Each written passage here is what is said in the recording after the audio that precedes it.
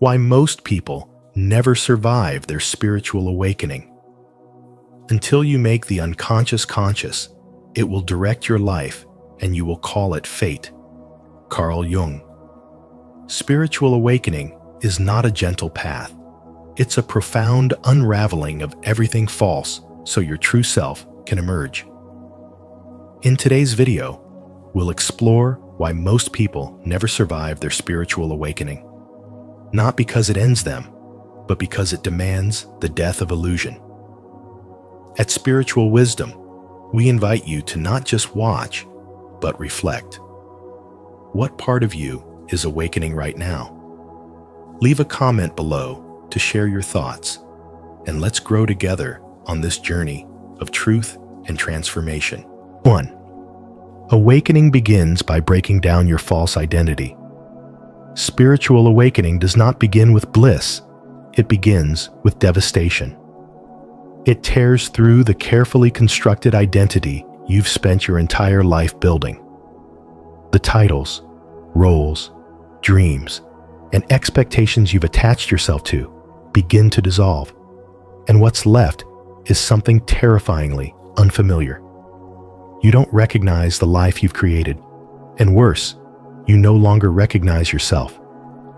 This is not failure. This is the first step toward truth. As Carl Jung said, there is no coming to consciousness without pain.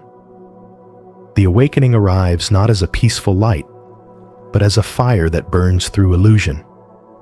This fire consumes the ego, the version of you that was shaped by societal conditioning, trauma, and survival mechanisms. It is not a gentle surrender. It's a brutal reckoning. You're forced to face the masks you've worn so long they became indistinguishable from your skin. And when they're ripped away, the exposure feels unbearable. The career that once defined you suddenly feels hollow. The relationships built on roles instead of truth begin to crack. The goals that used to excite you now seem absurd. Meaning itself collapses, and you're left standing in the ruins of a self that was never truly yours. In this collapse, silence becomes louder than words. You feel a void, not only around you, but within. The world, once so full of color and certainty, becomes gray and shapeless. This is what mystics have called the dark night of the soul. You are not just changing, you are dying, energetically, emotionally, spiritually. This death of the false self feels like madness. You're not sure who you are anymore. And this is the part most spiritual teachings gloss over: the agony that comes before alignment. Because awakening doesn't begin with clarity. It begins with confusion. It doesn't hand you light. It plunges you into shadow. And if you're not prepared for this, you may think something is wrong. But nothing is wrong. The truth is simply dismantling everything that isn't built on it. Most people cannot survive this stage, not because they are weak, but because they've been taught to fear discomfort. They run. They retreat into old patterns. They numb themselves with distractions and tell themselves the old life was good enough. But those who endure, those who choose to stay in the fire, start to sense something profound. A stillness beneath the storm. A knowing that was always there, buried beneath the noise. You stop needing external validation because your worth is no longer tied to your image. You stop seeking meaning from outside sources because you realize that meaning emerges from within. Slowly, the pieces start to come together, but this time, they are not shaped by fear. They are shaped by the soul. This is spiritual wisdom in its rawest form. It teaches that awakening is not about becoming something new. It's about peeling away everything false so that your original essence can rise. It's not an addition, but a subtraction. And what remains after the shedding is not a polished, perfect self, but a real one. one that is deeply human, profoundly connected, and quietly unshakable.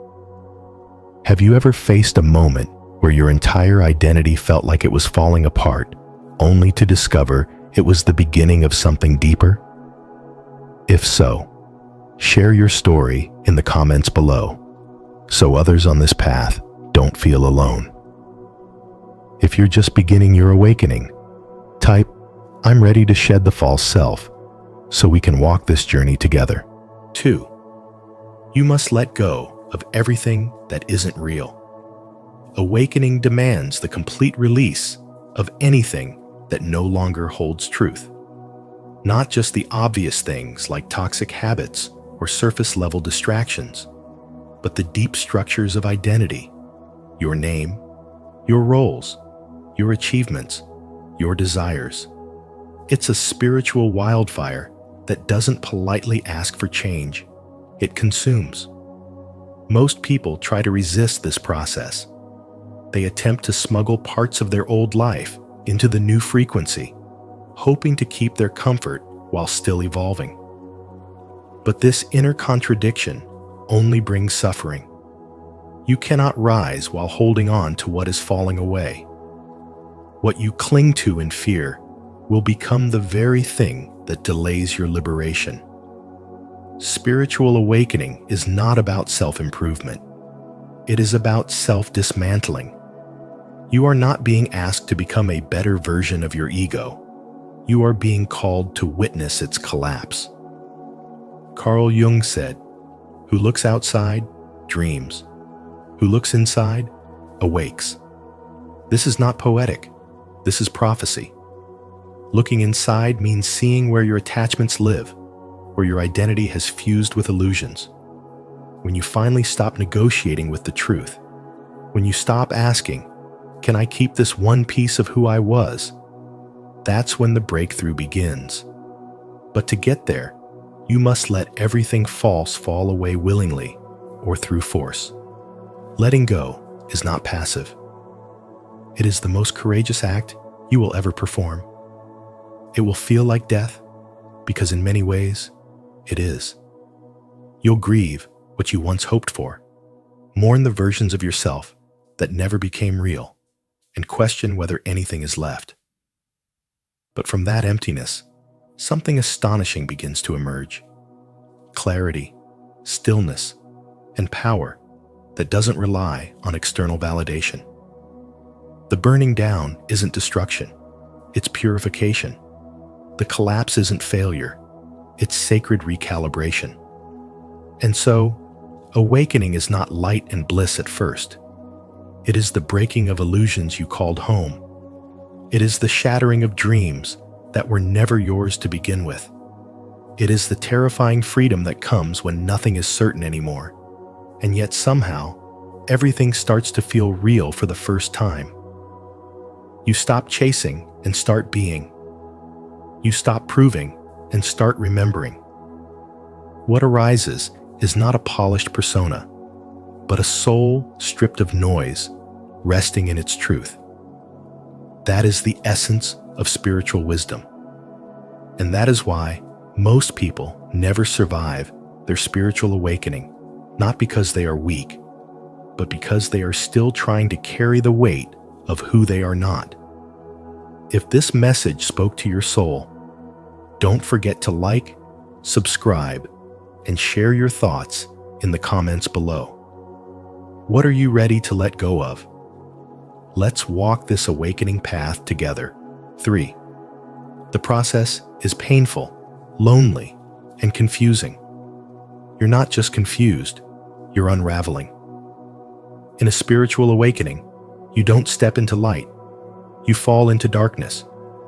The world you once knew begins to dissolve. Everything familiar with your beliefs, habits, identity collapses like a house built on sand. This is what mystics call the dark night of the soul, and Carl Jung called it the confrontation with the shadow, the buried self, the rejected memories, the pain you thought you'd escaped. You enter the void. The past is gone. The future hasn't arrived. All that remains is the raw truth of the present moment, and it is terrifying. Your ego screams for safety. It clings to what it knows. It tells you you're going crazy. But the breakdown you're experiencing is sacred. It's not the end. It's the fire before rebirth. You feel like you're losing yourself, but in reality, you're shedding everything you're not. Carl Jung once said, "There is no coming to consciousness without pain." He knew this path was not for the faint-hearted. Spiritual awakening doesn't come with angel choirs and eternal peace. It comes with grief, silence, and the unbearable weight of seeing your illusions fall apart. A woman once told me about the moment it all began for her. She had everything: success, admiration, the life she dreamed of. But suddenly, she couldn't get out of bed. Her chest ached. Her smile felt fake. Her soul was calling her into stillness, and her body followed. She left her job, ended a long-term relationship, and for months, she felt like she was dying. But in that quiet suffering, she heard her real voice for the first time. Not the voice of who the world wanted her to be, but the voice of who she truly was. That's when the healing began. She didn't return to her old life. She created a new one from a place of truth. This is why most people don't survive their spiritual awakening. Not because it kills them, but because it requires a death. The death of the mask.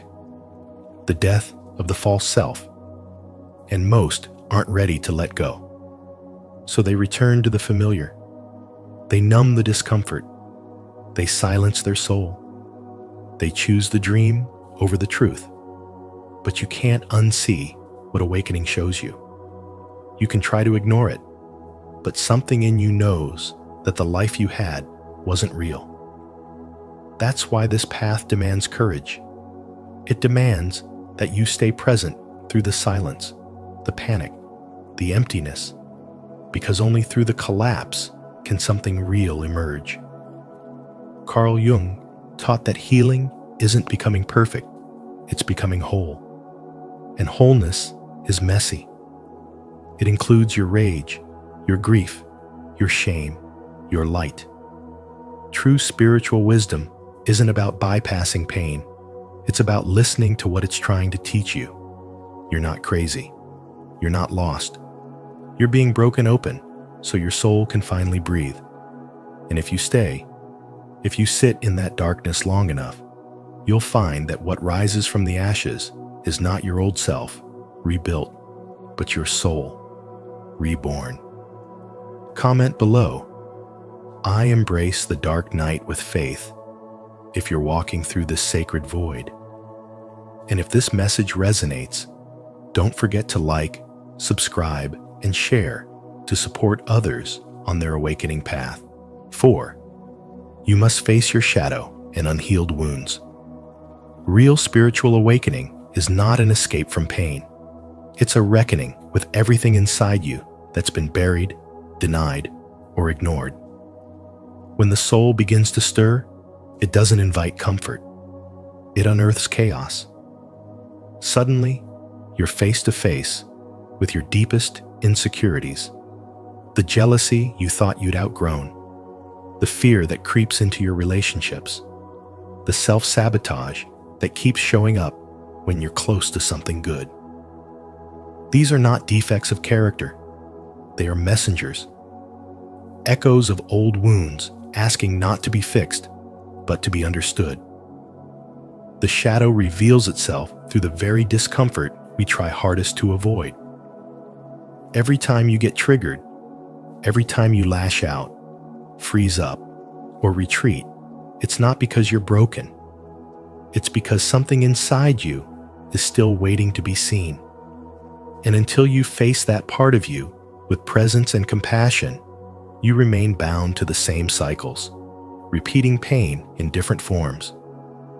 Spiritual wisdom teaches us that what you ignore doesn't disappear.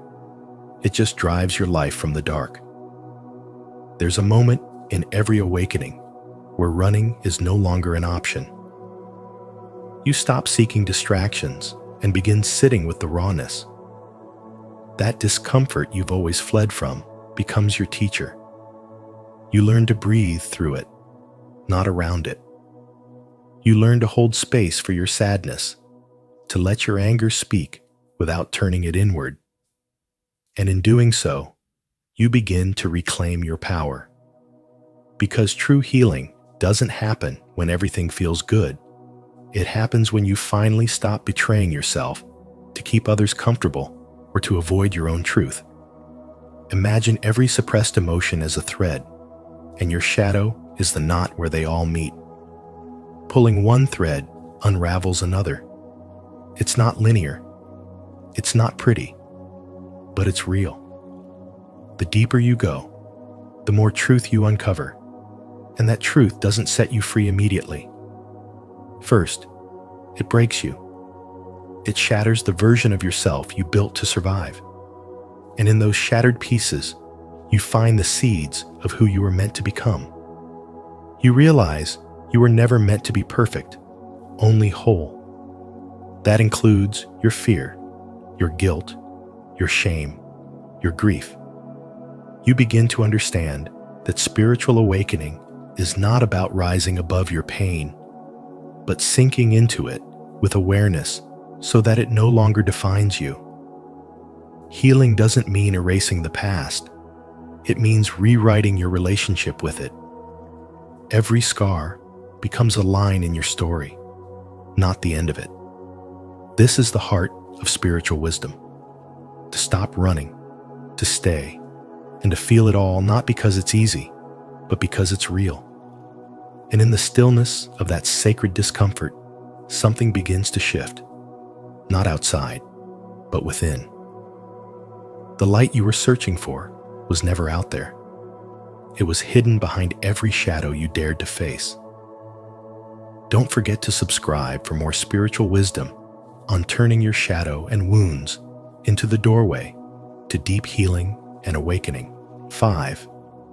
Awakening is not about becoming perfect. It's about becoming honest. Awakening is not about striving for perfection or reaching some untouchable state of peace. It's about stripping away the layers of performance, approval-seeking, and self-denial. A true spiritual awakening asks you to stop pretending and start revealing not just to others, but to yourself. It calls you to meet your own eyes in the mirror without turning away. You begin to understand that healing doesn't come from fixing what is broken, but from loving what was never meant to be judged in the first place. This path is not paved with endless calm or sanitized positivity. Instead, it demands radical honesty.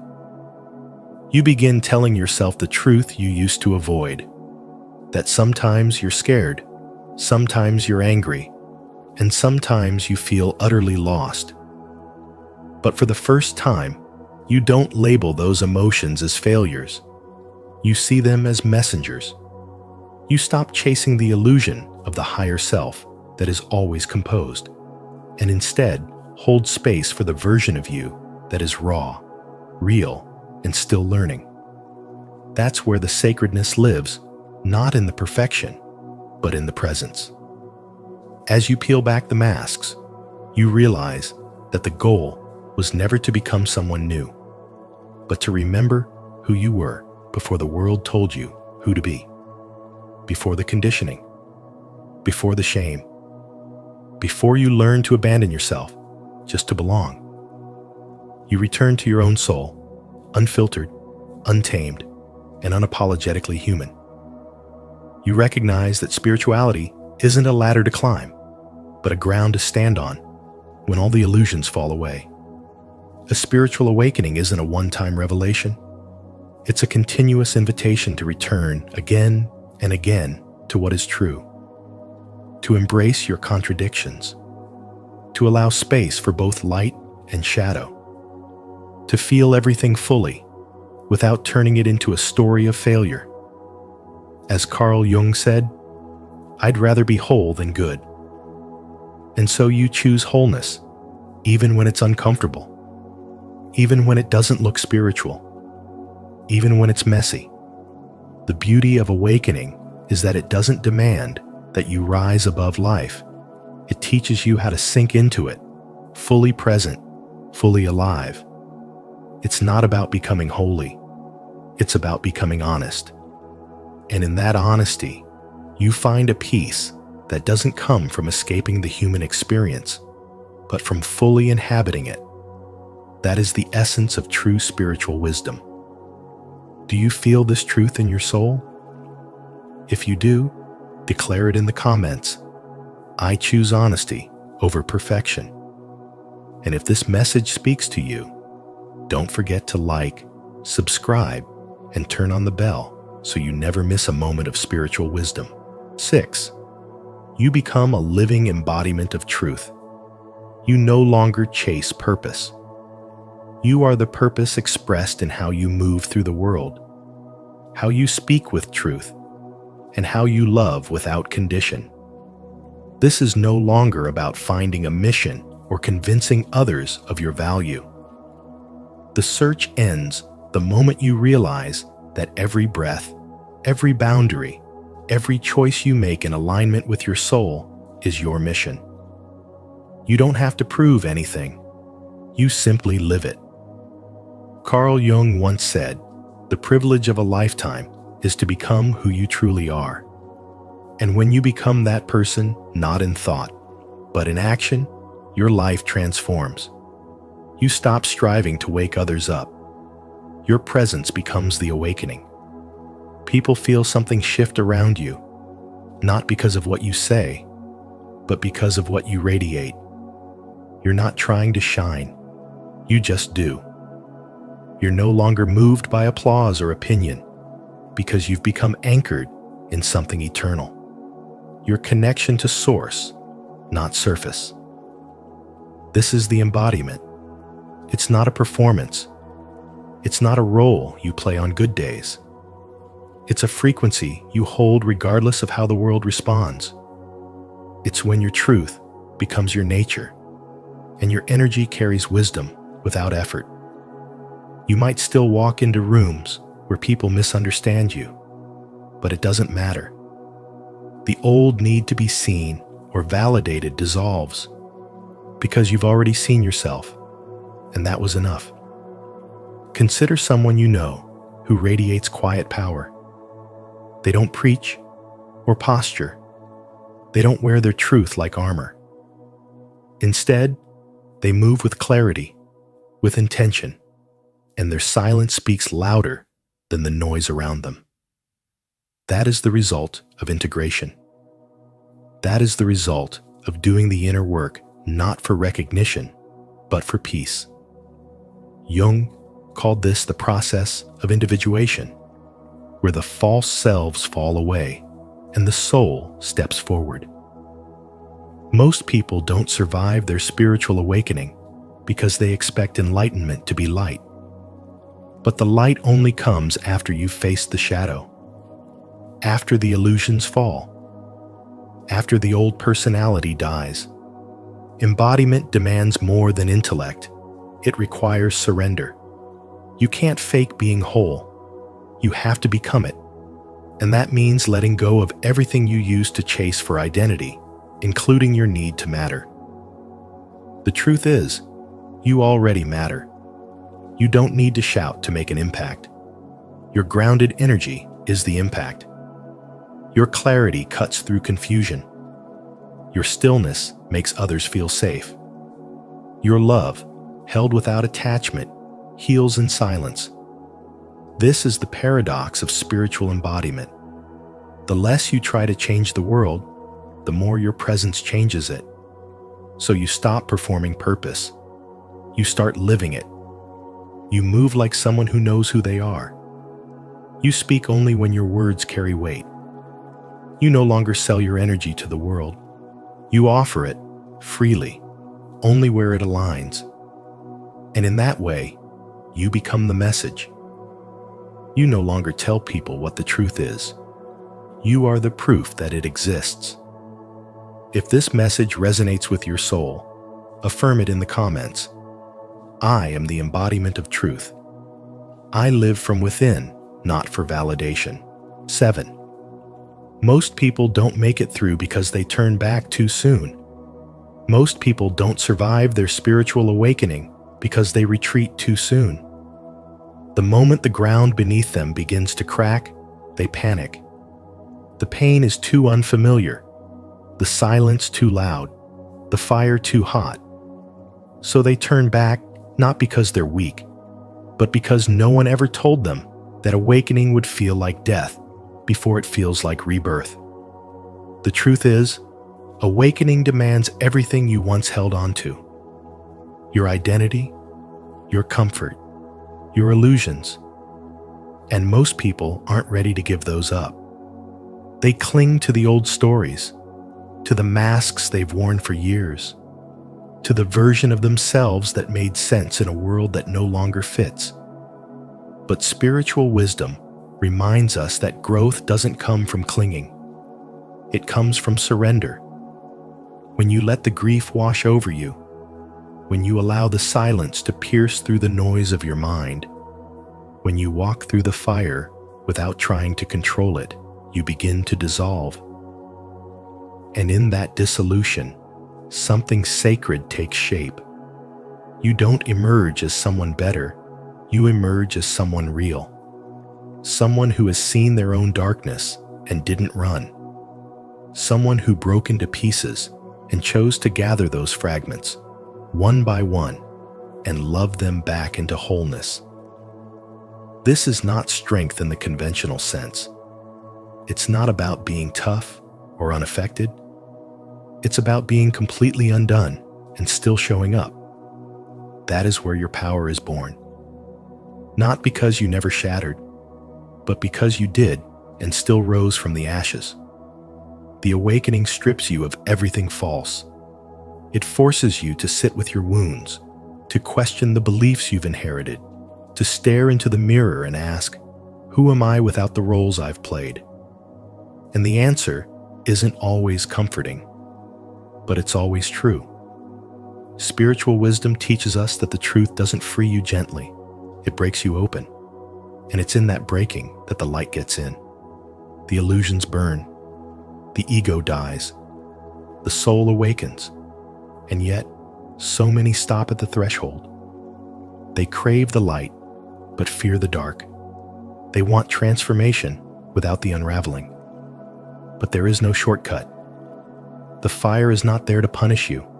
It's there to purify you. If you stay, if you trust the process, if you surrender to the unknown, you'll realize that everything you feared losing was never truly you. What remains is your essence untamed, unmasked, and unshakable. That essence cannot be taken, cannot be broken, cannot be bought. It is earned in the silence, in the grief, in the fire. Through every night you didn't think you'd survive, and every morning you rose anyway. And that, more than anything, is the mark of someone who has truly awakened. To affirm your strength and devotion to becoming who you truly are, leave a comment below. I rise through the fire. Your words may be the light someone else needs to keep going. Thank you for walking this deep path with us today. Spiritual awakening is not always a gentle unfolding. It's often a dismantling of illusions we once called truth. And while most people retreat when the process begins to burn, remember, the fire does not come to destroy you. It comes to refine you. If this message resonated with your journey, let us know in the comments your story might be the light someone else needs. Don't forget to like this video, share it with someone seeking deeper meaning, and subscribe to Spiritual Wisdom for more guidance on your awakening path. And be sure to turn on the notification bell so you never miss the next message that could shift your life. The shocking truth. What happens when a chosen one sheds tears? Tears are words the heart can't express. Paulo Coelho. Have you ever felt the atmosphere shift when someone cried from the depths of their soul? Now imagine the impact when a chosen one, someone spiritually awakened, sheds tears. In this video, we dive into the spiritual power behind those sacred moments of vulnerability and why they're far more than just emotional release. They're energetic transmissions that ripple through the universe. If you've ever cried and felt something greater stir within you, this message is for you. Let us know in the comments. Have you ever felt spiritually changed after a deep cry? Share your experience, and don't forget to like, subscribe to Spiritual Wisdom, and join us on this journey of self-discovery and transformation. 1. Tears of a chosen one are spiritually charged. When a chosen one sheds tears, it's not merely an emotional release, it's a spiritual phenomenon. Their tears are infused with energy that vibrates on a higher frequency, carrying the weight of divine purpose and sacred alignment. These are not just expressions of sorrow, but signals to the universe that something significant is occurring on a soul level. The emotional current of a chosen one is so deeply woven into the spiritual fabric of existence that their cries can ripple across dimensions, unlocking energies that were once dormant and awakening divine forces that respond in kind. It is said that when the spirit cries, the heavens listen, and when a chosen one weeps, even time itself pauses to bear witness. Unlike the fleeting emotions that pass through most people, the pain of a chosen one is deeply rooted in their mission. Their suffering isn't random. It is often the result of spiritual growth, karmic cleansing, or divine testing. Every tear becomes a frequency-coded message sent into the unseen realms, announcing that their soul is undergoing a transformation. This is why miracles often follow the tears of those with great spiritual calling. Their vulnerability becomes sacred currency in the spiritual world, exchanged for protection, revelation, or supernatural intervention. They cry not out of weakness, but from the intensity of their spiritual burden, one that is often invisible to the world, but unmistakably felt in the heavens. Spiritual texts and sacred traditions throughout history have documented the profound power of tears shed by enlightened beings. Jesus wept before raising Lazarus, not because he doubted, but because he loved deeply and carried the grief of those around him. His tears preceded a miracle. The Buddha, in his moments of deep meditation, shed tears not from despair, but from the overwhelming realization of the world's suffering, and from those tears came enlightenment. These stories aren't myths. They're reminders of the sacred mechanics of spiritual emotion. When a chosen one sheds tears, it is often the prelude to divine breakthrough, because those tears are laced with a kind of purity and pain that can only come from carrying the light in a dark world. In the present day, many chosen ones walk in silence, their pain hidden behind strength, their tears dismissed by others. But what they hold inside is the same spiritual signature of those who came before them. When life becomes heavy and emotions overflow, their tears become a form of alchemy, transforming inner turmoil into outer transformation. Each tear carries an energetic code that signals to the spiritual realm, I am ready, ready to release, ready to rise, ready to move forward into the next chapter of their divine path. In those moments of release, chosen ones unknowingly realign with their higher self and invite divine orchestration to take place. It's a sacred exchange, pain for purpose, vulnerability for vision, sorrow for strength. And the more deeply a chosen one feels, the more profound their calling often is. These are not ordinary people living ordinary lives. They are spiritual bridges, emotional translators between heaven and earth. And their tears are more than emotion. They are sacred offerings that shape destiny and summon unseen support from the divine. 2. Tears as a trigger for energetic and spiritual change. When a chosen one sheds tears, it is not an act of weakness, but a powerful spiritual phenomenon. These tears carry a frequency that realigns energy fields, collapses false timelines, and dissolves illusions that once clouded judgment. They are not just expressions of emotion, they are instruments of transformation. A chosen one is often born with a heightened sensitivity to energy, carrying burdens that are both personal and ancestral. So when their heart reaches the point of overflow and tears begin to fall, something greater than catharsis takes place. It is as if the soul activates a spiritual reset, forcing everything out of alignment to recalibrate itself to a higher truth. Each tear acts as a message, an energetic code transmitted to the spiritual realm.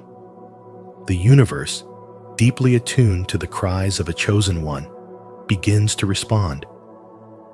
Whether consciously or not, people who have inflicted pain on such a soul often begin to feel the consequences of their actions. This is not punishment, but karmic law in motion. Emotional wounds, carried silently for years, suddenly find release. And as that release happens, the energy surrounding the chosen one begins to shift. Relationships fall away. Opportunities that no longer serve disappear. Hidden truths come to light. The tears become catalysts that purify everything false and open the door for divine realignment. This process is not random. Chosen ones are not ordinary people. They are spiritual anchors within the collective consciousness. Their presence is felt even when they are silent. Their emotions, therefore, carry the weight of divine intelligence. When they cry, the cry doesn't just belong to them. It belongs to generations of silenced voices, to lifetimes of suppressed truth, to a soul that has endured much and stayed quiet too long. This kind of emotional release does not weaken them. It strengthens the entire energetic system. It is a detox of the soul, a sacred purge that brings clarity, power, and a deeper sense of alignment with divine purpose. Moreover, those tears signal to higher realms that intervention is needed. The weeping of a chosen one breaks open energetic blockages that have been holding back divine movement. Miracles often follow moments of spiritual surrender. The story of Jesus weeping before raising Lazarus is not just a biblical anecdote, it's a blueprint. The emotion preceded resurrection. Similarly, when Buddha wept before enlightenment, his tears symbolized a surrender of ego and illusion. The chosen ones of today carry that same spiritual DNA. Their tears are the proof of a heart still awake in a world that numbs. They remind the universe that a shift must occur. In these moments, the spiritual balance is recalibrated. The chosen one becomes a living altar, offering pain in its purest form to the divine. And this offering does not go unnoticed.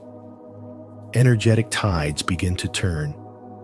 The pain that once felt like a curse becomes the very thing that births clarity and power. Their tears mark the end of one spiritual season and the beginning of another. They cleanse the path ahead and release everything that cannot walk with them into the next chapter. From karmic endings to divine elevation, the entire timeline is rewritten through this sacred act of emotional truth. So when a chosen one cries, know that it is not about the moment, it is about the message. The message to the universe that it's time for change. the message to the soul that it is safe to release, the message to the world that even the strongest must break in order to rebuild. These are not ordinary tears. These are spiritual signals. And when they fall, everything begins to move. Comment below. I embrace the power of my tears. If you're ready to honor your emotions as sacred, reclaim your energy, and step fully into your spiritual transformation. 3. Their pain is often deep and collective. Chosen ones do not cry over shallow wounds. Their tears are not provoked by ego or petty offenses, but rather by the deep fractures of the soul. Betrayal that cuts through trust, injustice that disturbs the order of divine truth, and the immense spiritual weight they carry in silence. These individuals walk a path that is anything but easy. Beneath their strength lies a tender sensitivity, one that feels the vibrations of suffering not only from their personal journey, but from the hearts of others. Their pain is often a mirror of the collective, the unspoken agony of generations, the energetic residue of broken systems, and the karmic wounds of entire bloodlines. When a chosen one weeps, the universe listens, because their sorrow is not personal, it is prophetic. Their tears flow from a depth that most people never touch. This depth is forged through lifetimes of spiritual preparation, soul contracts, and divine responsibilities that reach far beyond ordinary comprehension. The chosen are often placed in families, communities, and environments where their sensitivity makes them outcasts. Yet, it is precisely that spiritual sensitivity which enables them to carry burdens others would collapse beneath. They are emotional alchemists, transforming pain into purpose, grief into grace, and suffering into sacred wisdom. Their tears are not just emotional releases. They are energetic activations that purify, recalibrate, and realign not only their own path, but the spiritual landscape around them. Every tear shed by a chosen one is a ripple across the invisible web of collective consciousness. When they cry, something shifts in the atmosphere. It may be subtle, but it's undeniable. The frequency of their sorrow penetrates realms beyond the physical. It sends a signal into the spiritual dimensions, a cry that reaches the ears of angels, ancestors, and divine forces who respond with guidance, intervention, or sudden change. This is why, after such moments of emotional outpouring, chosen ones often experience spontaneous breakthroughs. Doors open unexpectedly, toxic relationships dissolve, new levels of spiritual awareness unfold, and inner peace returns with clarity. Their breakdown is never wasted. It is a sacred prelude to transformation. It is in their lowest moments that they unknowingly prepare the soil for a new season of purpose. Throughout spiritual history, we see patterns that affirm this. Jesus wept before performing one of his most powerful miracles, bringing Lazarus back to life. The Buddha sat beneath the Bodhi tree in silence and tears before awakening to the truth of existence. These moments of vulnerability were not signs of failure, but signs of holy transition. Today's chosen ones carry that same sacred energy. They may not wear robes or preach from temples, but their tears still hold divine codes. Their pain, when processed with faith and awareness, becomes the very vehicle that ushers healing into the world.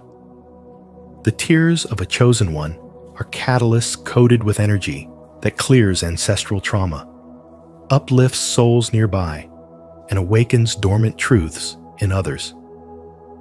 They are not just releasing emotion, they are making space for something higher to enter. Spiritual cleansing often looks like solitude, aching hearts, and silent sobs that no one sees. but the universe sees. And more importantly, the universe responds. When a chosen one surrenders through tears, it is not weakness. It is surrender to divine timing, a humbling of the ego, and a spiritual purification that births wisdom no book could teach. Their journey is not easy, but it is holy. Their pain is not random, but refined. And their tears, those quiet, trembling drops, are evidence that something greater is being born within and through them. In the unseen, their cry is the beginning of a new alignment, and the spiritual world begins to move accordingly. Have you ever cried and felt like it wasn't just your pain, but the weight of something greater flowing through you? If you've experienced this deep spiritual release, share your story in the comments to inspire others. If not, comment, "I carry divine healing," to affirm your sacred role in this world's transformation. 4. The universe protects chosen ones. When a chosen one suffers, it is not just a personal experience, it is a spiritual event. Their tears are not simply expressions of sadness. They are energetic messages sent into the universe. These messages vibrate with truth, injustice, and purity, awakening a deep spiritual law that governs balance and harmony across all dimensions. The moment pain is inflicted on them, whether through betrayal, manipulation, or rejection, the sacred forces that govern cosmic justice begin to stir. Divine order takes notice. And those who caused harm, whether knowingly or unknowingly, often find themselves facing emotional collapse, spiritual confusion, or the loss of peace in their lives. This is not punishment, it is restoration. Karma is not a myth. It is a spiritual equation written into the very structure of the universe. As you sow, so shall you reap is not just a proverb, it is a divine code that never malfunctions. When someone harms a chosen one, they are disrupting a sacred alignment, and the universe corrects that imbalance with precision. Even if the chosen one offers forgiveness, and often they do because their hearts are expansive and full of grace, the universe still remembers. Forgiveness is a human virtue, but spiritual justice is a divine responsibility. The universe does not forget, because forgetting would mean abandoning its own sacred laws, and that it will never do. The pain of the chosen one triggers a response that is far greater than any worldly reaction. It activates spiritual justice, and justice in the spiritual realm is not about punishment, it is about energetic realignment. Their suffering sends a signal into the invisible, alerting higher realms that a sacred soul has been wounded. That signal does not go unanswered. What often follows is a chain of events: loss of clarity, inner turmoil, even the breakdown of relationships for those who inflicted the harm. Not because the chosen one wishes for revenge, but because the universe insists on equilibrium. When a soul destined for light is disrupted, darkness must retreat. There is a unique spiritual protection wrapped around chosen ones, often invisible to the human eye, but undeniable in effect. Those who cross them with malice or envy don't just face consequences, they face themselves. Because the pain of the chosen one becomes a mirror. It reflects back to the offender their own unhealed wounds, their own shadows, their own lack of spiritual alignment. What appears to be external loss is often internal chaos, the result of trying to wound someone who was never walking alone to begin with. This is the power of spiritual alignment. The chosen one doesn't need to fight. They don't need to prove anything or retaliate. Their tears do the talking. Their silence carries energy. and the universe translates their suffering into divine movement. Even in moments of heartbreak, they are not abandoned. They are supported by forces older than time, wrapped in the arms of unseen allies who carry out justice not with rage, but with truth. Their journey may be marked by loneliness, but never by spiritual abandonment. The laws that protect them are ancient, consistent, and cannot be bypassed. Every wrong done to them becomes a seed of transformation, not only for their growth, but for the awakening of those who cross them. In wounding a chosen one, the universe offers the offender a choice: awaken through consequence or continue to spiral in darkness. Either way, balance will be restored. Because a chosen one's tears are sacred, and the universe never lets sacred things go unnoticed. If you believe that spiritual justice always finds its way, leave a like, subscribe to our channel, and turn on the notification bell so you never miss a powerful message like this. Type in the comments, "The universe protects me because I am chosen." 5. Emotional breakdowns lead to major breakthroughs.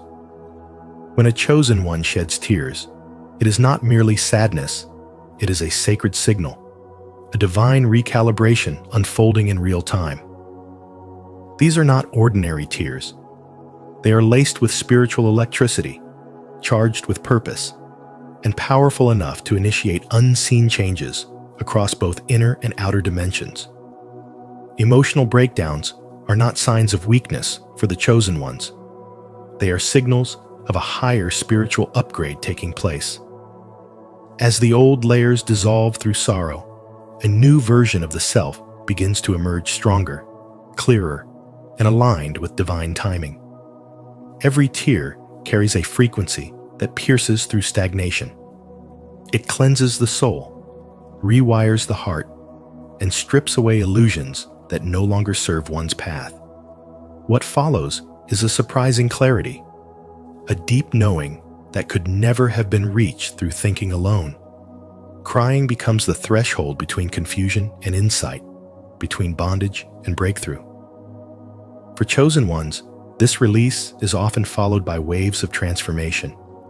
The heart gets lighter, the mind gets sharper, and suddenly, what once seemed foggy becomes unmistakably clear. This is not just emotional healing, it is energetic reconfiguration. It is the body and soul making room for higher wisdom. These tears do not work in isolation. The emotional and spiritual field of a chosen one is expansive, touching the lives of others in quiet but powerful ways. When they cry, the air shifts. Energies around them adjust. Others may begin to question their own lives, find courage to face truths, or even feel compelled to make sudden changes without understanding why. That's because the spiritual release of a chosen one does not stay within their own energetic field, it expands. It clears not just their own path, but creates spiritual openings for those connected to them. This is how spiritual leadership works, not through force, but through presence, and sometimes through sacred surrender. After these deep emotional releases, life often begins to reorient.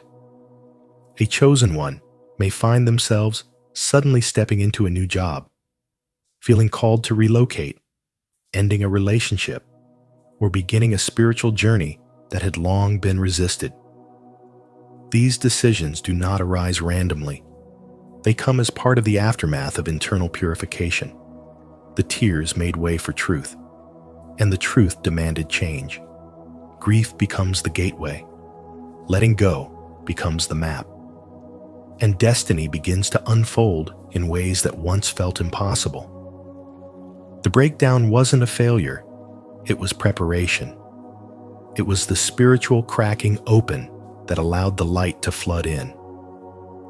This path is not always comfortable, especially for men who have been conditioned to view emotion as weakness. But chosen ones are here to break that conditioning. Their strength is not in silence, but in sensitivity. Their power is not in resistance, but in their ability to feel, to release, to transmute pain into purpose. When a spiritually awakened man sheds a tear, he does not fall apart. He becomes more aligned. He activates something ancient, something eternal, something divine. The emotion doesn't weaken him. It empowers him, because within that vulnerability lies the code for transformation. So when the tears come, let them, not as a defeat, but as a sacred declaration that a breakthrough is near. In spiritual truth, the darkest nights often birth the brightest dawns. And when a chosen one cries, it is often the sound of chains breaking, timelines shifting, and a soul remembering who it truly is. Do you believe that your tears are preparing the way for your transformation? If so, declare it with faith in the comments. My breakdown is leading to my breakthrough. And don't forget to like this video, subscribe to Spiritual Wisdom, and turn on the notification bell so you never miss content that empowers your spiritual journey. 6. Spiritual law applies differently to chosen ones. Spiritual law does not operate on a flat playing field. It bends, intensifies, and accelerates around the lives of chosen ones. When a chosen one is harmed, the universe doesn't merely respond, it recalibrates. This is not an act of revenge, but of divine correction. The energy around a chosen one is sacred, charged with a mission, and any disruption to that energy activates a ripple effect that must be balanced across the spiritual realm. What appears as coincidence or karma is, in fact, a spiritual recalibration that unfolds with precise timing and intentional force. Those who carry pure hearts, especially chosen ones, are not governed by the same pace of justice as others. The law of karma, when applied to them, accelerates. Its effects are immediate and unmistakable. To harm a chosen one is to interfere with divine orchestration. Their lives are not random. They are infused with higher purpose. And so, when betrayal or cruelty is inflicted upon them, it sends a spiritual alert into unseen dimensions, prompting divine forces to intervene. This is not spiritual punishment. It is the rebalancing of universal integrity. Every act against a chosen soul requires a compensating act to restore harmony in the field. Karma does not delay when a pure-hearted soul is violated. The universe responds not in anger, but in justice. Those who wrong a chosen one may soon find their paths blocked, their plans unraveling, their peace disturbed. It's not a curse, it's reflection. Spiritual energy is precise. It records intentions more than appearances. And when the intention is to harm someone whose essence radiates love and light, the consequence is swift and layered. The more spiritual the target, the stronger the karmic recoil. This is not superstition. It is spiritual law in motion. Chosen ones do not seek vengeance. They often respond with silence, endurance, or forgiveness. But that does not neutralize the imbalance caused by others. Their tears carry the weight of collective healing. Their pain reverberates through realms, and the divine responds not with thunder, but with truth. Even when they walk away quietly, the energy they leave behind continues to speak. This is why those who harm them often feel haunted, blocked, or confused, because the energy they disrupted must settle, and the universe insists on restoring balance through direct, often uncomfortable lessons. Spiritual law protects those whose lives are rooted in divine alignment. The chosen are not untouchable by pain, but they are guarded by purpose. When the sacred is violated, the unseen world moves. This is why harm against a chosen one rarely ends with the act itself. It begins a chain reaction of spiritual events, lessons, loss, reversals, and awakenings for the one who caused it. Whether knowingly or in ignorance, every deed against divine energy returns multiplied. This is not fear-mongering. It is a sacred order. If this message resonates with your soul, declare it in the comments. I believe the spiritual laws protect me. What's meant for harm will always turn to good in my life.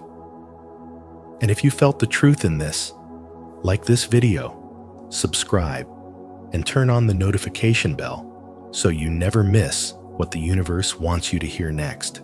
7. Tears clear out misaligned people. These tears are not merely emotional reactions. They are energetic codes, carrying frequencies that signal to the universe a shift is underway. That release of emotion becomes a spiritual command, summoning divine orchestration to realign your life with your higher purpose. And so, you may begin to notice that people suddenly disappear. Relationships dissolve. Friends distance themselves. At first glance, it feels like loss. But in truth, it is sacred redirection. This process is not punishment. It is protection. The people removed from your life after such a deep emotional release were never meant to go where you are destined. Their vibration no longer matches the frequency of your evolving soul. Your tears act like a sacred flood, washing away all that is no longer in alignment. And while it may feel like abandonment, it is actually divine intervention. These moments are part of a spiritual detox, removing energetic toxins disguised as friendships, lovers, or even family ties. The universe doesn't take from you without giving you something greater in return. As one door closes, space is made for higher connections. But in order for new people to enter who honor your light, the old must be cleared. Think of the olive tree. It must be pruned to produce more fruit. Similarly, your tears prune your life, cutting away what no longer serves, so you can bloom again with clarity and power. This divine reset often begins not with a plan, but with a cry. And when that cry is heard by the divine, the rearrangement begins. Timelines shift. Paths reroute. People exit. You begin to see that the ones who couldn't support you during your most vulnerable moment were never rooted in your spiritual destiny.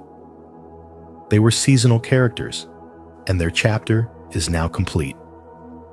The grief you feel is not only for them, but for the old version of you who once clung to relationships built on fear, not faith. Your soul knows who belongs and who doesn't. The moment you cry from your truth, your spirit sends out a signal that tells God, the angels, and the entire spiritual realm, I'm ready. And in that readiness, you are stripped, not to suffer, but to be reborn. Tears are sacred. They are baptism. They are declaration. They are spiritual alignment in motion. And everything that leaves you afterward is confirmation that you have entered a new dimension of purpose. So no, you're not cursed when people walk away after you cry. You're chosen. You're being elevated. And elevation requires separation. Your tears didn't weaken you. They activated divine intelligence to start clearing your path for what's next. Let them go with love. Bless their part in your story. And walk forward knowing that your tears didn't break you. They revealed your true power. If you're still here and this message resonates with you, drop a comment below saying, I trust divine redirection. Your voice matters, and your feedback helps us create deeper spiritual content for you. 8. Comebacks are greater than downfalls. Every deep sorrow a chosen one endures becomes sacred ground for spiritual rebirth. The pain doesn't destroy, it transforms. When life brings you to your knees, it is not the end. It is the beginning of refinement. In the spiritual realm, tears are not seen as weakness. They are signals, messages that say, "This one is awakening." Each heartbreak, each betrayal, each lonely moment is a crack through which divine light begins to pour in. Tears are a spiritual language that higher forces understand. They mark the moment a man stops living from ego and begins walking in truth. Men who are chosen are not spared from pain. They are entrusted with it. Their pain becomes their proving ground. It is through the crushing that character is carved. The world may see failure, but heaven sees preparation. This is the path of the chosen, not one of comfort, but one of consecration. Throughout spiritual history, those called by destiny have always been broken first. Moses fled into the wilderness before he led a nation. David wept in caves before he wore the crown. Even Christ shed tears before the resurrection. Their sorrow wasn't an obstacle, it was a rite of passage. The pain they bore birthed the power they carried. This same fire purifies you. Your weeping seasons are not wasted. They are sacred intervals where your spiritual foundation is deepened. You are not being punished, you are being positioned. Your breakdown is the process of stripping away what no longer serves your spirit. What looks like defeat is divine disruption. The pain forces you inward, away from the noise of the world and toward the whisper of your soul. This is where your real power begins to emerge. Not the power to dominate, but the power to transform. The world teaches men to harden, to hold back emotion, but the spiritual path calls for surrender. Your tears are holy water that softens the soil of your destiny. Every betrayal taught you to discern. Every silence taught you to listen. Every fall taught you how to rise not as who you were, but as who you were always meant to become. When you cry, you aren't losing control. You're realigning with your higher calling. You are not just crying for your pain. You're crying for every man who was told his tears were shameful. But in truth, your tears are sacred. They cleanse the soul, sharpen the vision, and summon divine assistance in unseen dimensions. This is the hidden truth. The comeback of a chosen one is always greater than the downfall. What broke you is the very thing that builds you. Pain becomes your compass. Loss becomes your ladder. The more life breaks you, the deeper your spiritual roots grow. You're not here to live an ordinary life. You were chosen to rise from the ruins, carrying a fire the world cannot extinguish. 9. Spiritual contracts and karma. Hurting a chosen one does not go unnoticed in the spiritual realm. It sets into motion a series of energetic consequences far beyond what the human eye can see. These are not ordinary people. Chosen ones carry ancient contracts embedded within their soul, formed long before they arrived on this earth. To harm them is to violate a sacred agreement, a spiritual contract that demands balance. And the universe, in its divine intelligence, responds not with vengeance, but with correction. Misfortunes may begin to unfold in the life of the offender. Relationships fall apart, opportunities dissolve, peace turns into restlessness. These are not coincidences. They are echoes of an imbalance crying out to be restored. The concept of spiritual karma isn't some mystical punishment. It's an energetic law woven into the structure of existence. When someone harms a chosen one, that energy doesn't disappear. It circulates, gathers weight, and seeks expression through the law of return. This karmic justice is not always immediate, but it is inevitable. Life becomes the mirror. The very pain they inflicted finds its way back to them, not because the chosen one seeks revenge, but because the vibration of truth cannot be silenced. It will find its way back to its source. The deeper the harm, the stronger the spiritual ripple. Apologies may come, but they often arrive after the spiritual consequences have already been set into motion. Timing matters. In the higher realms, intention and timing are keys. A late apology may soothe the conscience, but not undo the cosmic shift that has already begun. Even if the chosen one has forgiven, even if they've moved on, the energy of the offense is already circulating through unseen dimensions, realigning what was disrupted. This is why it's said, "You can't mock divine law. A person reaps what they sow."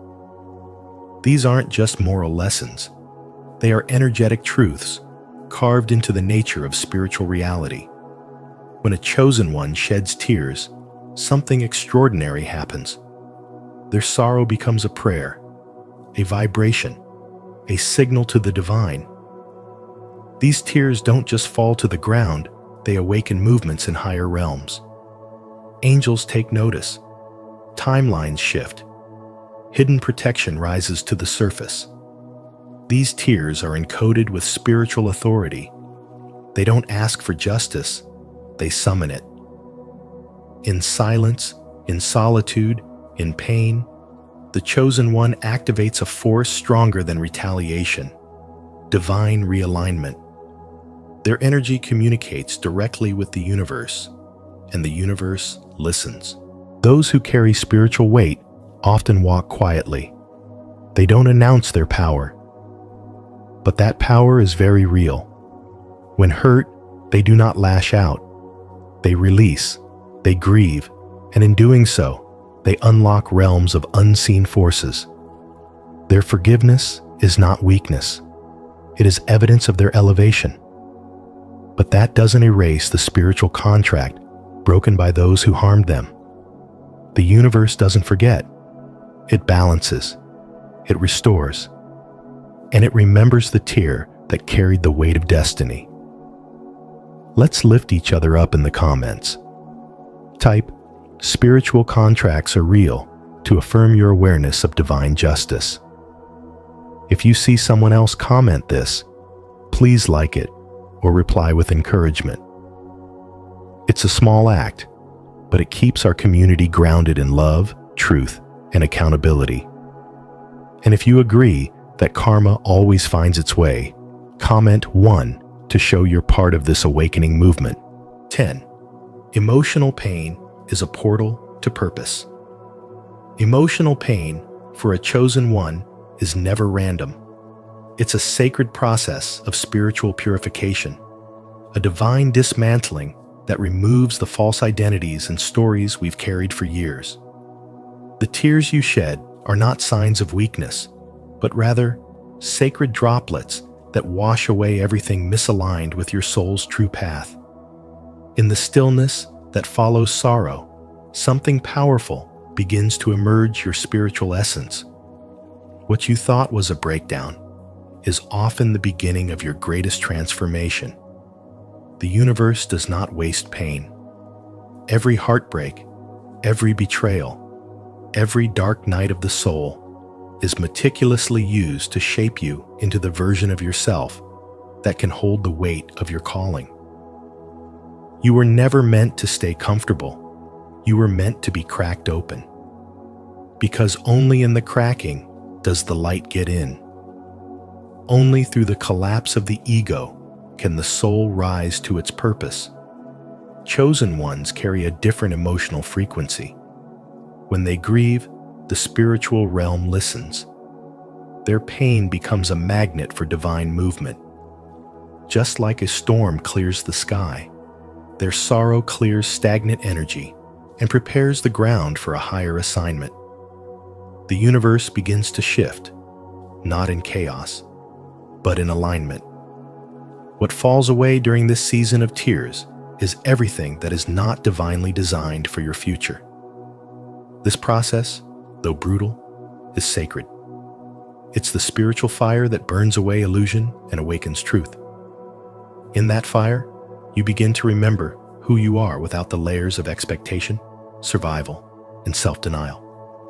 The masks fall, the noise fades, and the voice of your soul becomes louder than the opinions of others. What once defined you begins to dissolve, and what was hidden beneath your divine identity begins to rise. The tears of the chosen are not wasted. They are encoded with purpose. Think of Jesus weeping before performing miracles, or the Buddha enduring suffering before reaching enlightenment. Their sorrow wasn't weakness. It was a sacred signal, an activation of spiritual destiny. The same current flows through you. When you cry from the depths of your soul, timelines shift. Your pain sends a message across realms. I am ready for the truth. I am ready to evolve. In these moments, your spirit is not breaking down. It is recalibrating. Grief becomes the soil where divine purpose takes root. The ache in your chest becomes the drumbeat of spiritual rebirth. You are not being punished. You are being positioned. Everything that hurt you is now helping you. Every tear is rewriting your story. What once shattered you is now shaping you into the vessel capable of carrying divine impact. To affirm your transformation through pain, declare your purpose. Comment below, "My pain has purpose," to honor your spiritual journey and inspire others to see their own struggles as stepping stones toward divine calling. When a chosen one sheds tears, it's not just emotion, it's energy, transformation, and divine movement. These sacred tears ripple through dimensions, calling forth shifts that the human eye may never see, but the soul deeply feels. If this message touched something within you, let it be a reminder. Your emotions are powerful, your presence is divine, and your journey matters. If you felt the depth of this truth, don't forget to like this video, share it with someone who needs to hear this, and subscribe to Spiritual Wisdom. Make sure to turn on the notification bell so you never miss the spiritual messages we bring just for you. Stay grounded, stay awakened, and remember, you are never alone on this path.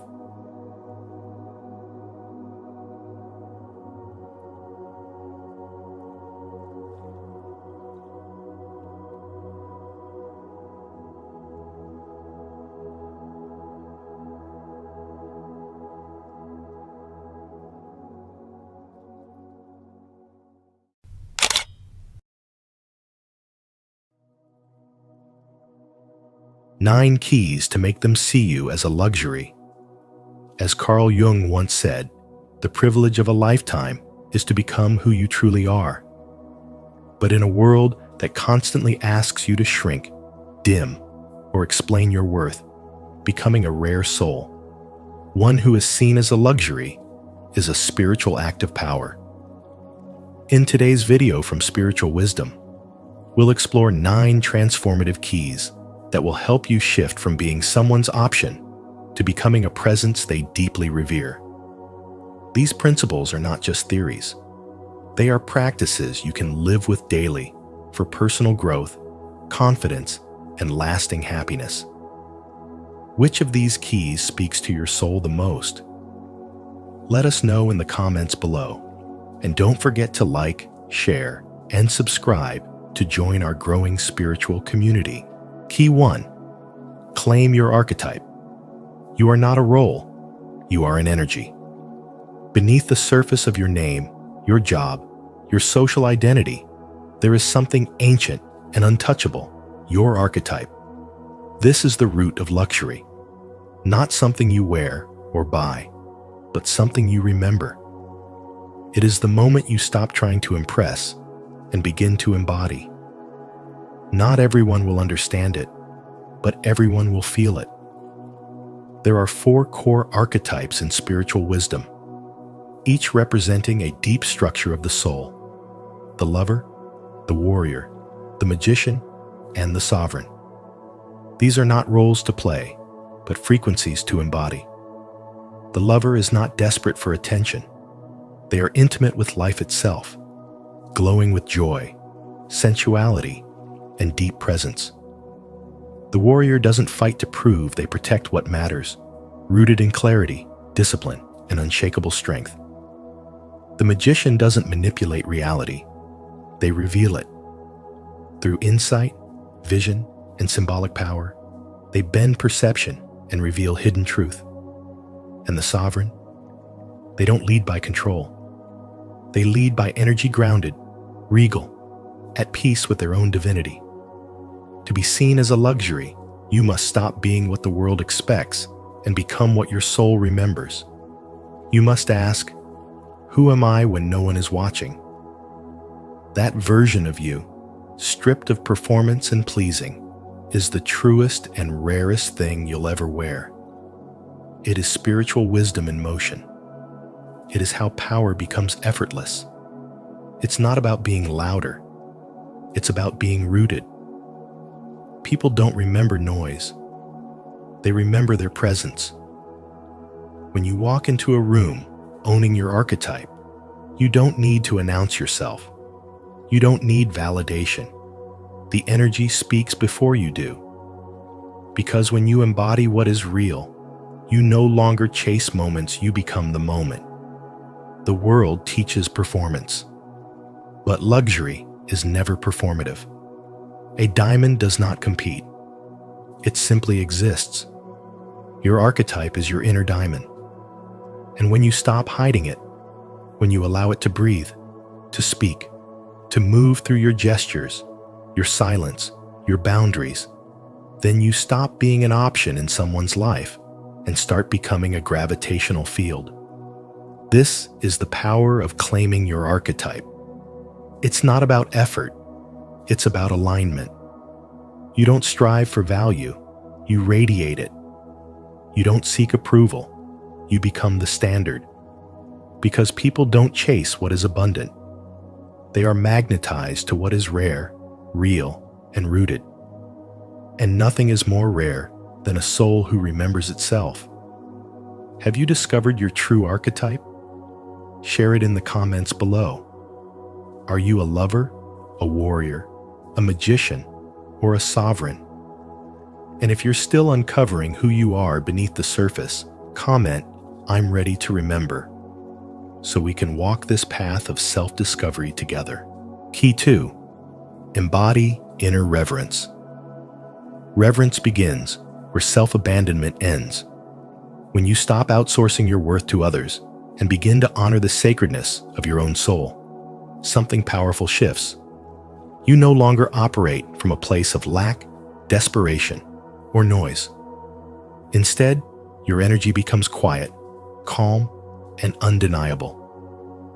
People feel it, not because you force them to, but because your presence no longer asks for permission. It simply is. To be revered by others, you must first revere yourself. That means releasing the need for constant validation. You no longer chase attention like a beggar at a banquet. You sit at your own table, knowing your value is not up for debate. The world teaches you to perform for approval, but spiritual awakening teaches you to remember who you were before the world taught you to forget. Reverence is not about arrogance. It is about remembering. Remembering your essence, your worth, your quiet power. When you anchor into your truth, you create a gravitational field. You don't need to speak louder. You need to speak less. You need to feel more. You need to stop reaching out and begin reaching inward. People respect what is rooted. People honor what is still. And the more you honor yourself, the more others will feel that silent command in your presence. You are not here to convince anyone of your value. You are here to embody it. And embodiment doesn't require explanation. It doesn't need applause. It simply moves through life like a steady flame, untouched by the wind, unwavering in its glow. When your energy speaks with clarity, your words become unnecessary. Luxury is not about being better than others. It's about being so deeply connected to yourself that you refuse to settle for anything misaligned.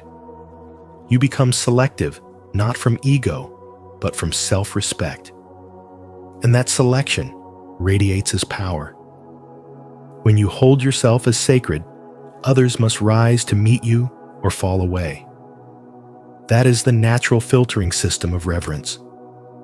People will only revere you to the degree that you no longer betray yourself for their comfort. If you keep shape-shifting to fit into their stories, you erase your own.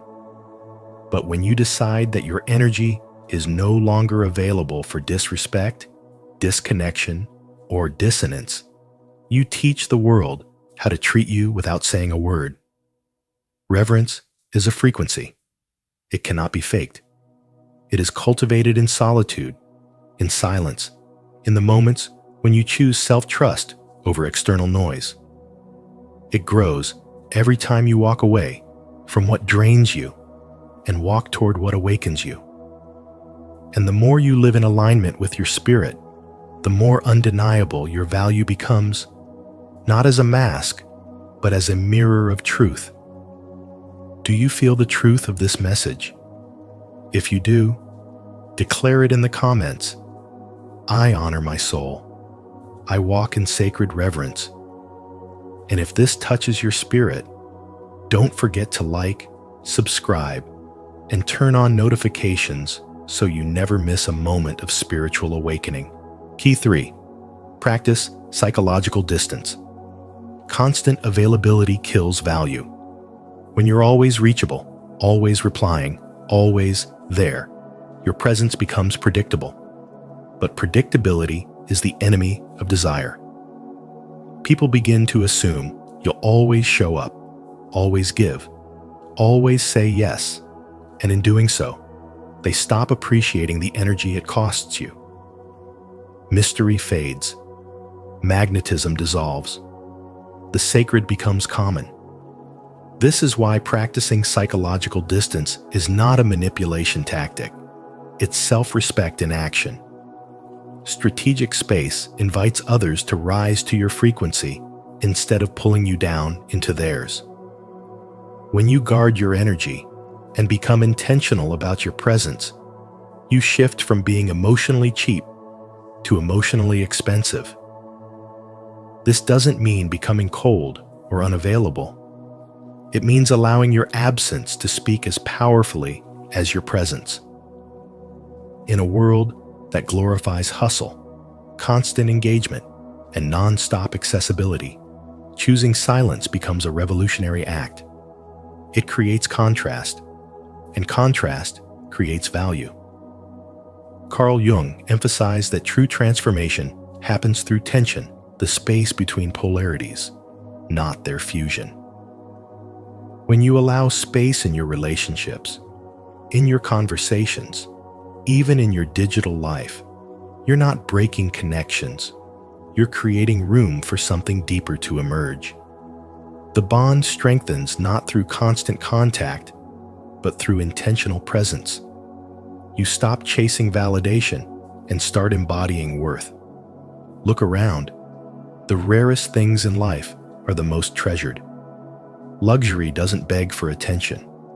It commands it through elegance, restraint, and scarcity. Why should your energy be any different?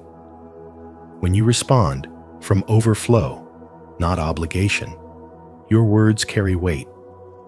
When you show up with presence instead of pressure, people feel the difference. You become the calm in a noisy world, the stillness people didn't know they craved. You don't need to explain your silence. You don't need to justify your space. Your life is not a performance. You're not here to be constantly consumed. You're here to live fully, deeply, intentionally. And that requires solitude. That requires knowing when to pull back, so your energy can regenerate and re-enter from a place of wholeness. Jung's idea of individuation isn't just about self-knowledge, it's about self-honoring. And that begins with choosing yourself, even when others expect access. If someone truly values you, they won't be threatened by your boundaries. They'll respect the container you create. And if they don't, that's your clarity. Not everyone deserves your full access. Let your presence be a privilege, not a default setting. Because when you become emotionally expensive, you become unforgettable. Not because you're elusive, but because you finally remembered your own worth. If you're ready to become emotionally expensive and protect your energy with intention, don't hesitate to like, subscribe, and share your thoughts in the comments below. Let's honor the power of psychological distance together. Key 4. Cultivate emotional wealth. Luxury is not a price tag. It's an energy. In the realm of spiritual wisdom, luxury is the silent aura of someone who has healed deeply, who no longer needs validation to feel valuable. Its presence pure, grounded, magnetic. Emotional wealth is not measured in words or achievements, but in how others feel in your presence. A person who cultivates emotional depth becomes unforgettable, not because of what they say or do, but because of the peace and power they carry within. Think of Ray, a quiet barber with a small, ordinary shop. He didn't offer anything flashy, yet people came from across town just to sit in his chair. They didn't come for the haircut, they came for him. Ray had a presence that soothed you. He remembered your name, your child's birthday, your last conversation. When he spoke, he didn't fill silence. He honored it. He made people feel human again in a world that often forgets how to. That's emotional wealth. That's the frequency of luxury.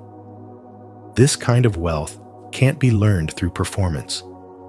It is cultivated in the quiet spaces of your life when you sit with your own emotions, when you face your shadows, when you become intimate with your own wounds and stop asking others to heal them for you. Emotional richness means you bring wholeness to the table, not hidden hunger. You don't take the energy, you offer it. You don't chase attention, you command it by being fully, unapologetically anchored in yourself. Luxury, then, is not external. It's the feeling of being around someone who is deeply present, who listens with their soul, who doesn't rush to fix or impress, but simply is. People remember those who make them feel safe, seen, and calm, not those who shout the loudest. The more you tend to your emotional garden, watering your intuition, pruning your pain, cultivating your inner stillness, the more rare your energy becomes. And what is rare is sacred. What is sacred is luxury. This is not about trying to be someone. It's about becoming so emotionally rich that your presence alone is a gift. In that space, you don't have to prove your worth. It is felt. This is the essence economy, where your energy speaks louder than anything you say. You become the rare air others crave, not because you try, but because you are. Let emotional wealth be your signature fragrance, the silent power that turns a moment into a memory, a glance into an anchor, a conversation into communion. That is what makes you unforgettable. That is what makes you luxury. If you're ready to embody emotional richness and let your energy speak louder than words, comment below. I am the source of emotional wealth. Key 5. Refine your language. Refining your language is one of the most powerful yet underestimated signs of a true spiritual awakening. The way you speak either affirms your inner sovereignty or exposes hidden insecurity. Every word you speak carries energy, And that energy is either expanding your aura or dimming your light. You don't just communicate with words, you broadcast frequency. When you begin to awaken spiritually, you become conscious not only of what you say, but of how your voice enters the room before you do. Speak with clarity. Cut through the fog of passivity and over-explaining. Eliminate the constant, "I'm sorry," just, "maybe," and "I think." These habitual phrases may seem polite, but they signal self-doubt to your subconscious and to others. Clear language does not mean cold or harsh. It means confident, direct, and clean. It tells the world, "I know what I mean, and I trust you'll understand." That level of clarity is rare, and therefore luxurious. Speak with intention. Every word should be rooted in inner alignment. Don't speak to impress, speak to express. People often waste energy trying to manage perception, but true power doesn't perform. It reveals. When your words carry the weight of truth, they ripple beyond the surface and create deep, lasting impact. You don't need to raise your volume when your message is grounded in authenticity. Speak with sovereignty. That means owning your space vocally, energetically, and spiritually. A sovereign voice doesn't ask for permission. It doesn't shrink or inflate to please the room. It simply exists as a steady, magnetic force. You don't have to talk over people or dominate a conversation to command attention. A calm, self-assured voice can be more powerful than thunder. Why? Because presence doesn't scream. It radiates. This is spiritual wisdom. When your language evolves, your energy transforms. You no longer chase validation through words. You no longer explain your value, you embody it. Think of the elegance of high-end brands. They don't beg. They don't over-advertise. They use few words, but the right ones, and the world leans in. Apply that same principle to your identity. You are the message. Your voice is the vessel. Let your language become sacred. Drop the filler phrases that dilute your truth.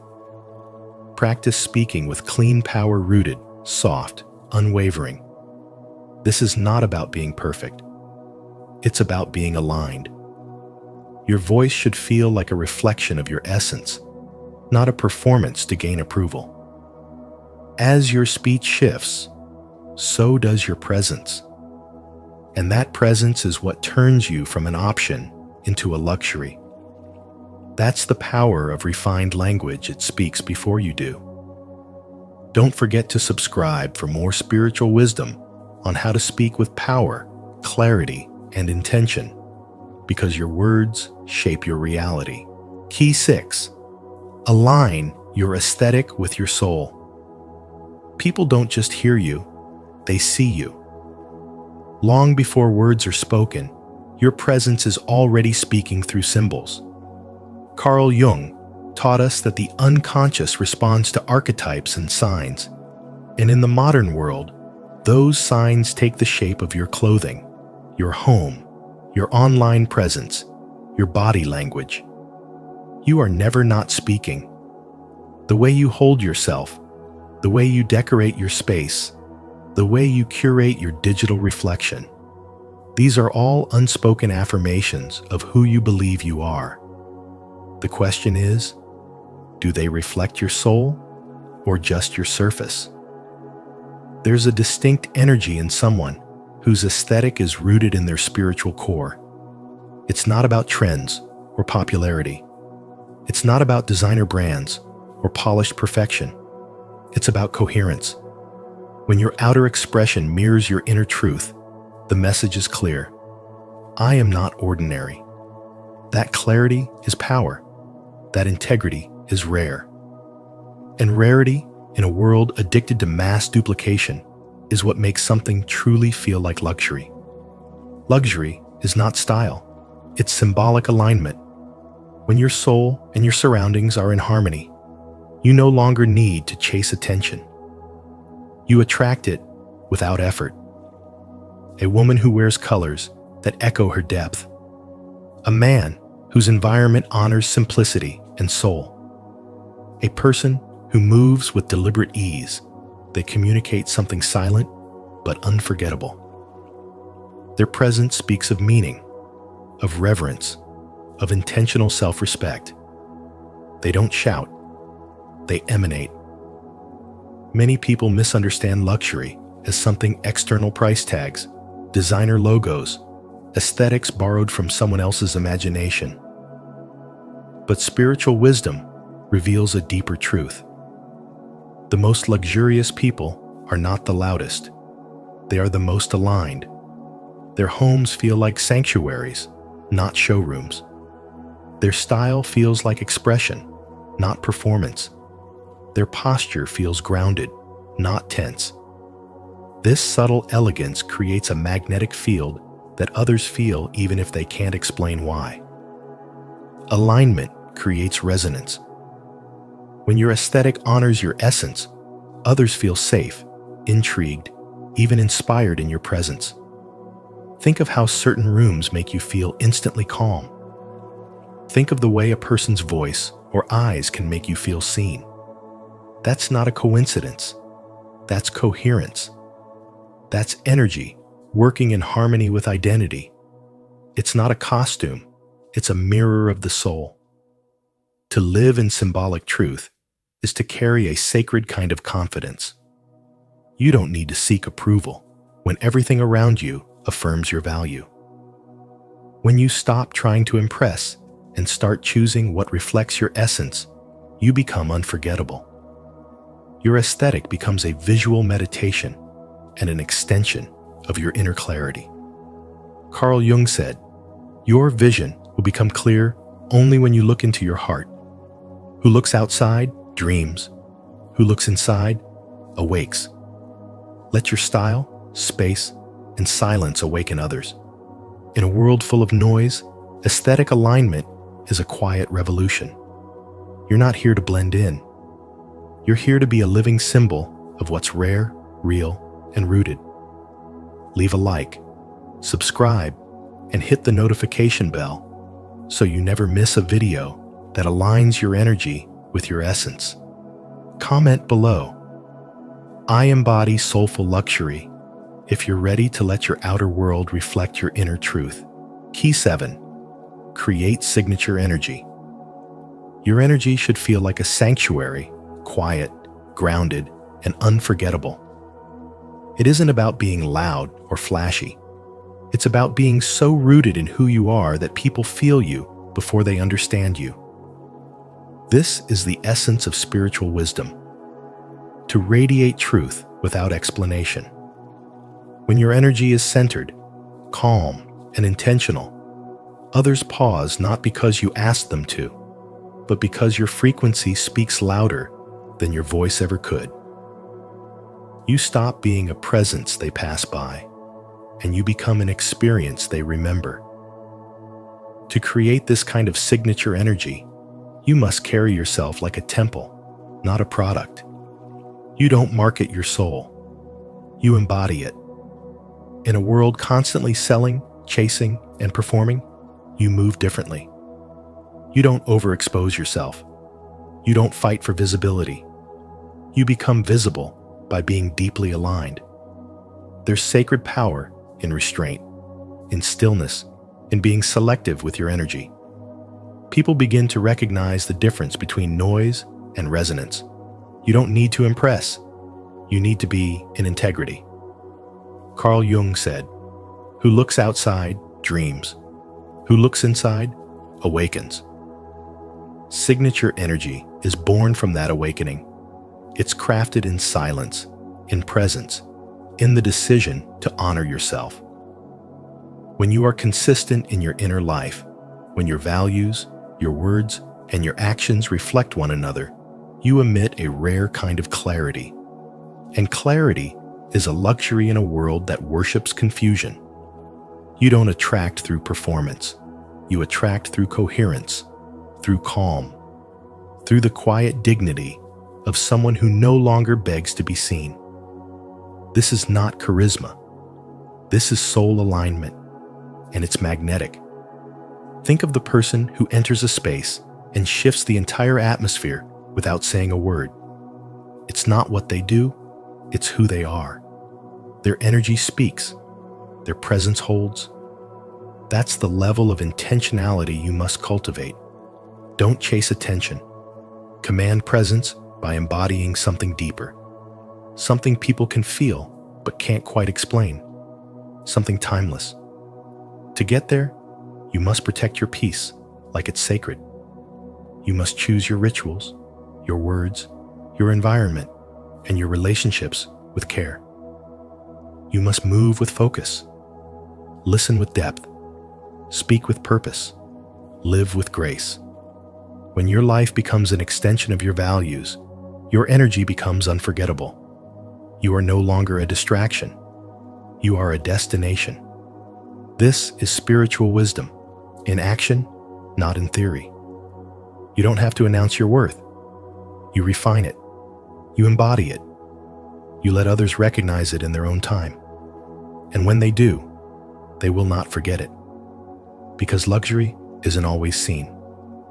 Sometimes it's simply felt. If this message resonates with your spirit, declare it in the comments. I carry a signature energy that speaks before I do. And if you felt seen by this video, don't forget to like, subscribe, and tap the bell so you never miss content that realigns you with your presence and power. Key 8. Embody stillness as power. In a world overflowing with noise, stillness becomes its own language of power. When you embody calmness in your energy, you're no longer chasing to be seen. You're commanding presence without effort. True influence doesn't scream.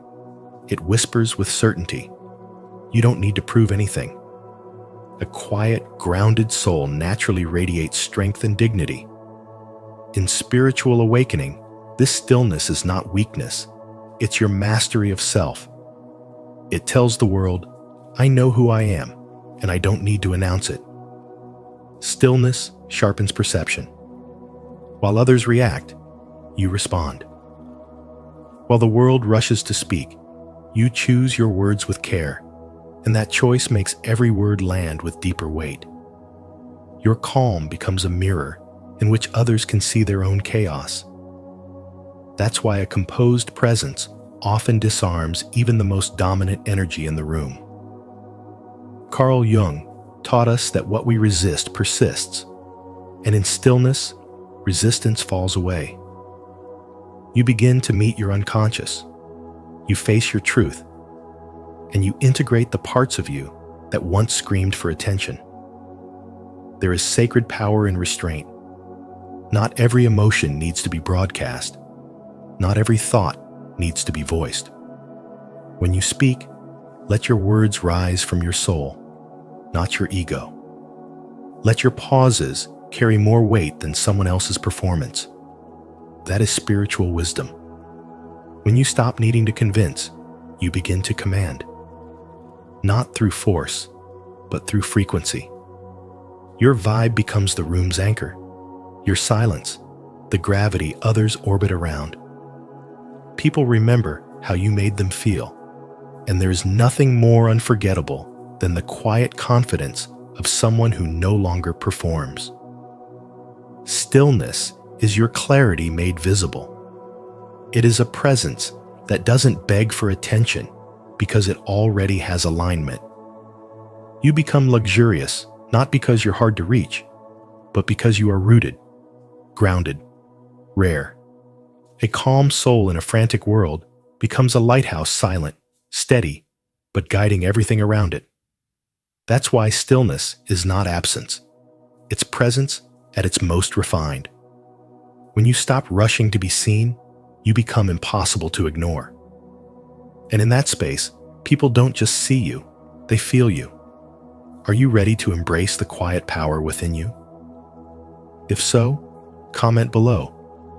I embody stillness to affirm your commitment to calm, presence, and true inner strength. Key 9.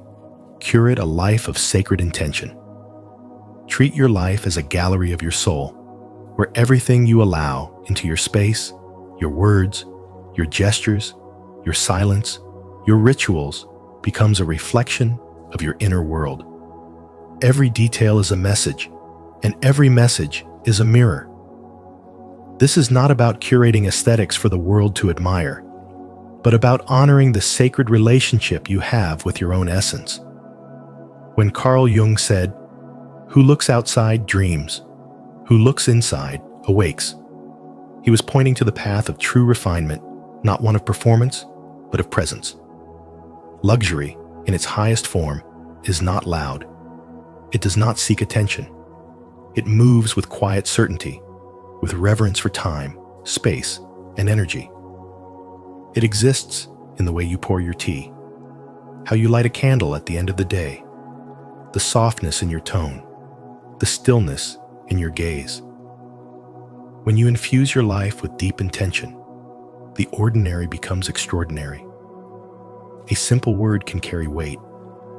A pause in a conversation can speak volumes. You no longer live to impress. You live to express your truth in subtle, sovereign ways. I remember watching a woman once in a small art cafe. She sat alone, reading poetry with a calm so magnetic it hushed the noise around her. She wasn't dressed extravagantly. She didn't speak much, but everything about her radiated sacred intention, from the way she held her cup to the way she turned each page. People around her took notice, not because she asked to be seen, but because her presence was curated with care. That is what Carl Jung would call the power of inner symbolism made visible. When you begin to live this way, you align yourself with the deeper language of the soul. Jung believed that the unconscious speaks in symbols. So, when your external world becomes a reflection of your inner clarity, others don't just see you, they feel you. You become a living archetype of meaning. Your space becomes a sanctuary, your voice a ritual, your choices a compass. You stop explaining yourself and start embodying yourself. Sacred intention teaches people how to treat you without you needing to say a word. It draws respectful energy and filters out noise. It builds a boundary not made of walls, but of vibration. This is what happens when spiritual awakening meets psychological maturity. You realize that power is not in doing more, it's in doing less with more meaning.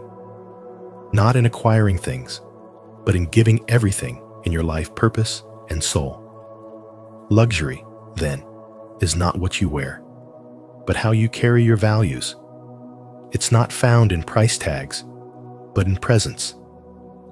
And when your life becomes a quiet celebration of intentional living, you become rare. Not because you are trying to be, but because in a world addicted to noise, silence becomes gold. To affirm your devotion to living with sacred intention, declare it boldly in the comments. My life is a sacred offering. Let this be your vow to move with purpose, to speak with meaning, and to live as a quiet embodiment of true inner luxury. And remember, true luxury begins within. When you honor your worth, the world reflects it back. These 9 keys are not just ideas. They are invitations to rise, to realign, and to be revered. If this message has sparked something in you, let it guide your next step toward becoming the version of yourself that doesn't chase attention, but commands presence. If you found value in today's video, don't forget to like, share, and subscribe to Spiritual Wisdom. Tap the notification bell so you never miss another insight that could shift your life forever. Until next time, walk with intention. And remember, you were never meant to be ordinary. Carl Jung, a strong aura is a sign you are an awakened soul. Until you make the unconscious conscious, it will direct your life and you will call it fate. Carl Jung. Have you ever felt like your energy walks into a room before you do? That unspoken presence, that silent power, is not a coincidence. It's a sign of spiritual awakening. A strong aura isn't just about being noticed. It's about being deeply connected to your soul's truth. In today's video on spiritual wisdom, we'll explore how Jung's teachings reveal that a powerful aura is often the mark of someone who has awakened to their deeper self. If you've ever felt misunderstood, intense, or too much for others, you might actually be a mirror to their unconscious. Comment below, "I embrace my awakening," if this message resonates with you. And don't forget to share your thoughts as we dive in. 1. Carl Jung and the secret of a powerful aura. Carl Jung believed that when a person begins to awaken spiritually, something deep inside them stirs. The unconscious mind, usually quiet, buried, almost asleep, suddenly becomes vivid and alive. This awakening doesn't stay hidden. It moves outward, flowing through every word, gesture, and silence. Jung didn't use the word aura, but he spoke of a powerful presence, a presence so profound that others can feel it before a single word is spoken. It's not a performance or a mask. It's your truth made visible. And this is what spiritual wisdom reveals. Your energy, once awakened, becomes a living signal. This presence isn't created through effort. It's born from alignment. Jung taught that when a person becomes conscious of their unconscious, when they begin to integrate their shadow, confront their fears, and embrace their inner contradictions, they begin to radiate wholeness. And that wholeness is magnetic. It doesn't shout. It doesn't try to convince. It simply is. People feel it before they understand it. They are moved by it without knowing why. It is your aura, not in the mystical sense of glowing colors, but in the deeply human sense of energetic gravity. As this energy grows stronger, it becomes a mirror. And not everyone is ready to face what it reflects. A powerful aura doesn't just comfort, it confronts. It disrupts illusions. It calls attention to what others have suppressed within themselves. This is why those who carry spiritual presence often feel misunderstood. You might notice that some people avoid you without cause or act defensive in your presence, even when you've done nothing wrong. It's not personal. It's energetic. Your very being stirs something in them they haven't yet faced. This is one of the silent burdens of awakening. But it is also sacred, because being a mirror is not a curse, it's a calling. Jung called this process individuation, the journey of becoming whole by integrating all aspects of yourself. The more inner work you've done, the more your energy speaks for itself. Without effort, your aura becomes clear, firm, and unshakable. Not because you seek power, but because you've reclaimed your truth, and others can feel it. In a world addicted to appearances and shallow interactions, your presence speaks a different language, the language of depth, authenticity, and light. Yet this journey requires strength. Because with a strong aura comes spiritual responsibility. You will light up spaces that are used to darkness. You will bring emotional clarity that others may not be ready to receive. You will walk alone at times, not because you are unworthy of company, but because few are ready to travel as deep as you have. But remember, your energy is not a disturbance. It is an invitation, an unspoken signal that transformation is possible. And in every encounter, you become a spark, a reminder, a quiet revolution. This is spiritual wisdom at its core, not a doctrine, but a way of being. Not something you teach, but something you become. Your aura becomes the echo of your inner healing. And when your presence speaks louder than words, you are no longer just a person in the room. You are the shift. You are the light. Have you ever noticed people reacting to your energy before you even speak? If so, share your experience in the comments below so others can learn from it. If not, comment, "I will pay attention," and let's explore the power of presence together. 2. Signs your aura is too powerful. People stare at you, not because you're loud or seeking attention, but because there's something about you they can't explain. It's not your clothes, your words, or even your actions. It's your presence. It's your energy. Some feel strangely safe near you, like they've known you in another life. Others become uncomfortable, even defensive, without knowing why. But this isn't a social problem. It's a spiritual sign. Your aura is speaking before you do, and not everyone knows how to handle that level of truth. You've been told you're too intense, too emotional, too deep.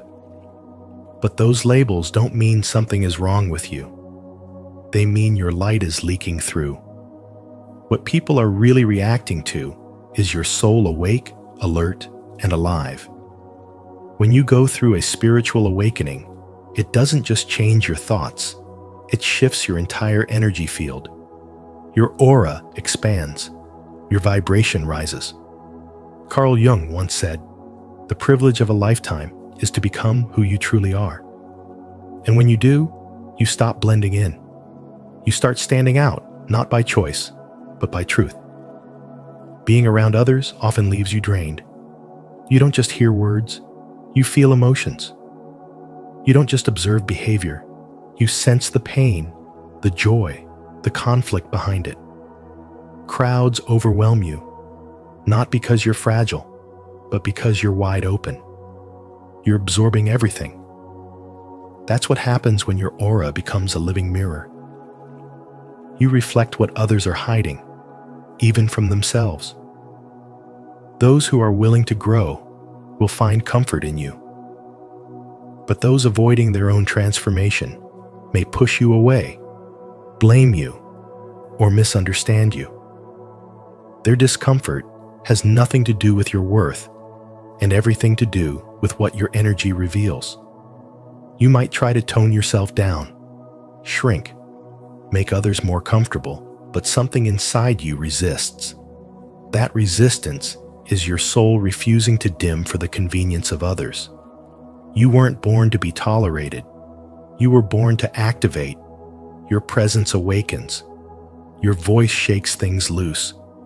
That's why the people who are ready will be magnetized to you. And those who aren't? They'll call you too much because you feel like more than they're used to. That's not your burden to carry. It's their invitation to rise. A powerful aura isn't about ego. It's about alignment. It means you've walked through fire and still carry light. You've faced yourself in silence, and now your very existence calls others to do the same. That's why you're different. That's why you're noticed. That's why some people can't look away, and others can't look at you at all. You didn't choose this magnetism. It's the byproduct of your healing, your honesty, your inner truth shining without apology. This is the essence of spiritual awakening.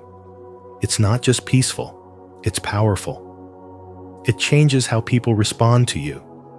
It changes how energy moves around you. And most of all, it changes how you move through the world.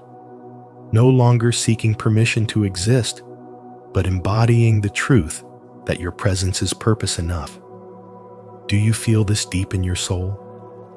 If you do, comment below. My aura is powerful, and I embrace it. Let others feel your light. 3. When your energy triggers others. Your energy doesn't just speak, it reveals. When your aura is strong, it acts like a mirror. silently reflecting back to others the parts of themselves they've worked hard to hide. And often, what you trigger in them has nothing to do with you. It's their own unconscious reacting to the light you carry. As Carl Jung once said, everything that irritates us about others can lead us to an understanding of ourselves. So when someone is uncomfortable around you, it may not be your personality, your choices, or even your words. It's your presence. Your energy awakens something they've suppressed. This is the essence of projection. Jung believed that when the unconscious is not integrated, it gets projected outward. People see in others what they cannot face in themselves. So if someone lashes out at your confidence, they may be hiding deep insecurity. If they accuse you of being too much, it may be because they've silenced their own voice for too long. And when your peace unsettles someone, it could be because they're living in inner chaos. Your calm becomes a reminder of the inner work they've avoided. That's why your light doesn't always attract praise. It attracts discomfort, envy, misunderstanding. Not because there's something wrong with you, but because you reflect back what others aren't ready to face. You can see this everywhere in friendships, where people drift away as you grow. In workplaces, where your quiet confidence draws resentment. In family dynamics, where your emotional awareness makes others defensive. The more conscious you become, the more unconscious material you stir in others. Your spiritual awakening amplifies your aura, and your aura speaks without words. It says, "I see clearly now." And that kind of vision can be unsettling to those still living in emotional fog. Carl Jung taught that the path to wholeness demands we confront the shadow, those hidden aspects of ourselves that we deny or repress. But many avoid this confrontation. So when your energy exposes the shadow, it can trigger resistance, projection, or even hostility. You might be labeled arrogant for setting boundaries, cold for being detached from drama, or intimidating for simply being sure of who you are. But these labels aren't yours to carry. They belong to those who cannot yet see clearly within themselves. A modern example of this truth is Maria, a woman who began a deep inner healing journey. Through meditation and reflection, she became more centered, less reactive, more aware.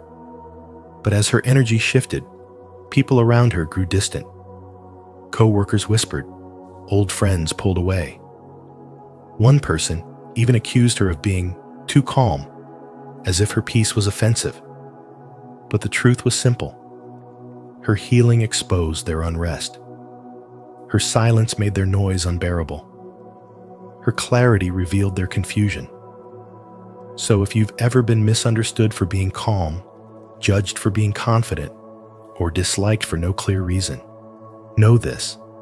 It's not always about who you are. It's about what your presence reveals. Your aura is a mirror, and not everyone is ready to see what it reflects. Stay rooted in your truth. Keep shining, because your energy, though triggering to some, is medicine to those who are ready to awaken. And as Jung knew well, the awakened soul does not dim itself to fit in. It simply learns to walk with grace through a world still learning how to see. If you've ever felt like your energy brings out strong reactions in others, good or bad, know that it's not your fault. It's your light reflecting their shadows. If this message resonates with you, like the video, subscribe to Spiritual Wisdom, and share your experience in the comments below. Let's grow in awareness together. 4. Energetic isolation and being misunderstood. People with strong auras often live in a paradox. They are seen by everyone, yet deeply misunderstood. Not because they are strange or broken, but because their energy is too honest for a world built on pretense. Their presence carries a certain intensity, not loud or demanding, but quietly disruptive. It's the kind of energy that doesn't tolerate manipulation, won't fake a smile, and simply can't pretend to enjoy shallow interactions. In a society where masks are currency, this level of authenticity is often rejected before it's even understood. A powerful aura is not something you choose. It's something you embody. It reflects the work your soul has done, the pain you've transmuted, and the truth you now refuse to abandon. People feel it before you speak. They may not know why they feel exposed around you, but they do. That's because your energy mirrors what others try to hide. You don't need to say a word to unsettle someone who lives in denial. Your silence does the work. Your stillness reveals the noise in others. This is not arrogance. This is spiritual wisdom in action.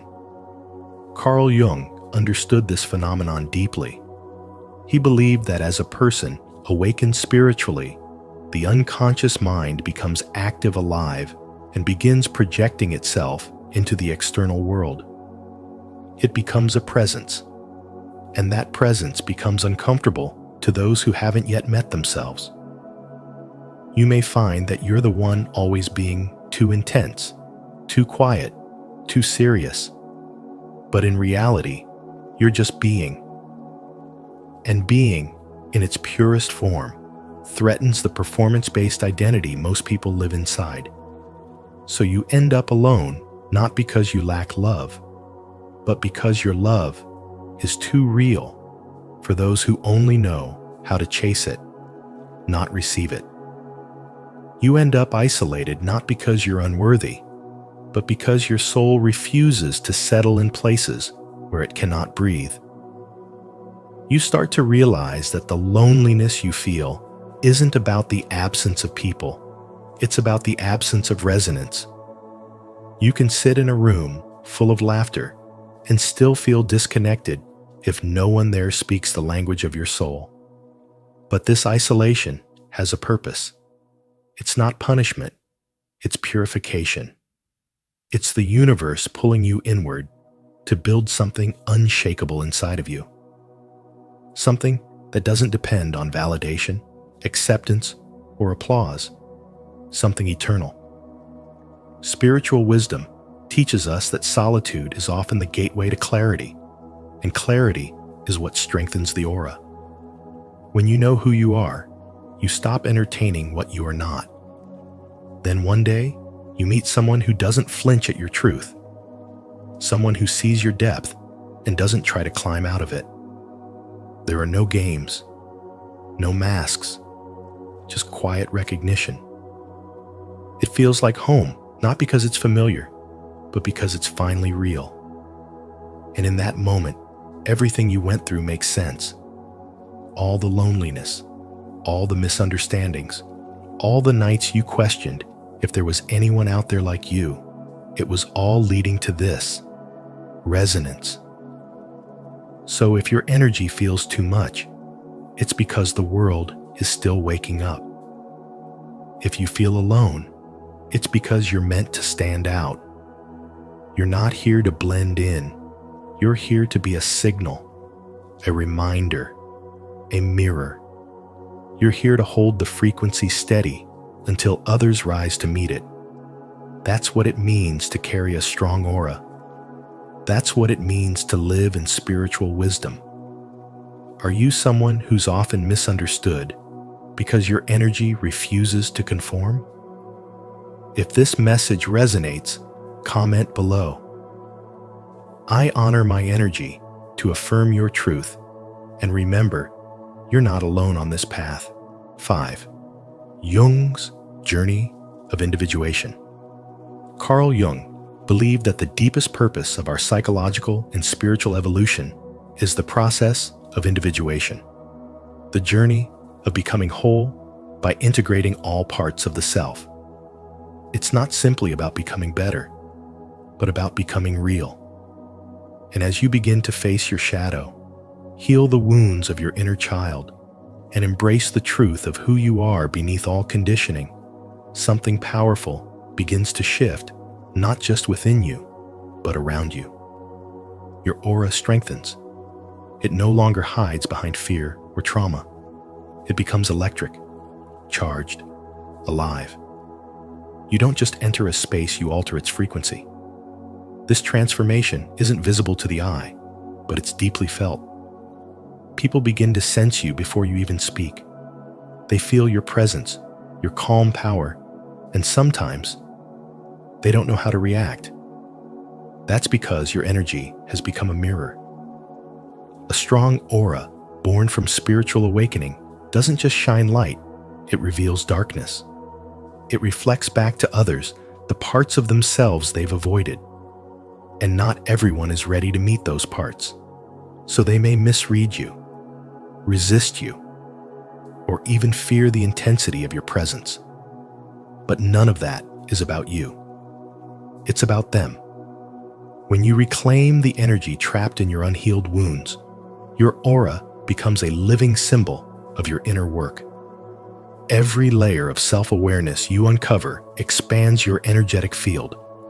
And this field carries information. It tells the world you are someone who has faced the fire and emerged with clarity. That clarity doesn't need to prove anything. It simply radiates. You begin to realize you are no longer performing for love or belonging. You've made peace with being misunderstood. You've chosen truth over approval. And that inner alignment becomes your power. A spiritually awakened aura is disruptive by nature, not because it wants to be, but because it cannot conform to illusions. It operates on a different frequency, one that resonates with authenticity, not approval. And so you may find yourself more alone, more quiet, more selective.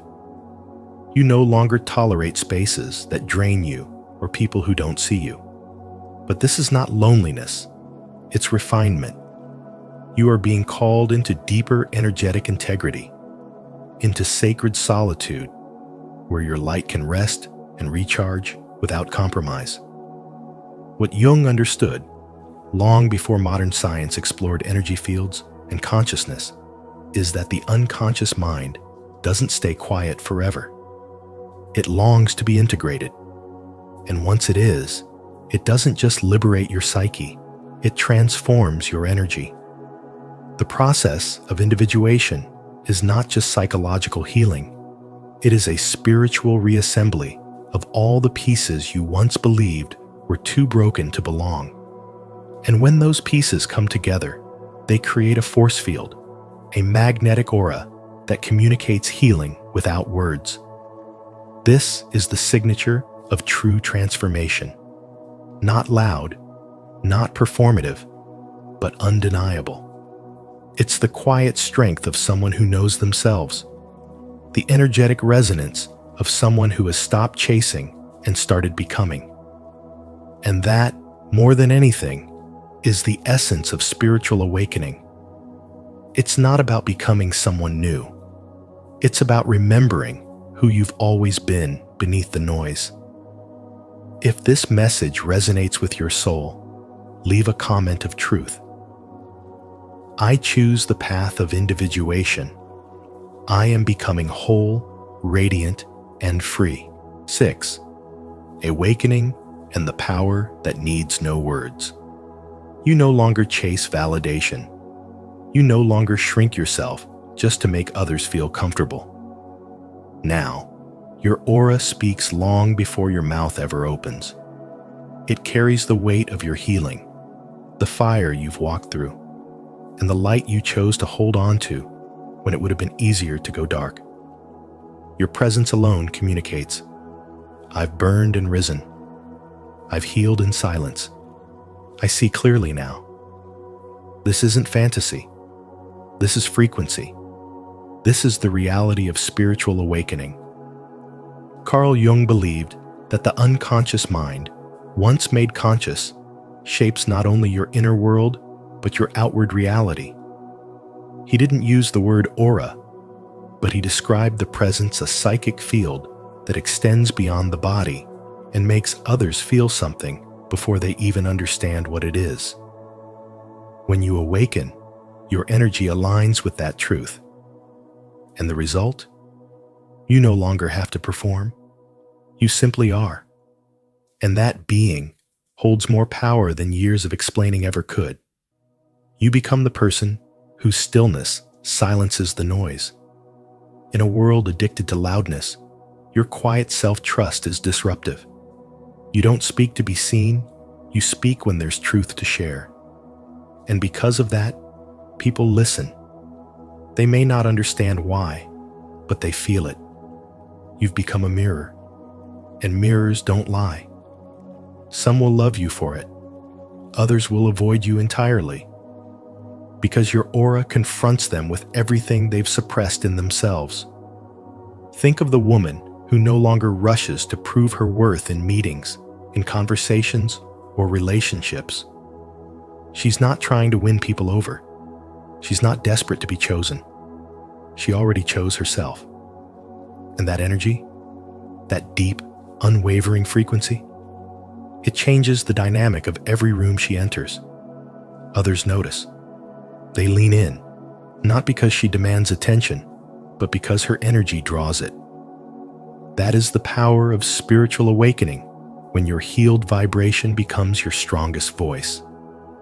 Carl Jung taught that individuation, the integration of all parts of the self, leads to wholeness. When you embrace your shadow, reclaim your wounded inner child, and release your dependency on external approval, you awaken the soul. And once that awakening begins, your aura shifts. It becomes magnetic to truth and allergic to pretense. You stop forcing outcomes. You stop explaining yourself to those who've already made up their minds. You walk with grace, speak with purpose, and live in alignment with your essence. This is why your presence now unsettles some people. Because you've stopped abandoning yourself. You've stopped dimming your light. And that alone is revolutionary. You no longer exist to entertain, to fix, or to earn love. You are love. And your aura reminds others of what they've forgotten within themselves. This is not ego. This is the embodiment. This is spiritual wisdom. This is the energy of someone who's finally come home to themselves. As Carl Jung would affirm, the privilege of a lifetime is to become who you truly are. And now, that's exactly who you're being. Not by force, not by strategy, but by frequency. If you feel the power of silent transformation, subscribe now for more spiritual wisdom that awakens your true essence. 7. Be proud of the light you carry. You are not too much. You are simply real in a world that still fears truth. You carry a presence that cannot be dimmed, a force that lingers even after you leave the room. Some call it intensity. Others call it a mystery. But what it truly is the unmistakable signature of a soul that has awakened. As Carl Jung once said, your vision will become clear only when you look into your heart. Who looks outside dreams. Who looks inside awakens. And you, yes, you have done the hard work of looking inward. That's why your aura speaks even when you don't. It's not just energy, it's your story, woven through your silence, your strength, your stillness. It reflects every pain you've transmuted, every emotion you've honored, and every truth you've dared to hold when the world offered you masks. You didn't just read about healing. You walked through fire and came out glowing. That glow is not decoration.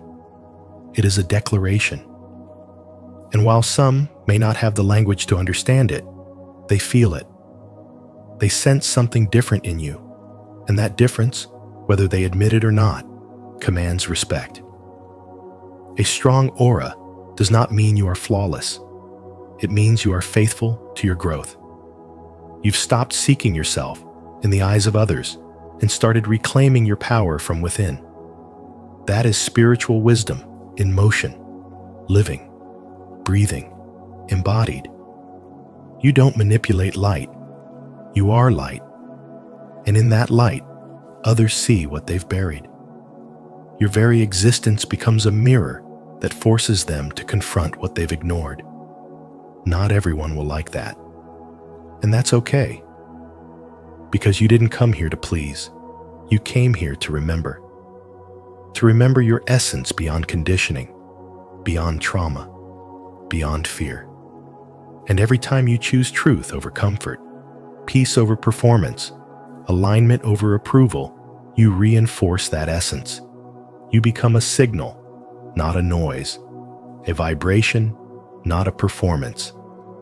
And that's why your presence often unsettles the unawakened. Because deep down, they recognize something ancient in you, something powerful, something sacred. So when you are called too much, know this. It's just another way of saying your soul refuses to shrink. When people turn away, it's often because your light reveals the shadows they're not ready to face.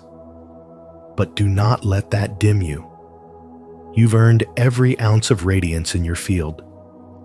And while others are busy hiding behind curated personas, you've chosen embodiment. That is the highest form of courage and the purest expression of spiritual wisdom. To affirm the light you carry, speak it into the world. Comment below, "I walk in truth," to honor your journey and inspire others to awaken the power within. And if this message resonates with your soul, don't forget to like, subscribe, and share. Your presence makes a difference. Thank you for spending this time with us on Spiritual Wisdom.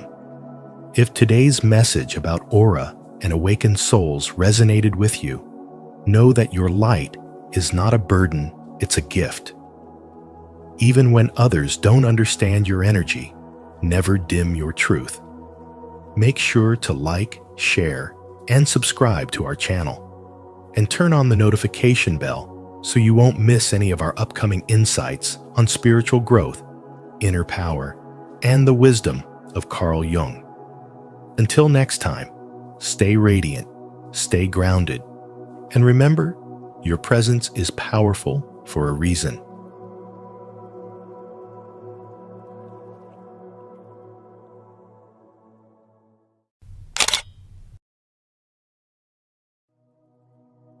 "13 things only spiritually gifted people experience." Your vision will become clear only when you can look into your own heart. Who looks outside, dreams. Who looks inside, awakes. Carl Jung. Welcome to Spiritual Wisdom.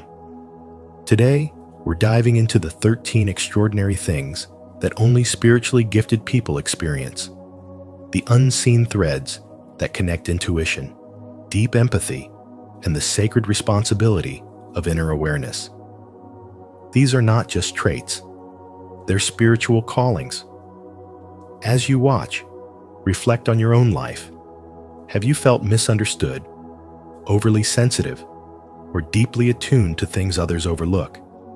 If so, you may be more gifted than you think. Leave a comment and let us know which signs resonate most with you. Your voice might inspire someone else on their journey.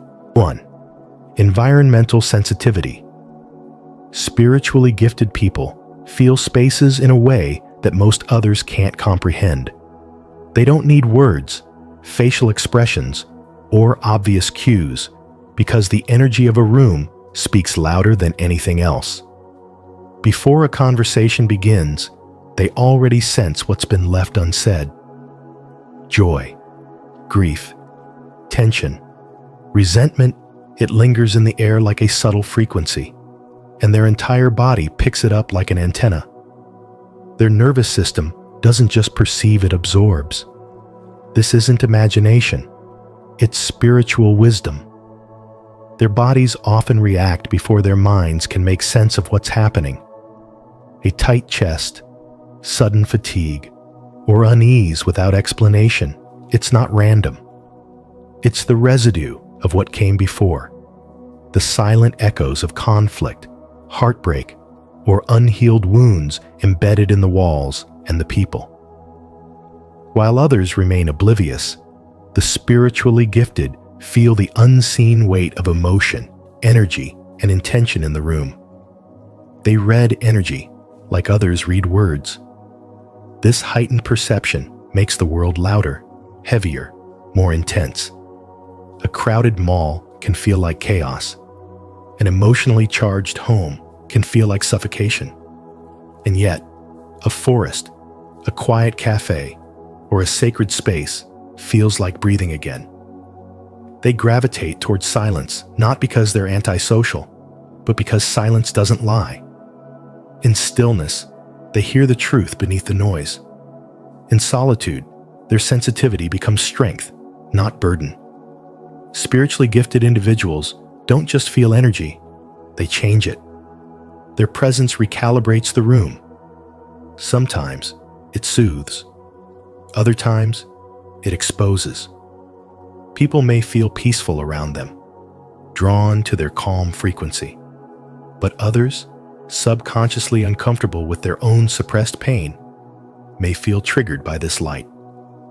Not because the gifted have done anything, but because their energy unmasks what others try to hide. This is the double-edged sword of sensitivity. To heal others while carrying the weight of what isn't yours. Over time, spiritually gifted people learn to shield their energy. They practice grounding, clearing, and intention setting, not as rituals of control, but of survival. They become guardians of their own vibration. They choose environments that align with their inner peace. They begin trusting what they feel more than what they're told. And in doing so, they unlock deeper levels of discernment, intuition, and clarity. Their spiritual wisdom leads them to nature, where energy flows pure and unfiltered. The tree doesn't pretend. The ocean doesn't manipulate. In these places, they remember who they are beneath the noise of society. Here, their sensitivity becomes a sanctuary, not a flaw, not an inconvenience, but a compass pointing them back to truth. So when they walk into a space and feel something off, they no longer question their sensitivity. They honor it. Because this ability to feel beyond the visible is not a weakness. It's a sacred form of knowing ancient, intuitive, and deeply alive. Have you ever walked into a room and instantly felt the energy shift without a word being spoken? If you've experienced this kind of environmental sensitivity, share your story in the comments so others can relate and learn. If not, comment. I'll pay attention, and let's start tuning into the unspoken energy around us together. 2. The body speaks first. Their body feels everything before the mind even begins to understand. It picks up on subtle shifts in the atmosphere, like sudden chills, waves of nausea, tightness in the chest, or a heavy, sinking feeling that comes from nowhere. For the spiritually gifted, the body becomes an instrument of intuition, a messenger for the unseen.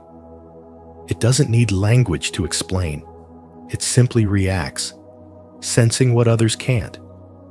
You walk into a room and feel your energy drop, your shoulders tense, your breath shallow. Later, you realize the space carried unresolved conflict, unspoken tension, or hidden grief.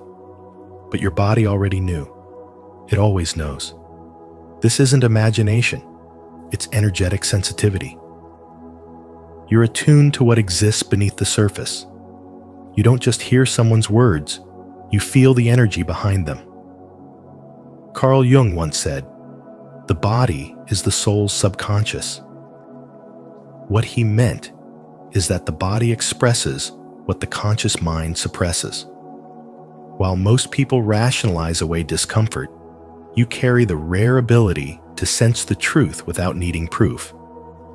Your body warns you of people who drain you, places that disturb your peace, or choices that misalign with your path. That inner knowing, that instinctive reaction, is part of your spiritual awakening. It is how you navigate a world that often values logic over wisdom. The deeper your spiritual wisdom grows, the more you understand that your body is sacred technology. It's not a machine, it's a sensor. It doesn't lie, but it does require your attention. Your breath shortens when you betray your truth. Your gut tightens when someone speaks with hidden motives. Your heart pounds when you're about to step into something powerful, unfamiliar, or divinely aligned. This is how your soul communicates, not always with visions or voices, but with pressure, temperature, and sensation. You may even begin to recognize patterns of feeling restless before a storm, peaceful before a breakthrough, or heavy when you're around someone who carries unresolved pain. In a world where sensitivity is often labeled as weakness, you begin to reclaim it as your strength. Because this ability to feel deeply, physically, emotionally, energetically is not something to overcome. It's something to honor. It is the body's language of spiritual wisdom. And the more you listen, the clearer it becomes. What once felt like random discomfort now reveals itself as divine warning or affirmation. What once seemed like overreaction now shows up as truth your mind wasn't yet ready to admit. There's a reason silence feels louder when you're alone. A reason your chest tightens around dishonesty. A reason your skin reacts to truth like it's remembering something ancient. This is not coincidence. It is the embodiment.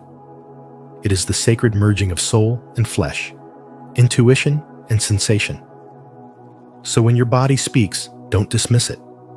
Don't silence it. Pause. Breathe. Feel. Let your body guide you toward the truth your mind hasn't yet found words for. Comment below. My body feels before I know. If you've ever sensed a shift before words could explain it. Let's see how many of us are tuned into the language of energy.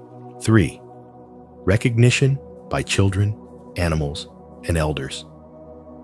Children, animals, and elders have a way of responding to people who carry a certain kind of stillness, a quiet power that doesn't need explanation. Spiritually gifted individuals often find themselves surrounded by these beings, not because they seek attention, but because their presence speaks louder than words. It's a recognition that happens beyond logic, a deep energetic response to authenticity. When you are truly aligned, you emit a frequency that the purest souls can't ignore. You don't have to prove your worth or announce your intentions. Your energy does the talking. Carl Jung believed that our unconscious communicates through symbols, archetypes, and feelings that bypass the intellect. This is exactly why children reach for your hand before knowing your name. Animals curl at your feet without hesitation, and elders open their hearts to you without needing your backstory. In today's world, people are trained to read profiles, not people. We scan, scroll, and judge by appearances. But the spiritually gifted bypass that system. They don't operate through performance or persona. They hold space. They are space. Their authenticity disarms ego and draws in the intuitive, the innocent, the wise. Children, who still live close to the spiritual veil, feel safe in your aura. They haven't been taught yet to distrust their instincts. Animals, unburdened by human complexity, sense the softness and strength in your energy field. And elders, having seen enough of life's illusions, recognize a soul that doesn't pretend.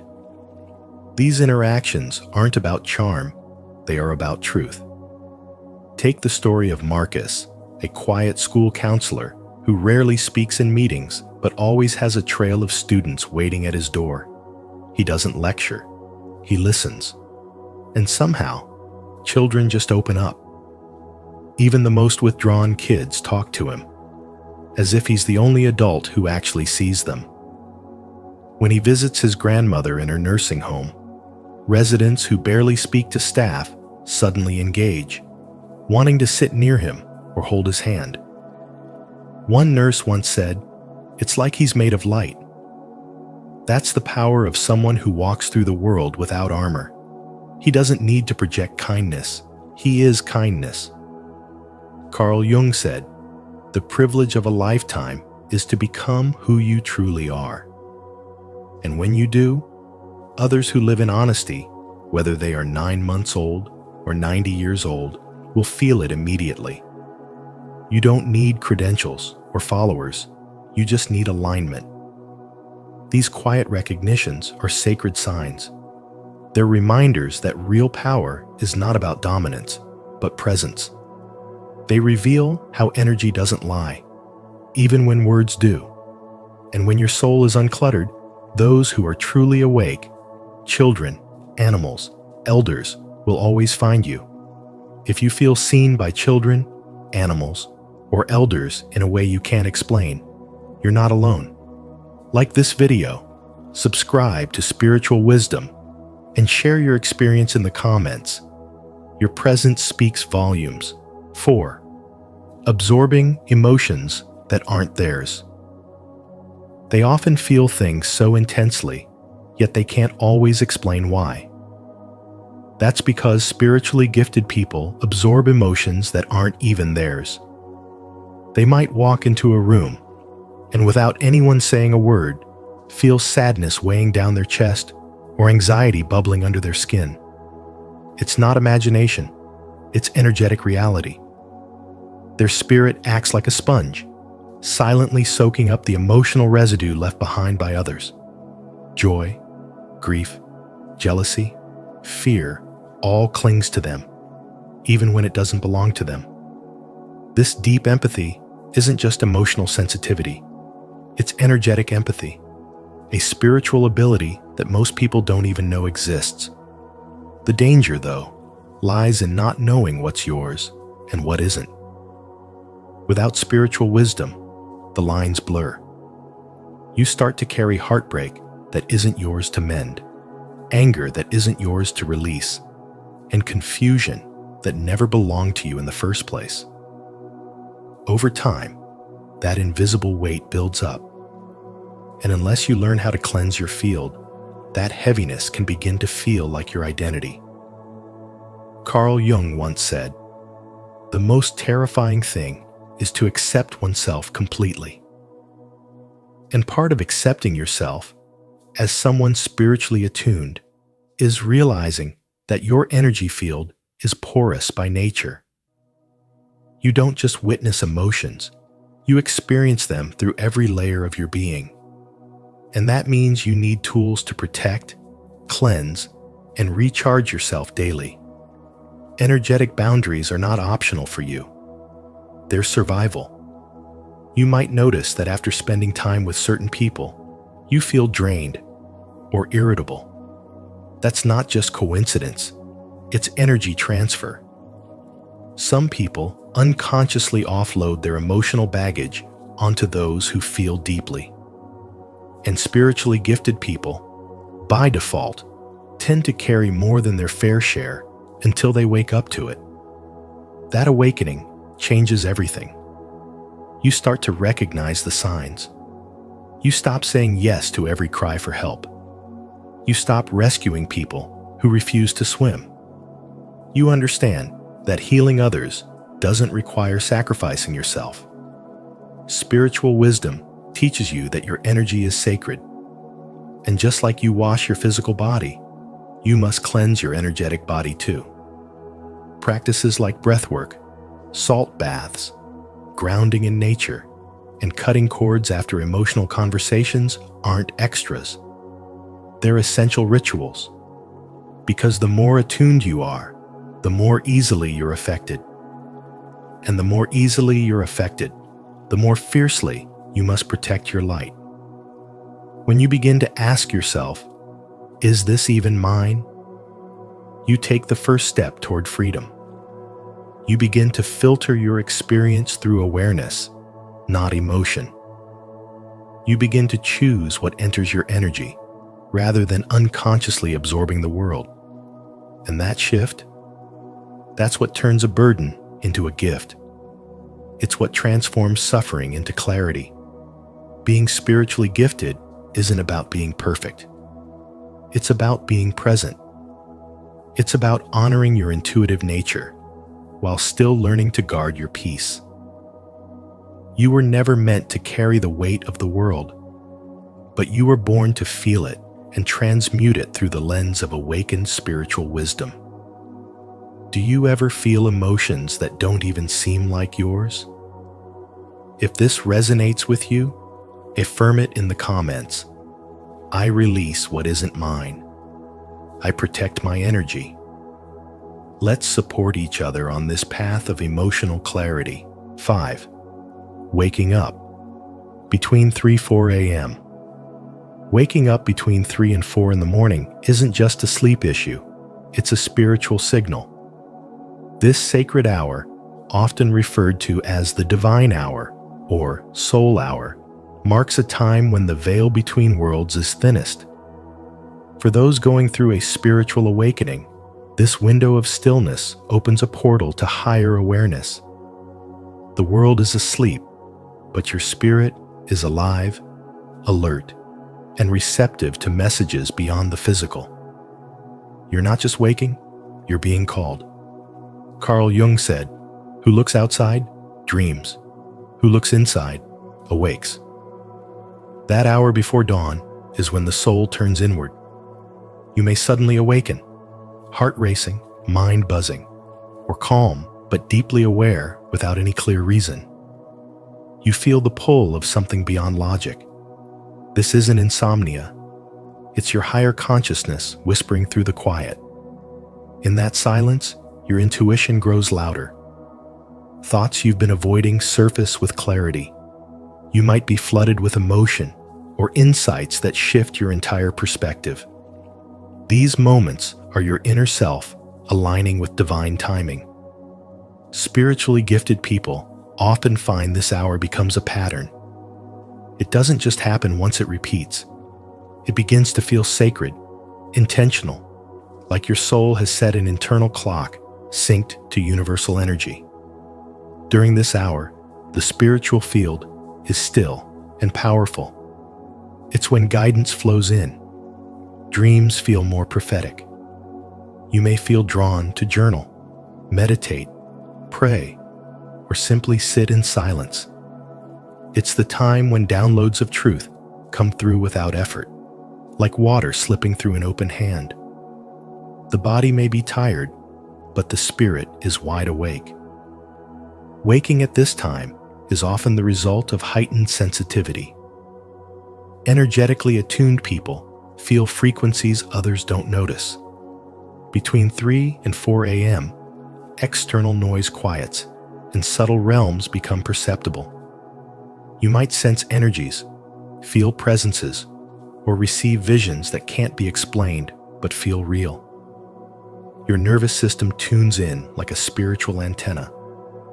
The deeper the awakening, the more these early morning hours feel charged with sacred meaning. This is the moment where your healing deepens. Pain you thought was buried resurfaces gently for release. Questions you've carried silently begin to answer themselves without words. You're not going crazy, you're expanding. Your soul is becoming more fluent in the language of energy, and that language is best heard when the world sleeps. Most people ignore these moments or rush back to sleep, but for the spiritually awakened, it's a sacred meeting point between your earthly self and your eternal self. If this has been happening to you, understand that it's part of your transformation.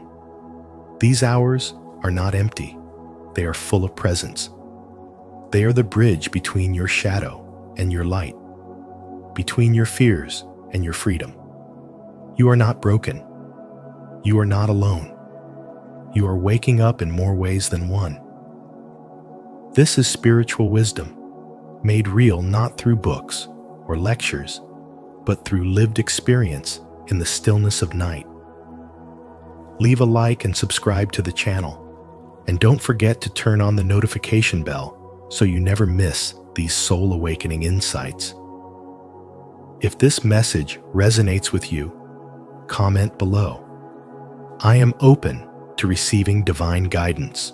6. Vivid, prophetic, and recurring dreams. Have you ever woken up from a dream so vivid that it lingered with you all day, etched into your memory like it was more real than reality itself? For spiritually gifted people, this isn't just a rare occurrence. It's a regular part of their inner experience. These dreams aren't ordinary. They're vibrant, emotionally charged, and often arrive with a haunting clarity. Some carry symbols, others speak in prophecy, and many return night after night, revealing layers of insight over time. This is one of the 13 signs that Carl Jung believed marked a deeply attuned psyche, one that taps into the unconscious, not just for healing, but for revelation. Carl Jung once said, "Who looks outside, dreams. Who looks inside, awakes." He didn't dismiss dreams as random or meaningless. In fact, he saw them as a direct channel to the unconscious mind, filled with archetypes, symbols, and messages the waking self might not yet be ready to face. For the spiritually gifted, this connection is even more profound. Their dreams don't just reflect their inner world, they reflect the collective consciousness, the future, and sometimes divine intervention. It's not uncommon for them to wake up with a solution to a problem, a warning about someone's energy, or a vision of what's coming next, not just for themselves, but for those around them. Let me give you a real-life example. A woman named Alina, a trauma therapist and energy healer, once shared how she had a recurring dream about a tidal wave swallowing a city. In the dream, she stood on a rooftop, guiding others to safety. Weeks later, her closest friend faced a sudden emotional collapse, overwhelmed by grief and panic attacks. Alina remembered the dream. She realized the tidal wave was emotional, not physical. The city was her friend's life unraveling. And her role on the rooftop? That was the inner preparation she had done to be a guide during that storm. She stepped in, held space, and helped that friend navigate through darkness with clarity. To the untrained eye, it was a coincidence.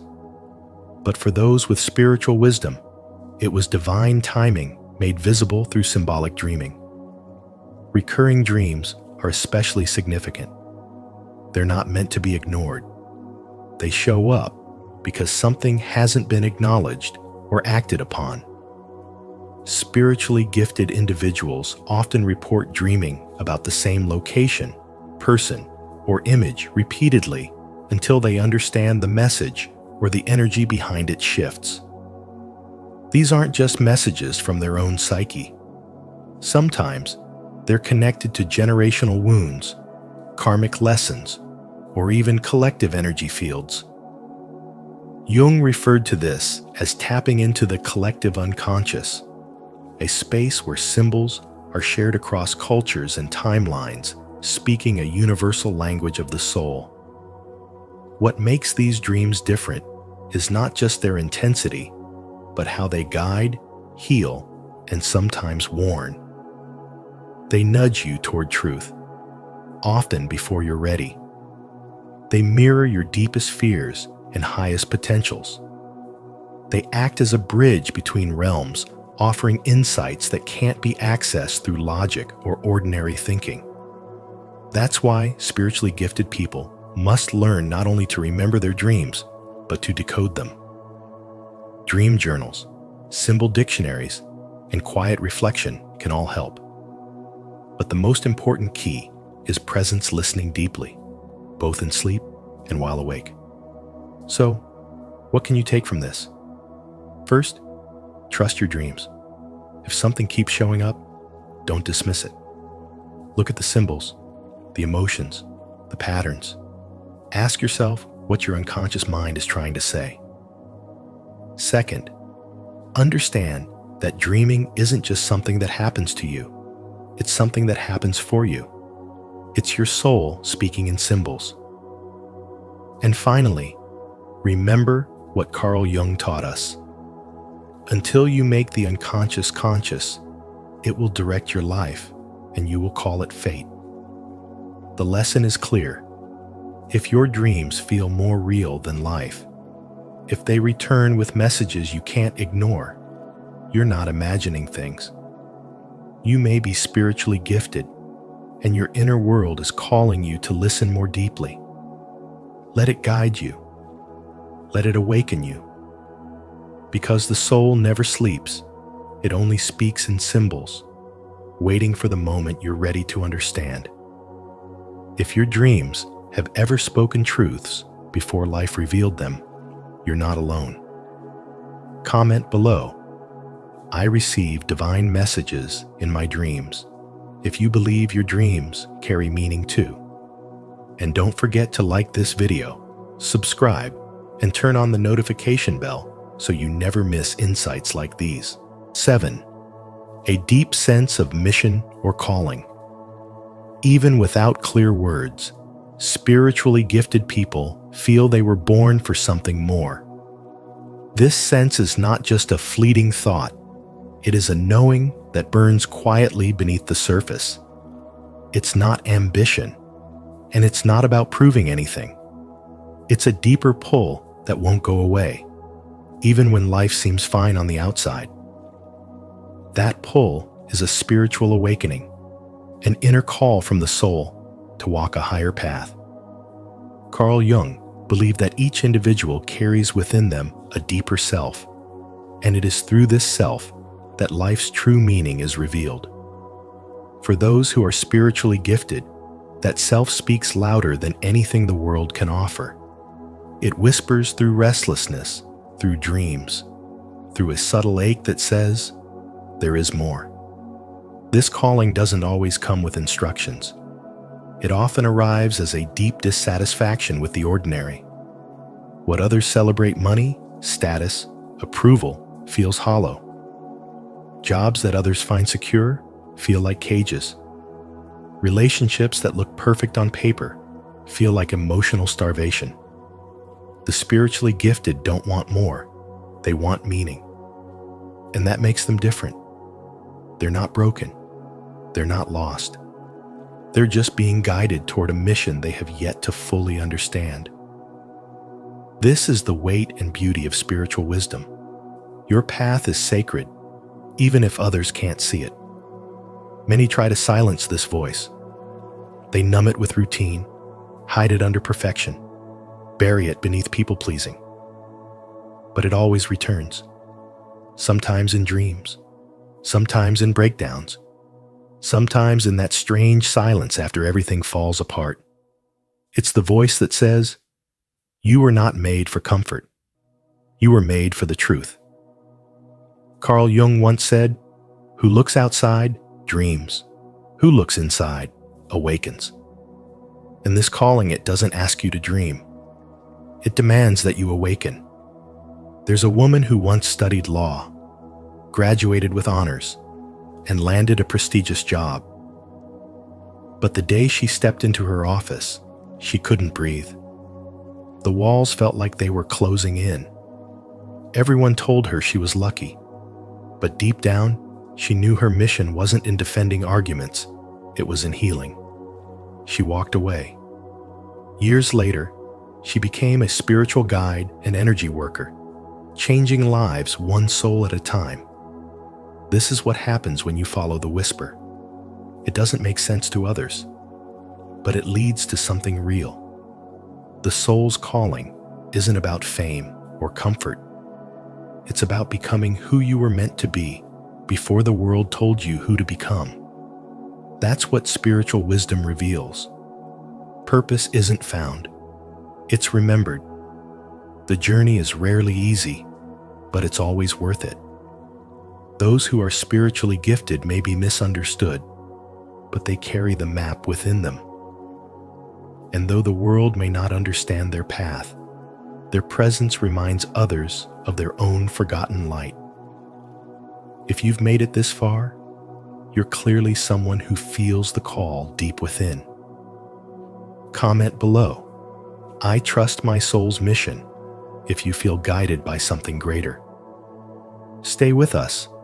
Your journey is just beginning. 8. Rejection of superficiality.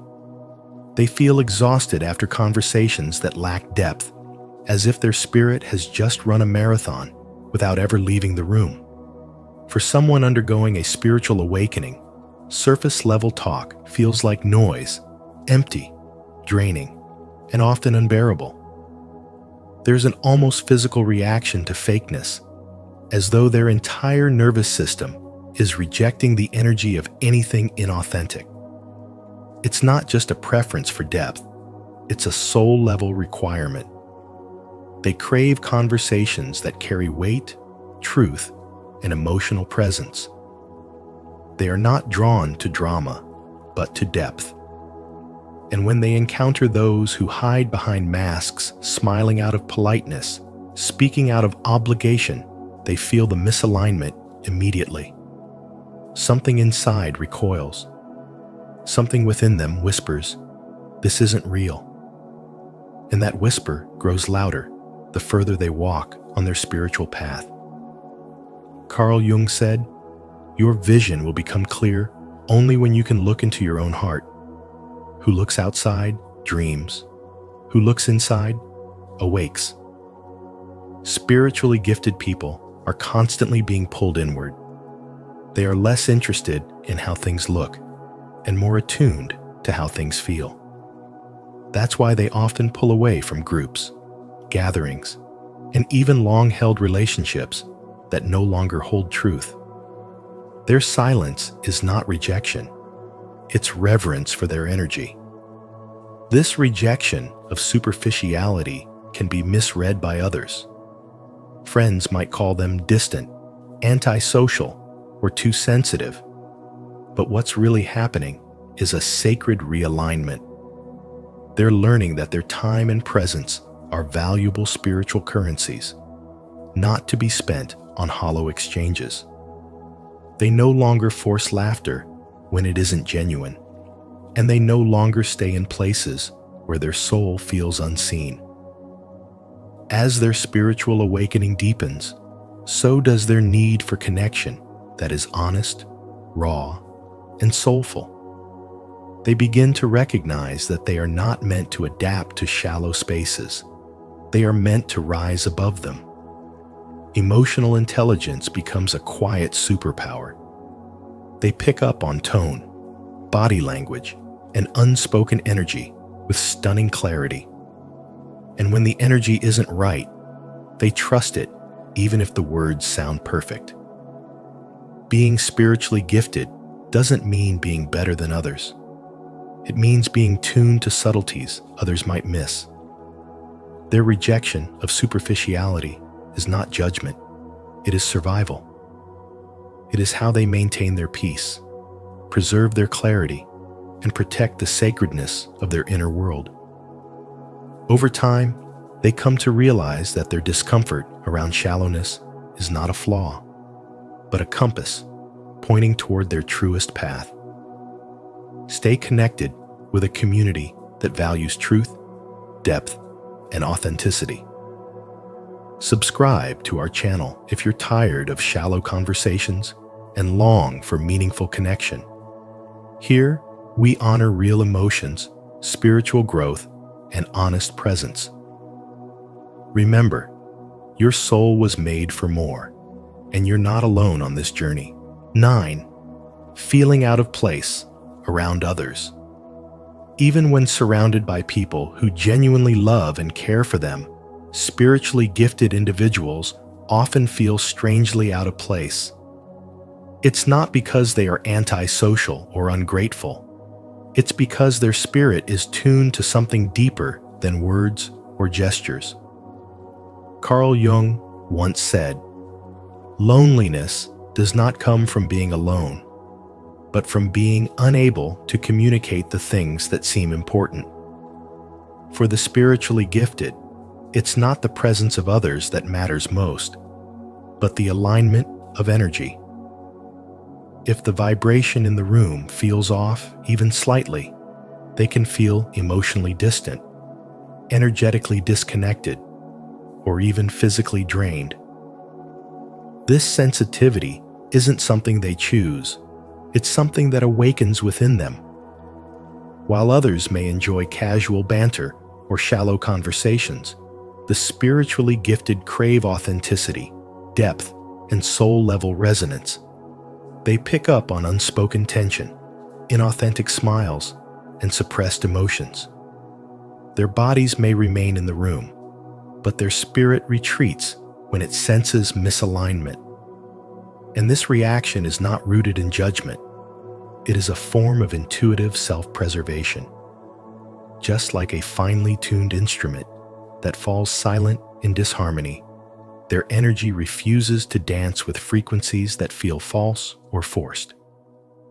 Consider the experience of a woman who sits quietly at a family dinner, surrounded by familiar faces and warm laughter. Yet inside, she feels unseen, as if she's walking through a dream that no one else notices. Everything seems normal.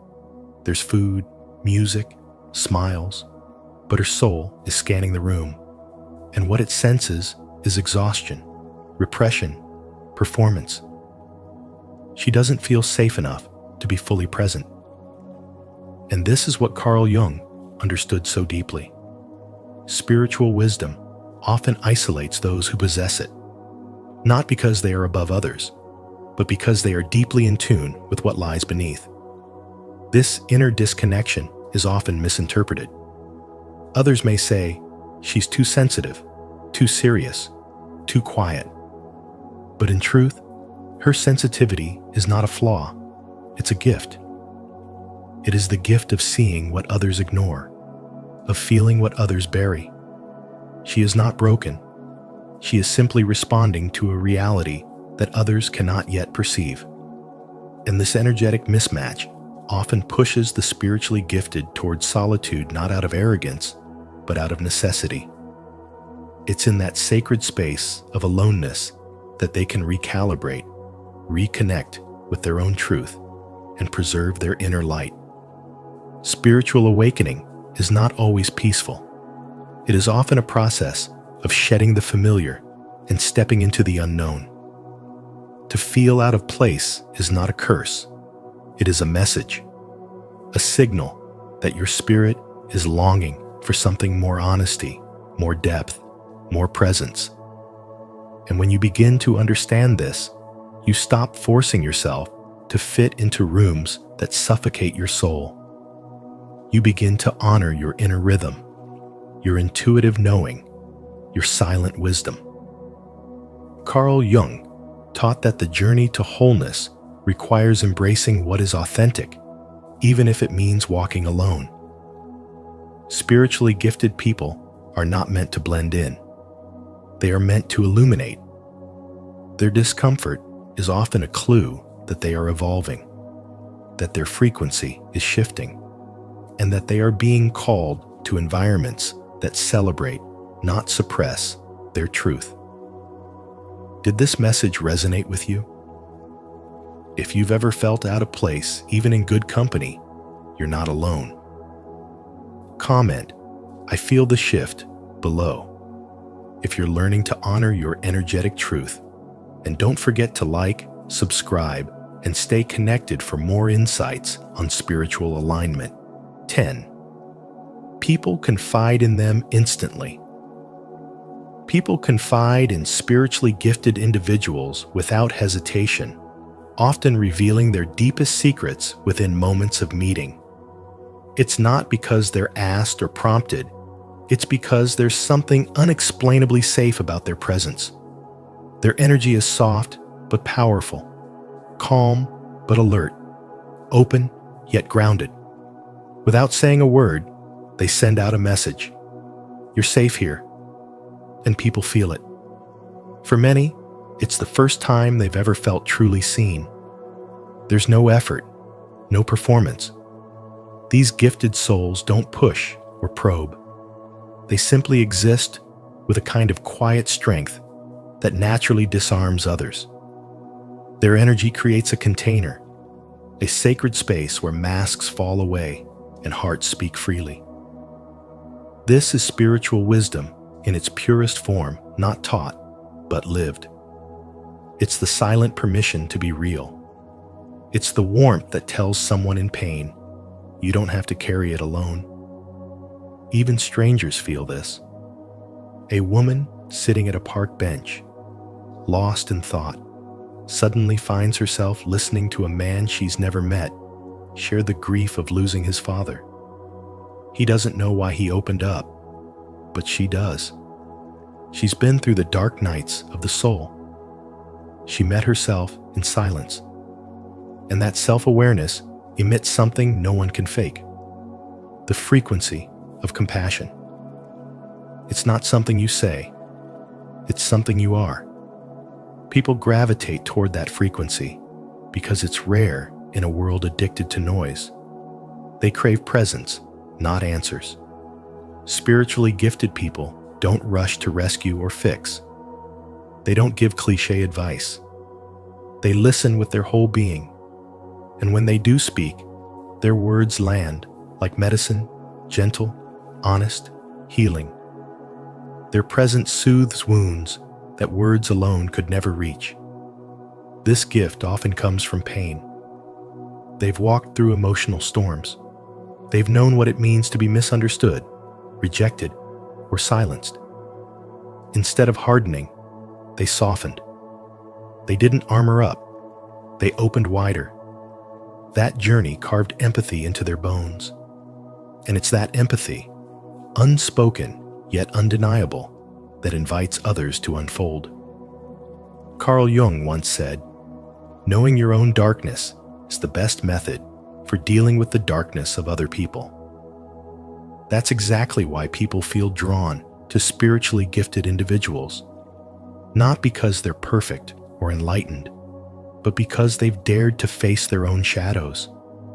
They carry no illusion. They see beyond appearances, and that kind of seeing makes others feel safe to be seen too. It's not about charisma or charm. Many spiritually gifted individuals are quiet observers. They feel more than they say, yet their silence speaks volumes. Their energy holds space like a steady flame, never overwhelming, never fading. In that warmth, people release burdens they've carried for years. Sometimes they cry, sometimes they laugh, but always they heal. And that's the hidden power of spiritual wisdom, not in grand gestures or mystical titles, but in the quiet way they make the world feel just a little bit more bearable, simply by being fully themselves. If this message resonates with your soul, leave a comment below saying, "I carry a healing presence." Let's continue growing together in this journey of light, truth, and connection. 11. Deep inner loneliness. Spiritually gifted people often carry a quiet burden, an invisible weight that even the closest companions cannot see. It's a profound sense of loneliness that doesn't stem from a lack of company, but from the absence of soul-level connection. You could be laughing in a room full of friends, nodding politely in conversations, yet still feel as if your spirit is wandering alone in a different dimension. This isn't about being unloved. It's about craving truth, depth, and presence in a world that often thrives on small talk and surface-level bonds. Carl Jung once said, "Loneliness does not come from having no people around you, but from being unable to communicate the things that seem important to you. For those going through a spiritual awakening, this quote rings painfully true. It's not just the inability to speak, it's the feeling that few are capable of hearing you, of really understanding the inner worlds you navigate daily. This emotional distance makes every interaction feel like translation, where you must shrink your vast inner experience just to be understood. You become hyper-aware of shallow exchanges. Conversations that once seemed normal now feel hollow. Crowded places can suddenly amplify your inner emptiness, because while the noise outside grows, the silence within deepens. Spiritually gifted souls often sense when others are wearing masks, avoiding truth, or resisting presence, and this awareness creates a spiritual dissonance that words cannot fix. What makes it more difficult is the unspoken expectation to be okay. Society rarely makes space for those who feel deeply or think in metaphors and meaning. But this spiritual isolation is not a flaw. It is a passage, a sacred rite of awakening. You are being guided into your own depth, so you can eventually recognize it in others. This loneliness is not punishment, it's preparation. You are being shaped to hold space for more authentic, soul-affirming connections. During this phase, many find comfort in solitude. Nature becomes a companion. Journals become confidants. The night sky feels like home. Silence becomes sacred, not empty. And slowly, you begin to realize that this loneliness is birthing something powerful. Clarity. Clarity about who you are, what you value, and what kind of love your soul truly longs for.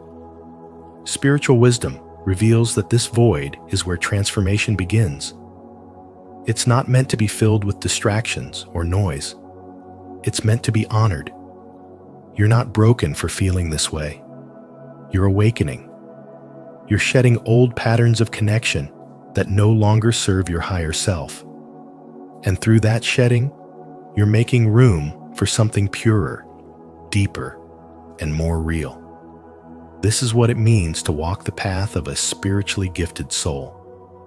You feel alone, not because you're lost, but because you're walking ahead of the crowd toward truth, toward purpose, toward the kind of connection that doesn't need words, only presence.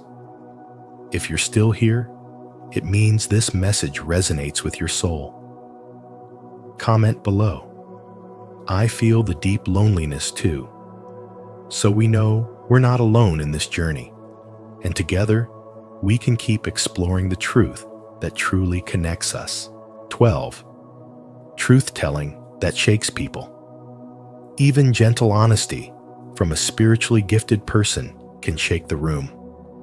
It's not just the words, they carry an energy that reveals what others are not ready to face. You speak, and something inside them shifts.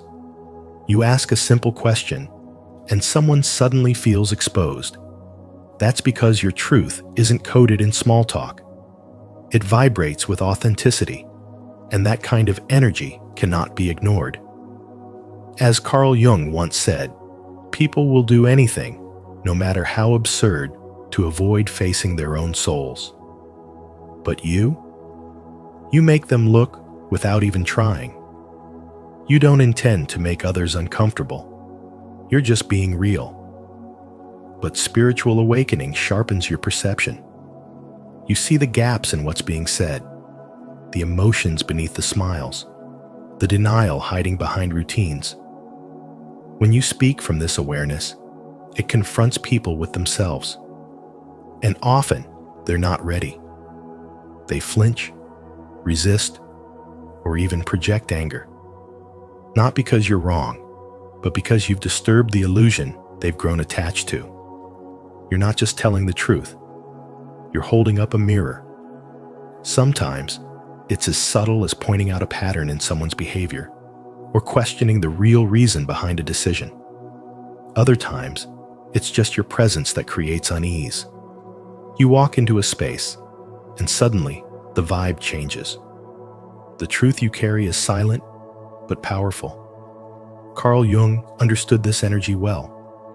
He believed the unconscious constantly seeks expression, and spiritually gifted people become the channel through which that unconscious truth rises to the surface.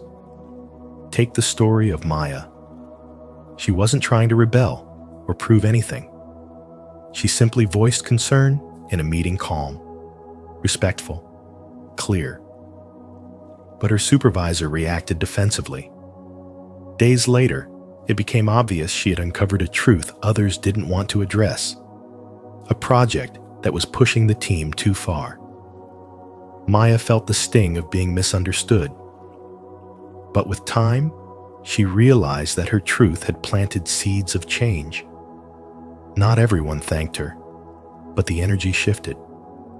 And in that quiet shift, her purpose was fulfilled. This is the paradox you live with. You don't always receive praise for the truth you bring. In fact, many will distance themselves from it. But the truth doesn't need applause. It needs guardians, and you are one of them. You might wonder why people ghost you after deep conversations, or why you're labeled too intense. But the truth is, your energy is sacred. It doesn't entertain illusions. It clears them. You're not here to be palatable. You're here to be real. The way you express truth might need to be refined. Compassion helps, but never diluted. Truth, when spoken with grace, becomes medicine. And even if people reject it at first, it lingers. It stirs. It transforms from within. So if your honesty shakes people, let it. You're not harming them. You're helping them awaken. You carry the frequency of inner revolution. And though it might feel lonely at times, remember this: your gift is not a burden. It's a call to serve a world that has forgotten how to see itself. Let's create a ripple of truth and healing together. Comment below. Truth spoken in love sets us free. If you see someone else share this, take a moment to like their comment or reply with a kind word. Together, we're building a space where honesty is no longer feared, but honored.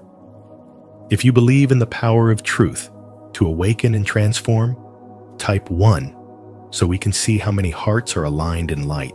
13. Longing for the sacred.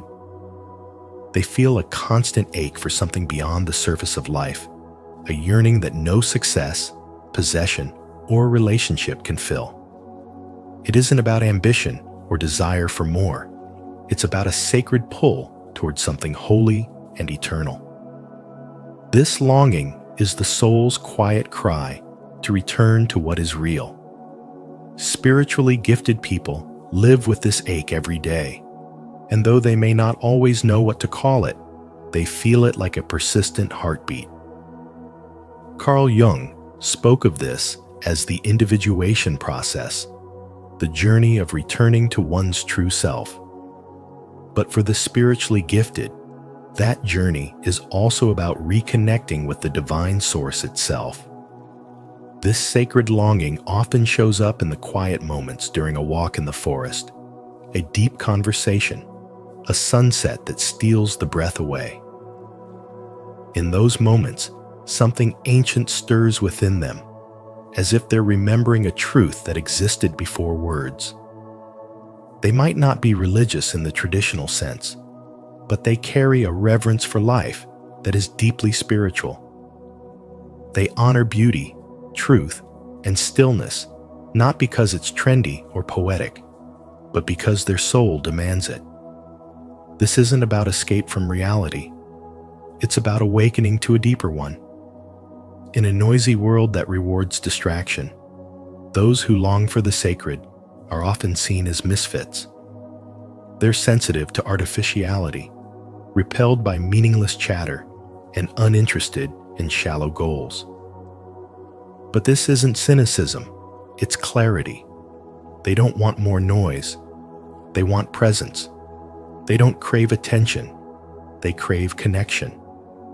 This is spiritual wisdom in action, the intuitive knowing that the soul was not made for chaos, but for communion with something greater. They often feel alone in this longing. It's not easy to carry a heart that's wired for depth in a culture addicted to speed. They might try to fit in, but something always feels off, as if the life others are chasing is just a shadow. And so, they turn inward. They meditate, reflect, pray, or sit in silence, not to escape the world, but to find their place in it.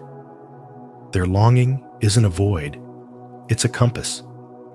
And the more they listen, the clearer the direction becomes. This pull toward the sacred changes how they live. They may walk away from lucrative jobs, toxic relationships, or big cities, not because they're running, but because they're realigning. They begin to build lives that feel like prayer, quiet, intentional, meaningful. They follow beauty like a breadcrumb trail back to the divine. And in doing so, they don't just find peace, they become it. This is the gift and the burden of spiritual longing. It breaks them open, but it also leads them home. If your soul has ever whispered for something higher, something holy, you're not alone. To affirm your spiritual longing and honor this sacred call, comment below, "My soul is coming home." Your words may be the light someone else needs to find their way back to truth. Thank you for joining us on this journey through the unique experiences of spiritually gifted individuals. Whether you recognized your own path in these signs or gained a deeper understanding of someone close to you, remember, your sensitivity is not a weakness. It's a form of wisdom. As Carl Jung taught us, those who feel deeply often see the unseen and carry the light for others. If this message resonated with you, please take a moment to like, share, and subscribe to Spiritual Wisdom. Don't forget to turn on the notification bell so you never miss our upcoming videos that guide you toward deeper truth, healing, and spiritual awakening. Your journey matters, and you're not walking it alone.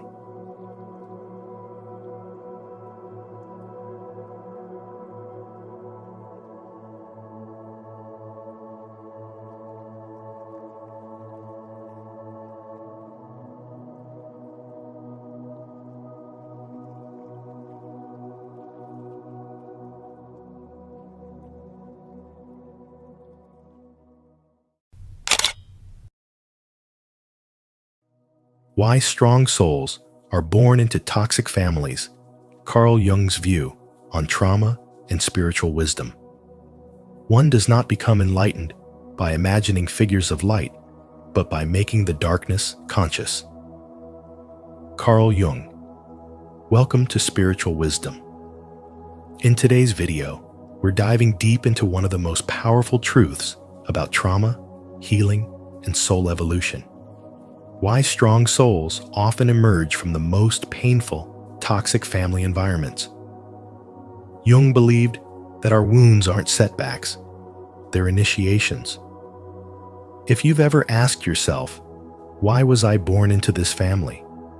this message may hold the answer your soul has been seeking. Before we begin, I'd love to hear from you. Has your hardships shaped your spiritual awakening? Drop a comment below and share your journey. And don't forget to like and subscribe so we can grow and heal together. 1. Toxic families are not a mistake. They are a spiritual assignment. Strong, spiritually gifted souls are not born into toxic families by accident. They are assigned to them by the soul's higher intelligence.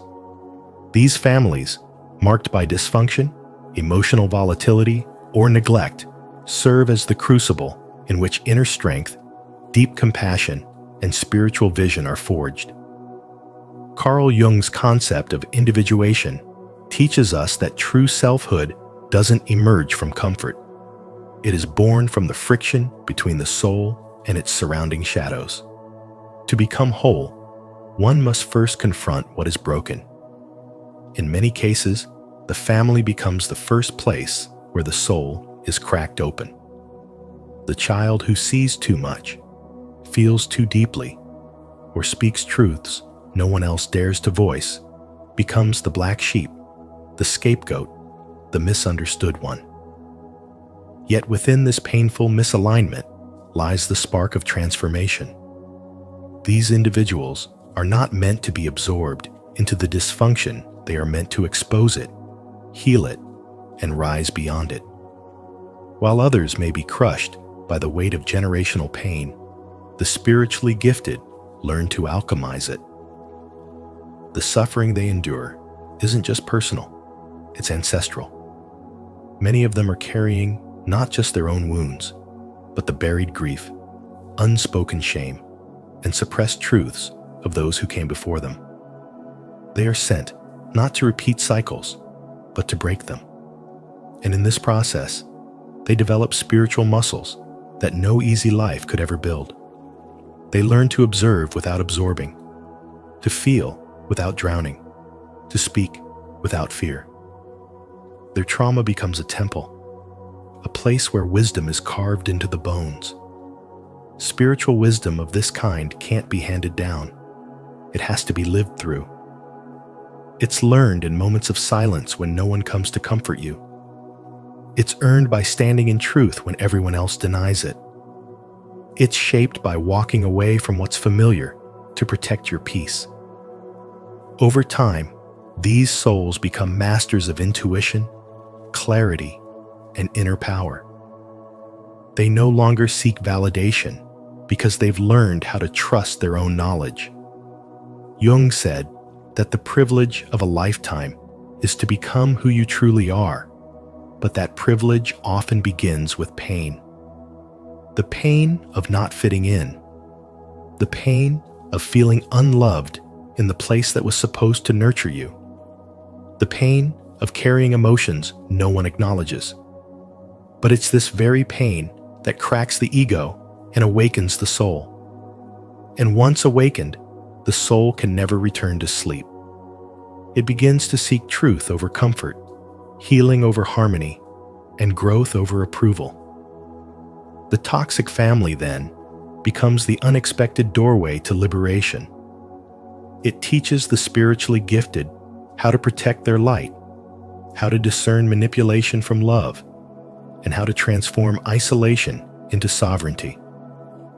These individuals emerge not as victims of their past, but as living proof that the darkest soil can grow the most radiant flowers. They do not just survive, they lead. They do not just heal, they awaken others.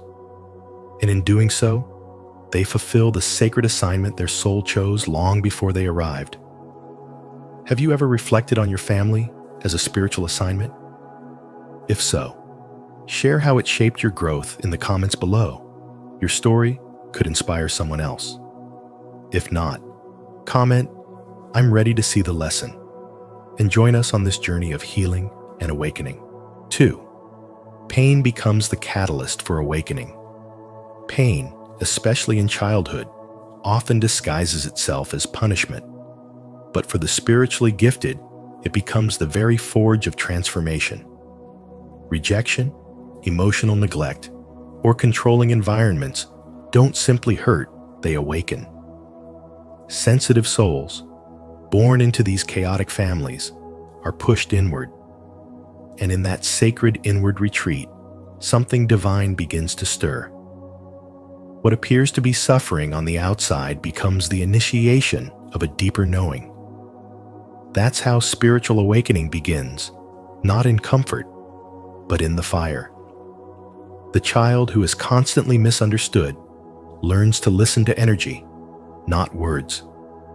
The one who's told to be silent learns to speak to the divine.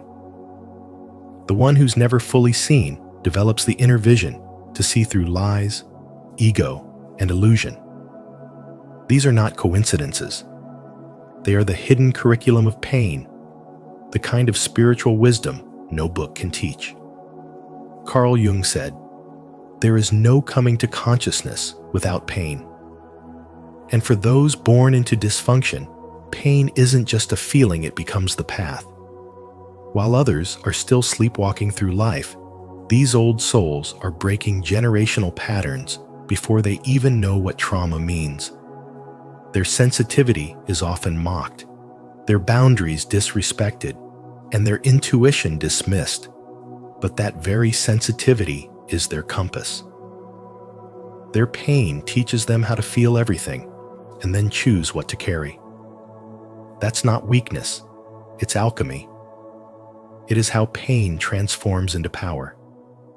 When someone has lived without true emotional safety, they build a sanctuary within.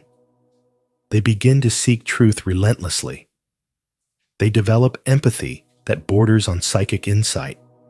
They can walk into a room and feel what others are hiding. These aren't mere traits. They are survival skills turned spiritual gifts. The toxic family becomes the unintentional teacher, the crucible where resilience and revelation are forged. Eventually, the question shifts from, "Why did this happen to me?" to, "What is this awakening me to?" That shift is everything. It marks the difference between living in reaction to the past and living in service to something higher. The strong soul begins to see the purpose behind the pain, not as justification for harm, but as a sign that they were meant to walk a different path, a path of healing, awakening, and leading others through the dark. Spiritual awakening is not a blissful escape. It is a courageous return to the self-wounded, sacred whole. It is the realization that the darkness didn't destroy you, it refined you. That you didn't just survive what tried to silence you, you turned it into a voice that heals. And that voice, born in pain, speaks spiritual wisdom that transcends generations. If your pain has been your teacher, your guide, or your awakening, comment below. I rise through the pain to affirm your journey and inspire others to embrace their own spiritual growth. 3. You're the black sheep because you're the most spiritually awake. In toxic families, the one who feels like an outsider is usually the one who sees most clearly. The so-called black sheep is often the one who refuses to stay silent, who challenges generational patterns, who is emotionally attuned to everything unspoken. They're misunderstood, labeled as difficult, dramatic, or too sensitive, but that sensitivity is not a flaw. It's spiritual intelligence in action. Carl Jung taught that individuation, the process of becoming who you truly are, often begins in discomfort. And for many, that discomfort is rooted in the family. You weren't placed in a broken system by accident. You were born into it because you carry the strength to transform it. You were chosen to question what others avoid, to feel what others suppress, and to heal what others deny. In every toxic dynamic, there's usually one soul who says, "This ends with me." That soul is not the problem, it's the pattern breaker. You may feel isolated, but that isolation is part of your awakening. The shame you carry is not yours, it's inherited. And when you begin to see clearly, to speak honestly, and to set boundaries, the system around you fights to keep you small. Not because you're wrong, but because you threaten the illusion. There's a woman who always knew something was off in her family. The smiles felt forced. The silence felt heavy. When she began therapy, others called her too emotional. When she refused to tolerate manipulation, they said she was being selfish. But Carl Jung reminds us, the most terrifying thing is to accept oneself completely. Her healing made others uncomfortable, but it wasn't about them. Her truth was never too much. Their denial was just too loud. She wasn't rebelling. She was remembering who she was before the conditioning. Strong souls are sent into wounded lineages to break the loop. They're called to alchemize chaos into clarity. But this role is not glamorous. It's painful. You carry wounds that weren't yours, and you still find the courage to love. You've been told you're the problem, when in fact, you're the mirror. Carl Jung believed that when we confront the shadow of our family's hidden pain, we begin the real work of the soul. That work often starts with grief. The grief of knowing you may never receive the love you deserved. But from that grief comes freedom. And from that freedom, wisdom. You don't need to fix anyone. You don't need to convince them to change. Your only task is to stay rooted in your truth. The cycle is broken, not by shouting, but by choosing peace. Not by revenge, but by rising above the dysfunction without guilt. You're not abandoning your family when you create distance. You're honoring your spirit. The fact that you feel deeply, question everything, and refuse to shrink, that's not rebellion. That's your awakening.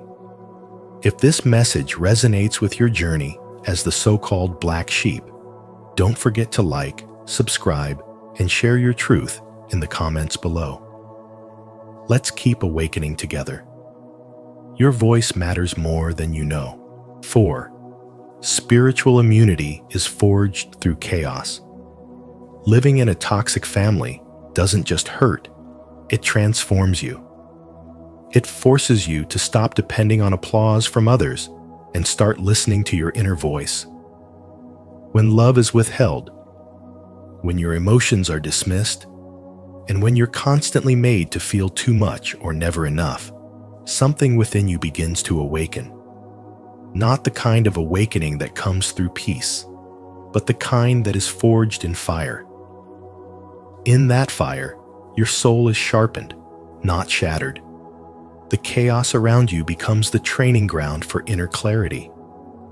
You begin to realize that the validation you craved was a distraction from your own power. Emotional pain becomes your teacher. And what it teaches you is this: not everyone who says they love you knows how to honor your spirit. In fact, those who reject your light are often at war with their own. But instead of shrinking, you start building invisible armor, not walls to shut people out, but boundaries that keep your soul intact. Carl Jung once said, "The privilege of a lifetime is to become who you truly are." But that privilege often comes through deep suffering. In families where dysfunction is normalized, your awakening begins in isolation. You're the one who sees through the facade. You sense the tension behind the smiles. You feel the unspoken wounds. And though you're made to feel like the problem, you carry the truth. That's why the scapegoat often becomes the seer. The rejected one becomes the revealer. Spiritual wisdom is not something handed to you. It is something you bleed for. In environments that should have nurtured you, but instead wounded you, you learn discernment. You begin to separate projection from reality, love from manipulation, empathy from emotional slavery. Slowly, you stop trying to save people who keep choosing to stay asleep. You stop explaining your intuition to those committed to misunderstanding it. You grow quieter, but more powerful. Boundaries become your sacred practice. No longer are you the emotional sponge for your family's unresolved trauma. You learn that self-abandonment is not love. You choose peace over performance. You choose truth over harmony when harmony is fake. You begin to live from your center rather than the chaos around you. That is spiritual immunity, your soul's way of saying, "I know who I am, and I will not betray that knowing for anyone." Through pain, you earn clarity. Through rejection, you find self-respect. And through trauma, You uncover purpose. You no longer react to the noise, you rise above it. You don't need revenge. Your healing is enough. Your growth is your response. And while others remain trapped in cycles, you break them, not just for yourself, but for future generations. This is how strong souls are made. Not in comfort, but in contrast. Not in being protected, but in learning to protect themselves. And what they gain from that journey is not bitterness, but unshakable spiritual wisdom. The kind that cannot be taught in books, only lived through in fire. Do you feel that chaos has strengthened your spirit? If so, declare it boldly in the comments. My soul is forged in fire, and I rise. 5. You must use spiritual tools to survive and evolve. You were not placed in a painful environment to suffer. You were placed there to awaken. When love is scarce and chaos is constant, the soul either breaks or begins to remember its origin. And for strong souls like yours, remembrance begins with reclaiming your connection to the divine.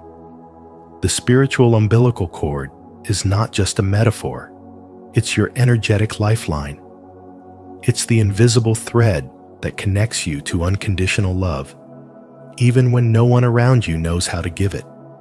In moments of loneliness or rejection, close your eyes and visualize this golden cord extending from your heart into the heart of God, Source, or the universe, whatever name you give to the highest love. Feel it feeding you, reminding you that you are not alone, not forgotten, not unloved.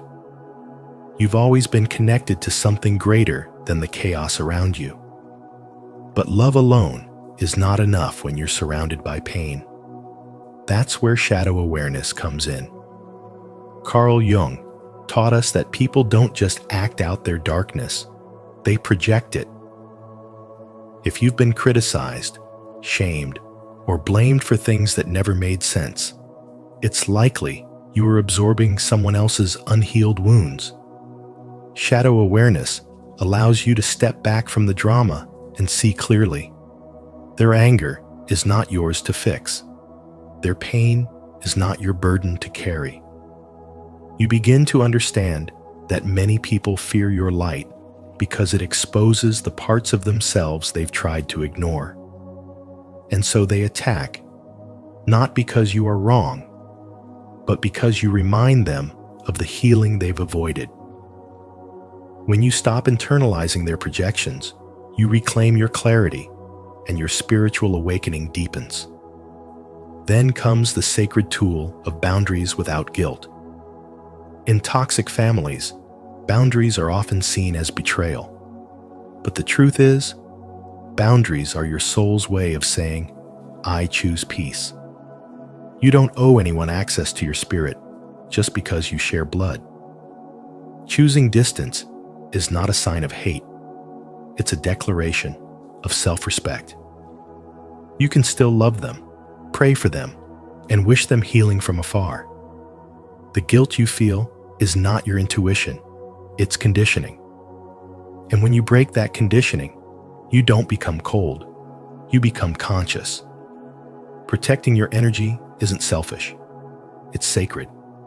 It's how you create space for growth, for joy, for truth to return. These tools are not luxury, they are survival. And more than that, they are transformation. When you apply them consistently, you stop asking, why was I born into this? And start seeing, this is where I rise. You begin to understand that spiritual awakening doesn't happen in temples. It happens in tension, in choosing love over resentment, in walking away without apology, in standing firm in your truth, even if it makes you the outsider.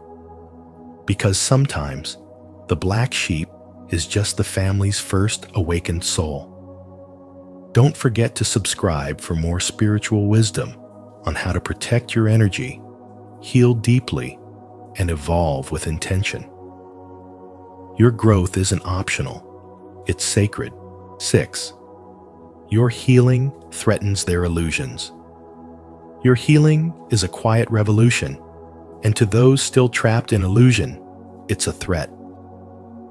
When you begin to grow, when you choose inner peace over family patterns of drama and denial, your light unsettles them. Not because you're wrong, but because your evolution demands self-reflection from those who've spent their lives avoiding it. In toxic families, dysfunction becomes the norm. Pain becomes a language. So when you start to speak a new emotional language, one of boundaries, self-worth, and truth, they don't recognize you anymore.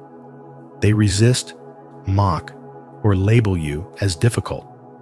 But what they're really reacting to is the discomfort of your clarity. You've become a mirror they didn't ask for. Carl Jung once said, "People will do anything, no matter how absurd, to avoid facing their own souls." That's why your transformation can feel like betrayal to them. Because it's easier to blame the one who changes than to question the system everyone else is still surviving in.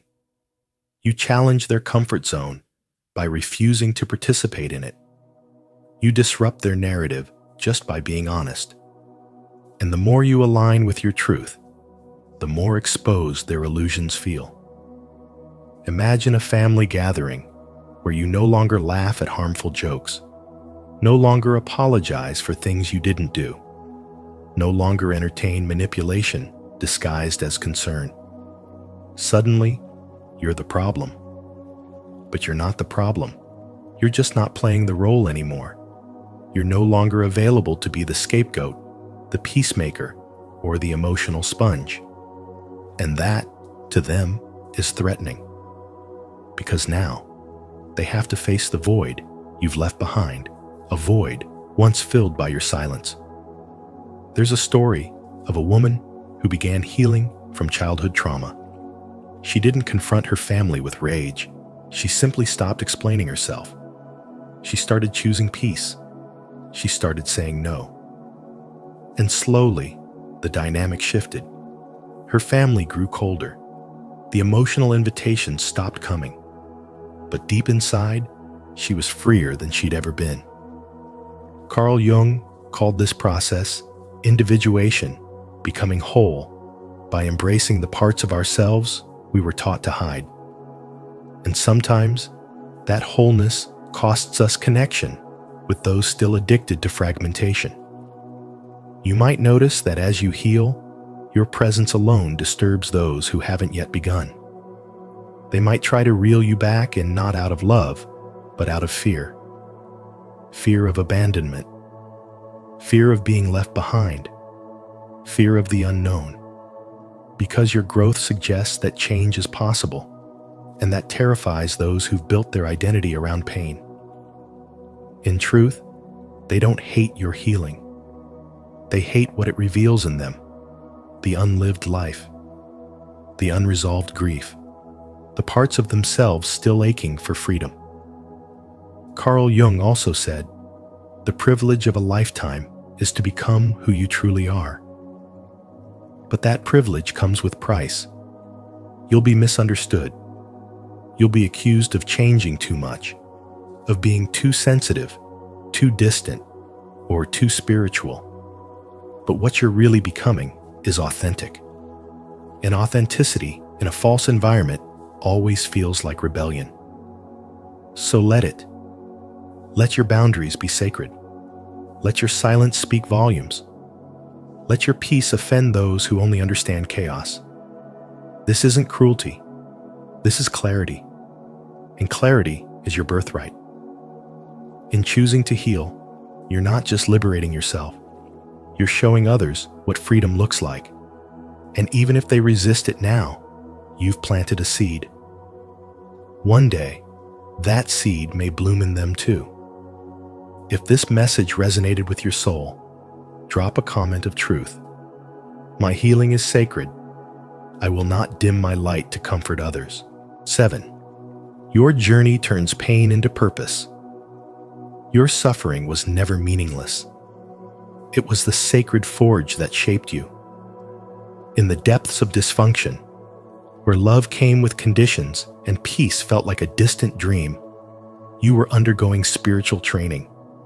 Every tear, every rejection, every silent cry for understanding was carving you into someone who could see beyond illusion.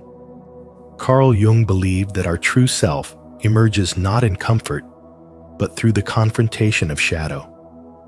So when your life began in chaos, it wasn't a cosmic mistake. It was the beginning of your initiation. You were never just the black sheep. You were the seed of consciousness planted in barren soil. The emotional wounds you carried in childhood were not just scars. They were gateways. Once healed, they became portals of wisdom, silent libraries of human experience. That hypersensitivity you were shamed for is now your intuition. That deep pain you once hid has become a map, showing others how to navigate their own. And that loneliness?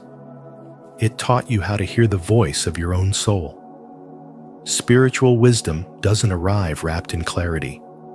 It comes in the form of questions no one else is asking, in the quiet strength of those who've suffered silently and still choose to rise. You were not given a toxic family to punish you. You were placed there to awaken, to break the generational trance of pain, denial, and silence. While others repeated cycles, you began to question them. While others avoided truth, you started embodying it. You didn't just survive dysfunction, you transmuted it.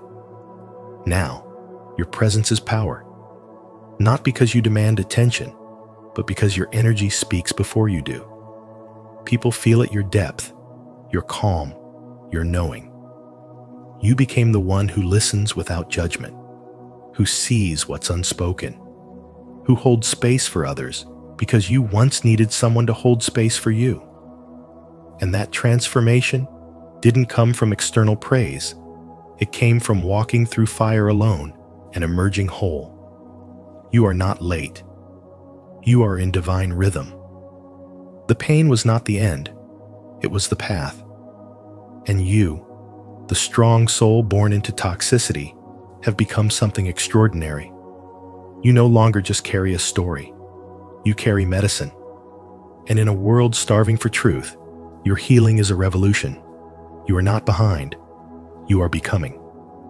To affirm your transformation and honor the purpose behind your pain, comment below, "My journey has meaning."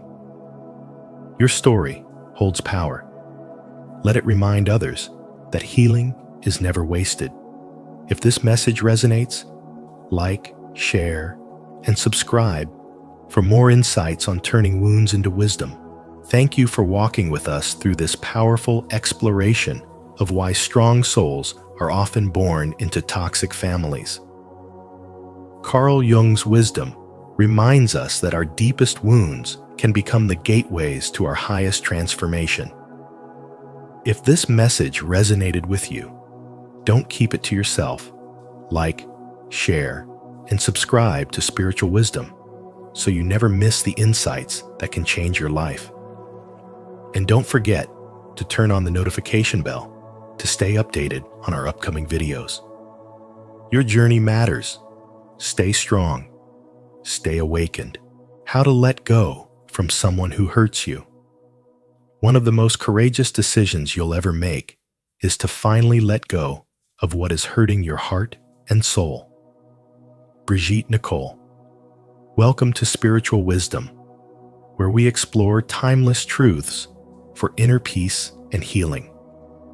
In today's video, inspired by Carl Jung's deep insights, we'll uncover the spiritual and psychological power of letting go, especially when the person who once meant everything is also the one who caused you pain.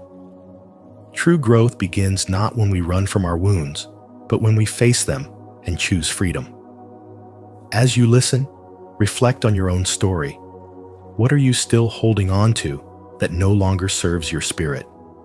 If this resonates, comment below. I choose to release and heal. Let's journey inward together. 1. You're not missing them. You're missing the projection. You thought you missed them, but what you truly missed was the idea of them. The version you created in your mind, the comfort you imagined they could bring. That version? It was never real. What you were attached to was the illusion, not the person. And that illusion was built from your unmet needs, your longing to be seen, heard, chosen. Carl Jung explained that we don't just fall in love with people, we fall in love with what we project onto them. We see what we want to see. And when someone triggers our deepest wounds, our subconscious tries to heal through them, even if they're incapable of giving us what we need. That's not love. That's an emotional attachment to an internal fantasy. You didn't miss their coldness. You didn't miss their silence, their dismissive attitude, or the way they made you question your worth. What you missed was the potential. The version you imagined late at night, the what-if person, the one who finally made you feel safe, accepted, loved, without having to fight for it. But they were never truly that person. Not consistently, not fully, maybe not ever. It's a hard thing to face, that you were in love with a version of someone that only existed in your mind. But that realization, it's where your healing begins. Look at how we move through modern relationships. We meet someone during a time of loneliness, of stress, or transition, like Maya, who had just lost her job and was dealing with the weight of her father's passing. She met someone who made her laugh again, who listened, who offered the kind of connection she hadn't felt in years. She gave her heart quickly, fully, believing she had found her safe place. But as weeks passed, that person grew distant, cold. He was kind when it was convenient, absent when she needed him most. Still, she clung. Because in her mind, he was the one, the savior, the soft place to land. But the truth was, she had built a home in someone else's emptiness. And when she finally left, she realized she wasn't mourning him. She was mourning the hope, the escape, the comfort she had projected onto him in the chaos of her grief. Carl Jung would say that Maya wasn't foolish. She was human. But the work of healing is to withdraw the projections, to see people as they are, not as we need them to be. So, when you feel that pang of longing, stop and ask yourself, what exactly am I missing? Is it their presence? Or is it the feeling of being wanted? The comfort of imagining a future where you finally feel whole? This is not weakness. It's a signal, a mirror, a chance to meet the parts of yourself that still ache for love. You don't need to erase the memory. You need to face the truth within it. Because once you see the illusion, you no longer chase it. You stop running after versions of love that hurt you.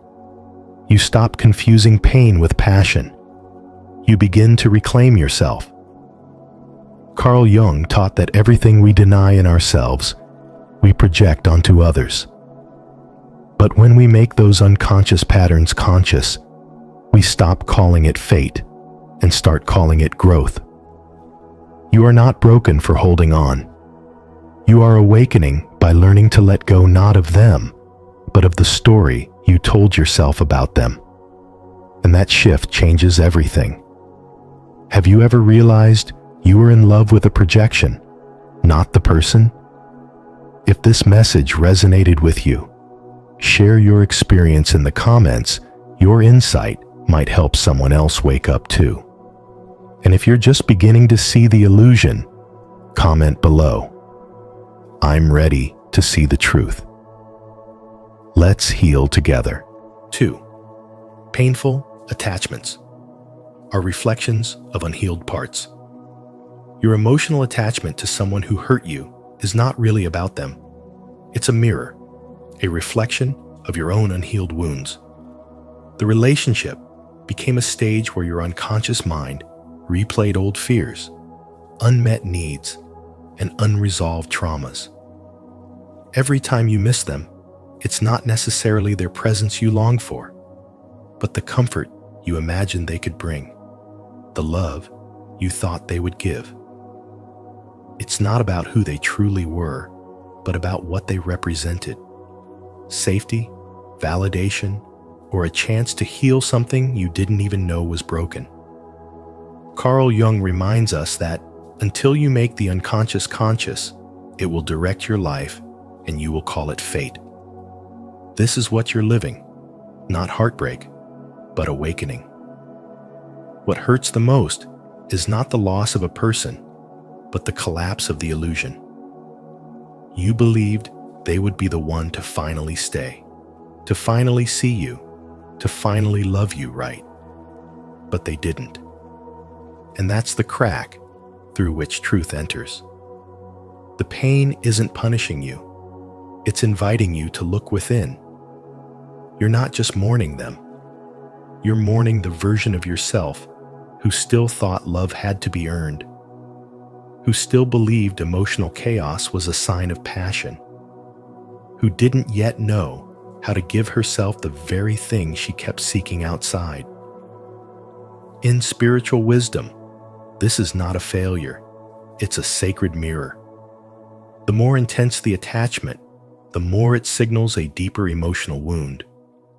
You may have tried everything to let go, blocking them, distracting yourself, convincing your mind to move on. But the reason it doesn't work is because the pain doesn't live in your mind. It lives in your body, in your nervous system, in the little child within you who still feels unseen, unheard, unloved. That's who you're really aching for. That's who needs your attention now. Letting go isn't a mental decision. It's a full-body surrender. It's not about forgetting what happened. It's about finally facing what it revealed. This person didn't just hurt you. They triggered something that was already wounded. They exposed the part of you that you've kept buried under strength, pride, and survival. And that part is now calling to be healed, not ignored. You'll keep attracting people who poke at that wound until you finally give it what it's asking for: your love, your presence, your truth. So the work isn't to erase them from your memory. The work is to reclaim the version of yourself who thought you needed them to be complete. The work is to sit with your grief without shame, to feel the ache without judgment, and to let the tears become your medicine. In doing so, you transform pain into clarity. You realize that they were never the source of love you were. And now, with every step you take back into your own soul, you begin to rewrite the story. Because when you stop chasing someone to fix the wound and instead face the wound directly, you begin the true process of healing. It's no longer about holding on to what hurt you. It's about rising from it. The relationship was not a mistake. It was a mirror. And now, your job is not to get them back, but to get you back. This is the path of spiritual wisdom, where every heartbreak becomes a doorway, and every goodbye becomes a return to self. Do you see the reflection now? If this resonates with you, declare it in the comments. I am healing, and I see the truth within me. 3. Anxiety signals. Inner fragmentation, not just heartbreak. Anxiety isn't just about losing someone you care about. It's the alarm bell of a soul out of alignment. It's not always about heartbreak from the outside. More often, it's about the heartbreak within. The moment you began silencing your truth just to be accepted, the moment you started shrinking yourself to avoid disapproval, the moment you chose connection over authenticity, you didn't lose them. you lost you. And your body remembers. The tight chest, the racing thoughts, the fear that keeps you awake at night, these aren't signs of weakness. They are signals that you have betrayed yourself in the name of love, and now your spirit is trying to come back home. You may tell yourself that the pain comes from missing them, but deep down, what you really miss is the version of yourself who didn't yet know the cost of this kind of emotional compromise. You long for peace, not the chaos that relationship brought.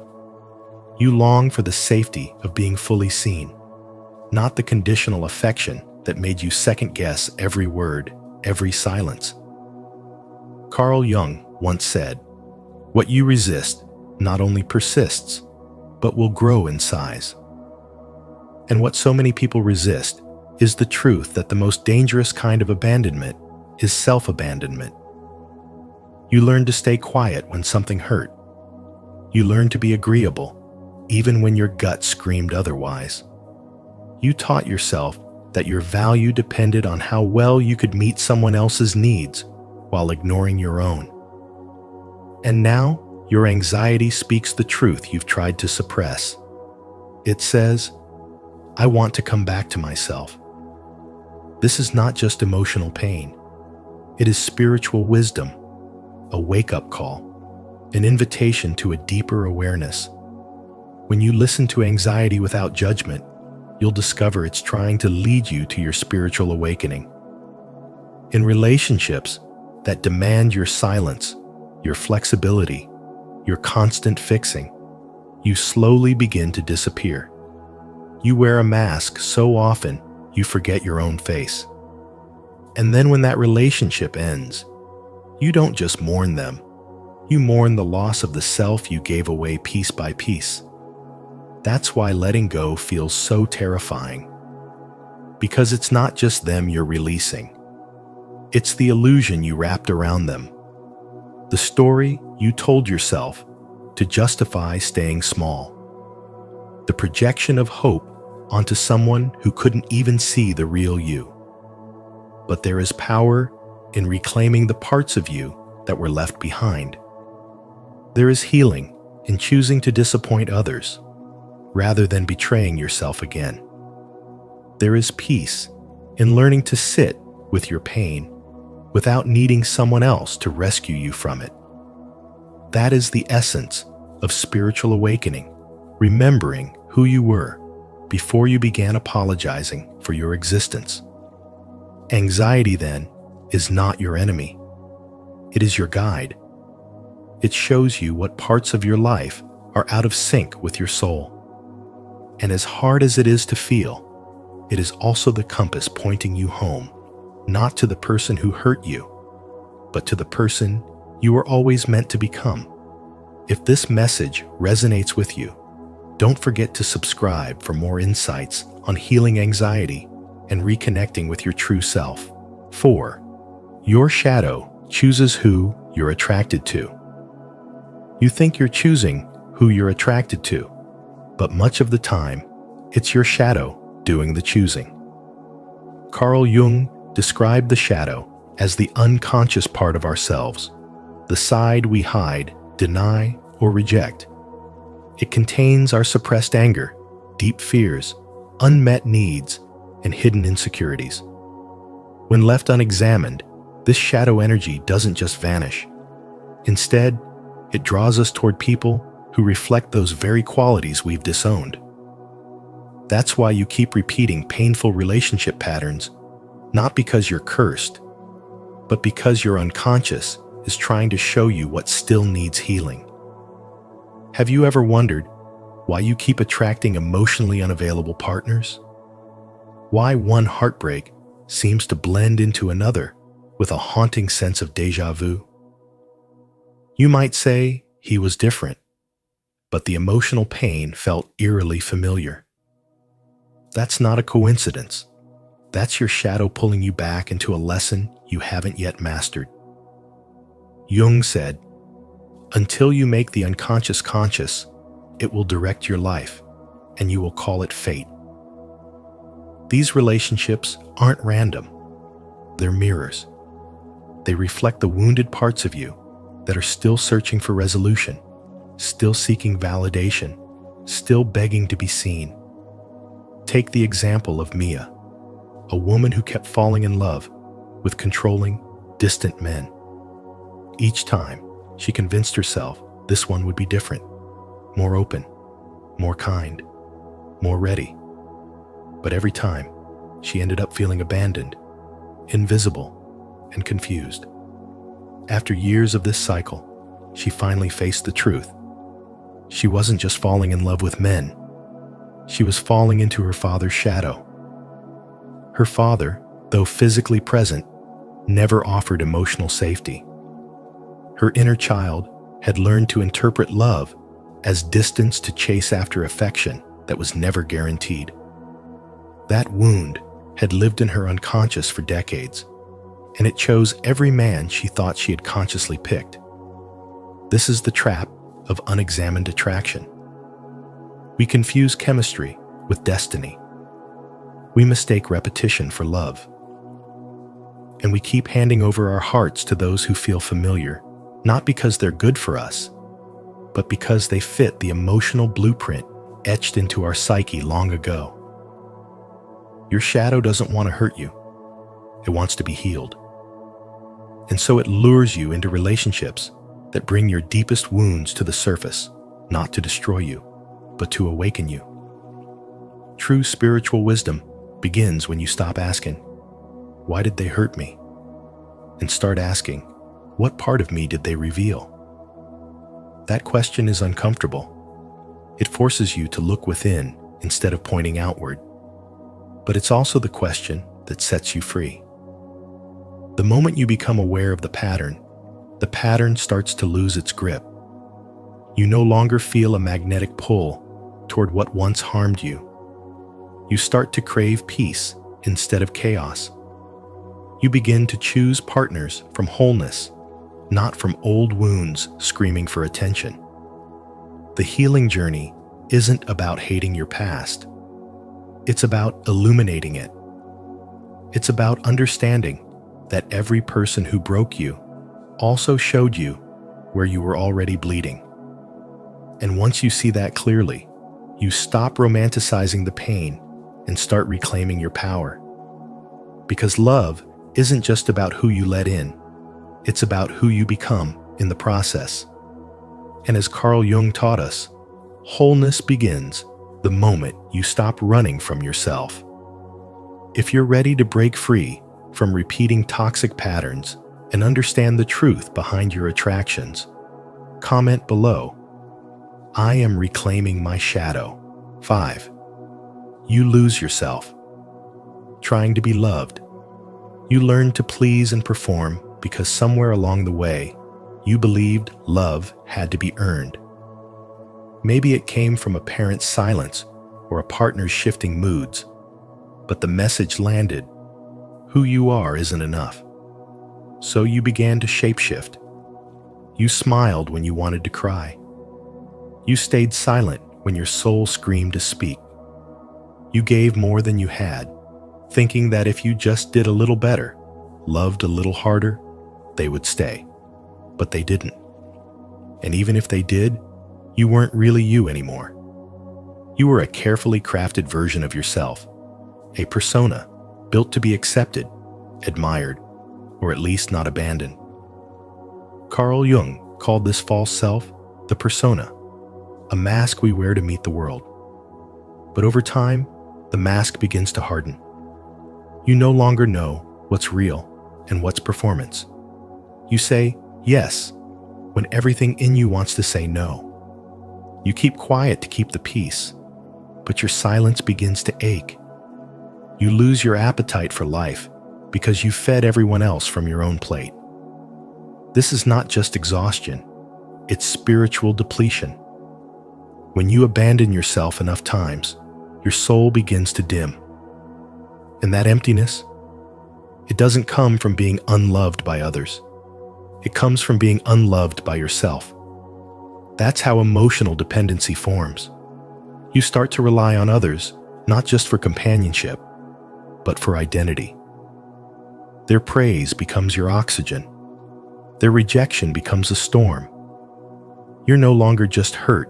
When someone leaves, you're shattered because you've built your sense of self inside someone else's approval. This is why it's so hard to let go. You're not just grieving the person. You're grieving the version of yourself that only existed in their presence. And now that they're gone, it feels like you are gone too. But underneath that loss is a deeper truth. You never really needed to become someone else to be loved. You just didn't believe the real you was worthy. And so, you abandoned your truth to gain connection, a connection that was never real because it required your disappearance. That ache in your chest isn't just heartbreak, it's the pain of being a stranger to yourself. The fatigue, the anxiety, the numbness, they're all signals from your spirit trying to bring you home. Spiritual wisdom teaches that healing is not about adding more, but remembering what's already within. It's not about proving your worth, it's about reclaiming it. You begin by paying attention to when you betray yourself. You begin by noticing how often you seek permission to rest, to feel, to take up space. And then, gently but firmly, you stop asking. You speak when your voice trembles. You rest without guilt. You show up as yourself, not perfect, not polished, but real. You stop performing. You start living. And little by little, the mask begins to fall. What's left is raw, honest, and often uncomfortable. But it's you. And the moment you choose to honor that self, not just in theory, but in practice, is the moment you begin to feel whole again. Because the people who are meant for you will never demand your silence, your sacrifice, or your self-erasure. They will meet you as you are, no performance needed. And finally, you'll know. Love was never supposed to cost you you. Leave a like and subscribe to the channel. And don't forget to turn on the notification bell so you never miss content that helps you reconnect with your true self. Comment below, I am worthy of love just as I am. If you're ready to stop abandoning yourself and start living authentically. 6. Healing begins with individuation, reclaiming the true self. Carl Jung once said, "The privilege of a lifetime is to become who you truly are." Individuation is the sacred path back to that truth, not a reinvention, but a deep remembering. It's the process of peeling away the layers you built to be accepted and reclaiming the version of you that existed before the world told you to hide. This is not about perfection. This is about wholeness, embracing the light and the shadow, the strength and the softness, the wounds and the wisdom. Spiritual awakening is not a sudden light. It's a slow unfolding. And that unfolding begins when you choose to stop abandoning yourself. You learn to betray yourself in small ways to be loved, saying yes when you wanted to say no, staying quiet when your soul screamed for truth, shrinking yourself to make others feel comfortable. Over time, these tiny compromises formed an identity that no longer felt like home. The shadow, in Jungian terms, holds all the parts of yourself you denied to survive. Your anger, your sensitivity, your intuition, your power are buried not because they were wrong, but because someone once told you they were inconvenient. But the shadow does not stay buried. It shows up in your relationships, your fears, your repeating patterns, not to punish you, but to be seen. Integration begins when you stop running and start listening. Pain is the gateway. It is the signal that something deeper is calling for attention. When someone hurts you and you can't let go, it's often not the person you're clinging to. It's the meaning you attach to them, the illusion of love, the story of maybe this time, the projection of your unmet needs. As Jung said, what we do not make conscious appears in our lives as fate. And so, until you face your wound, you will find it again and again, wearing a different face, speaking different promises, but repeating the same lesson. Spiritual awakening demands that you break this cycle, not by closing your heart, but by healing it. Healing is not linear. It is not graceful. Sometimes it looks like falling apart, doubting everything, questioning everyone. But these moments are sacred. They are the death of the false self, the one who coped, performed, endured. And in that collapse, your real self is reborn. You begin to say no without guilt. You choose silence over shallow conversations. You feel the difference between peace and pleasing. You stop negotiating your worth. And slowly, your life becomes a mirror of your inner truth. Not everyone will walk with you as you rise. Some only loved the version of you that needed them. Some were attached to your silence. And when you begin to speak your truth, they may leave. Let them. Let them exit the chapter that no longer belongs to your story.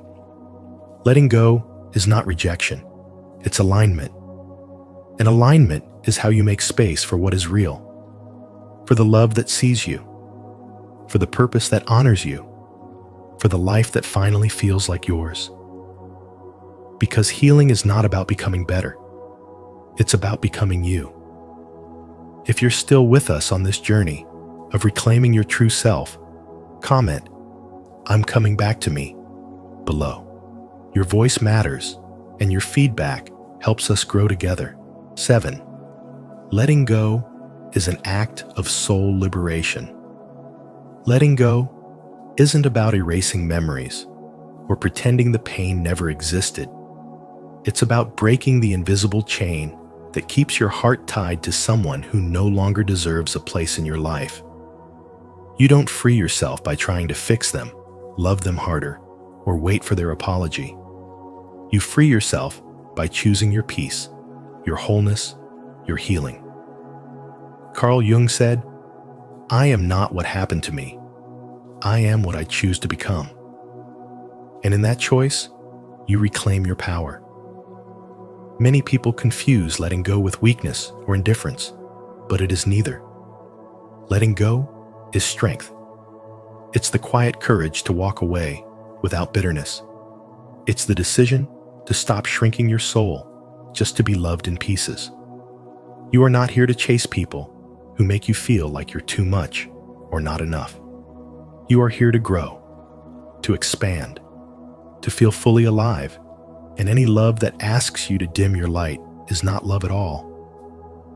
Carl Jung believed that the unconscious, if ignored, continues to repeat itself as fate.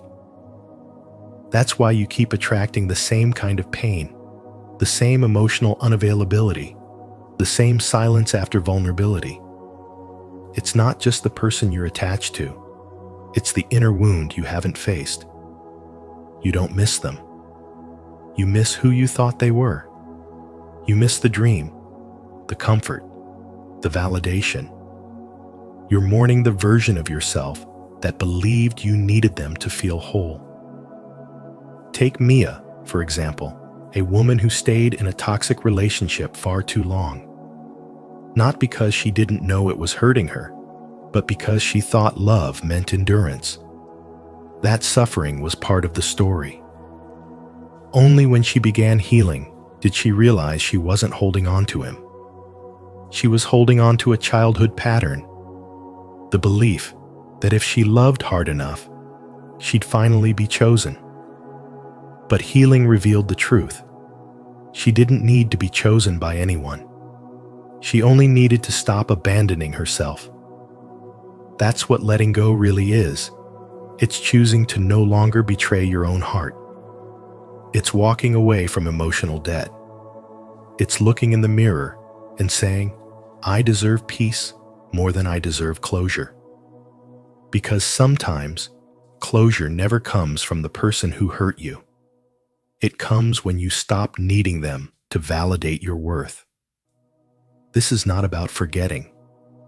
It's about forgiving yourself for holding on too long. It's about understanding that loving someone doesn't always mean keeping them. Carl Jung taught that real healing comes through integration the moment you face your shadow, your wounds, your projections, and stop asking someone else to complete you. That is the moment you begin to awaken. And in that awakening, you stop surviving and start living. You begin to breathe without waiting for their message. You learn to smile without needing their permission. You sleep peacefully because you're no longer carrying the weight of someone else's brokenness. Letting go is not the end. It's the beginning of everything that was meant for you.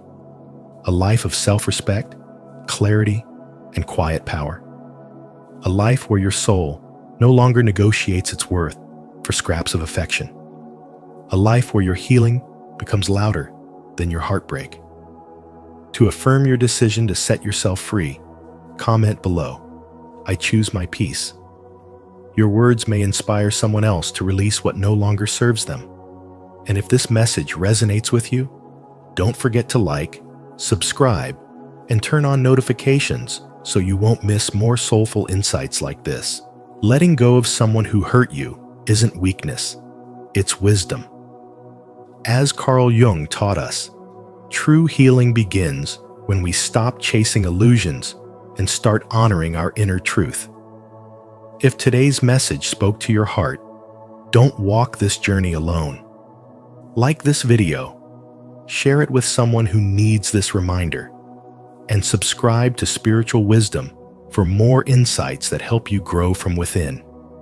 And don't forget to turn on the notification bell so you never miss the next step on your path to healing and wholeness.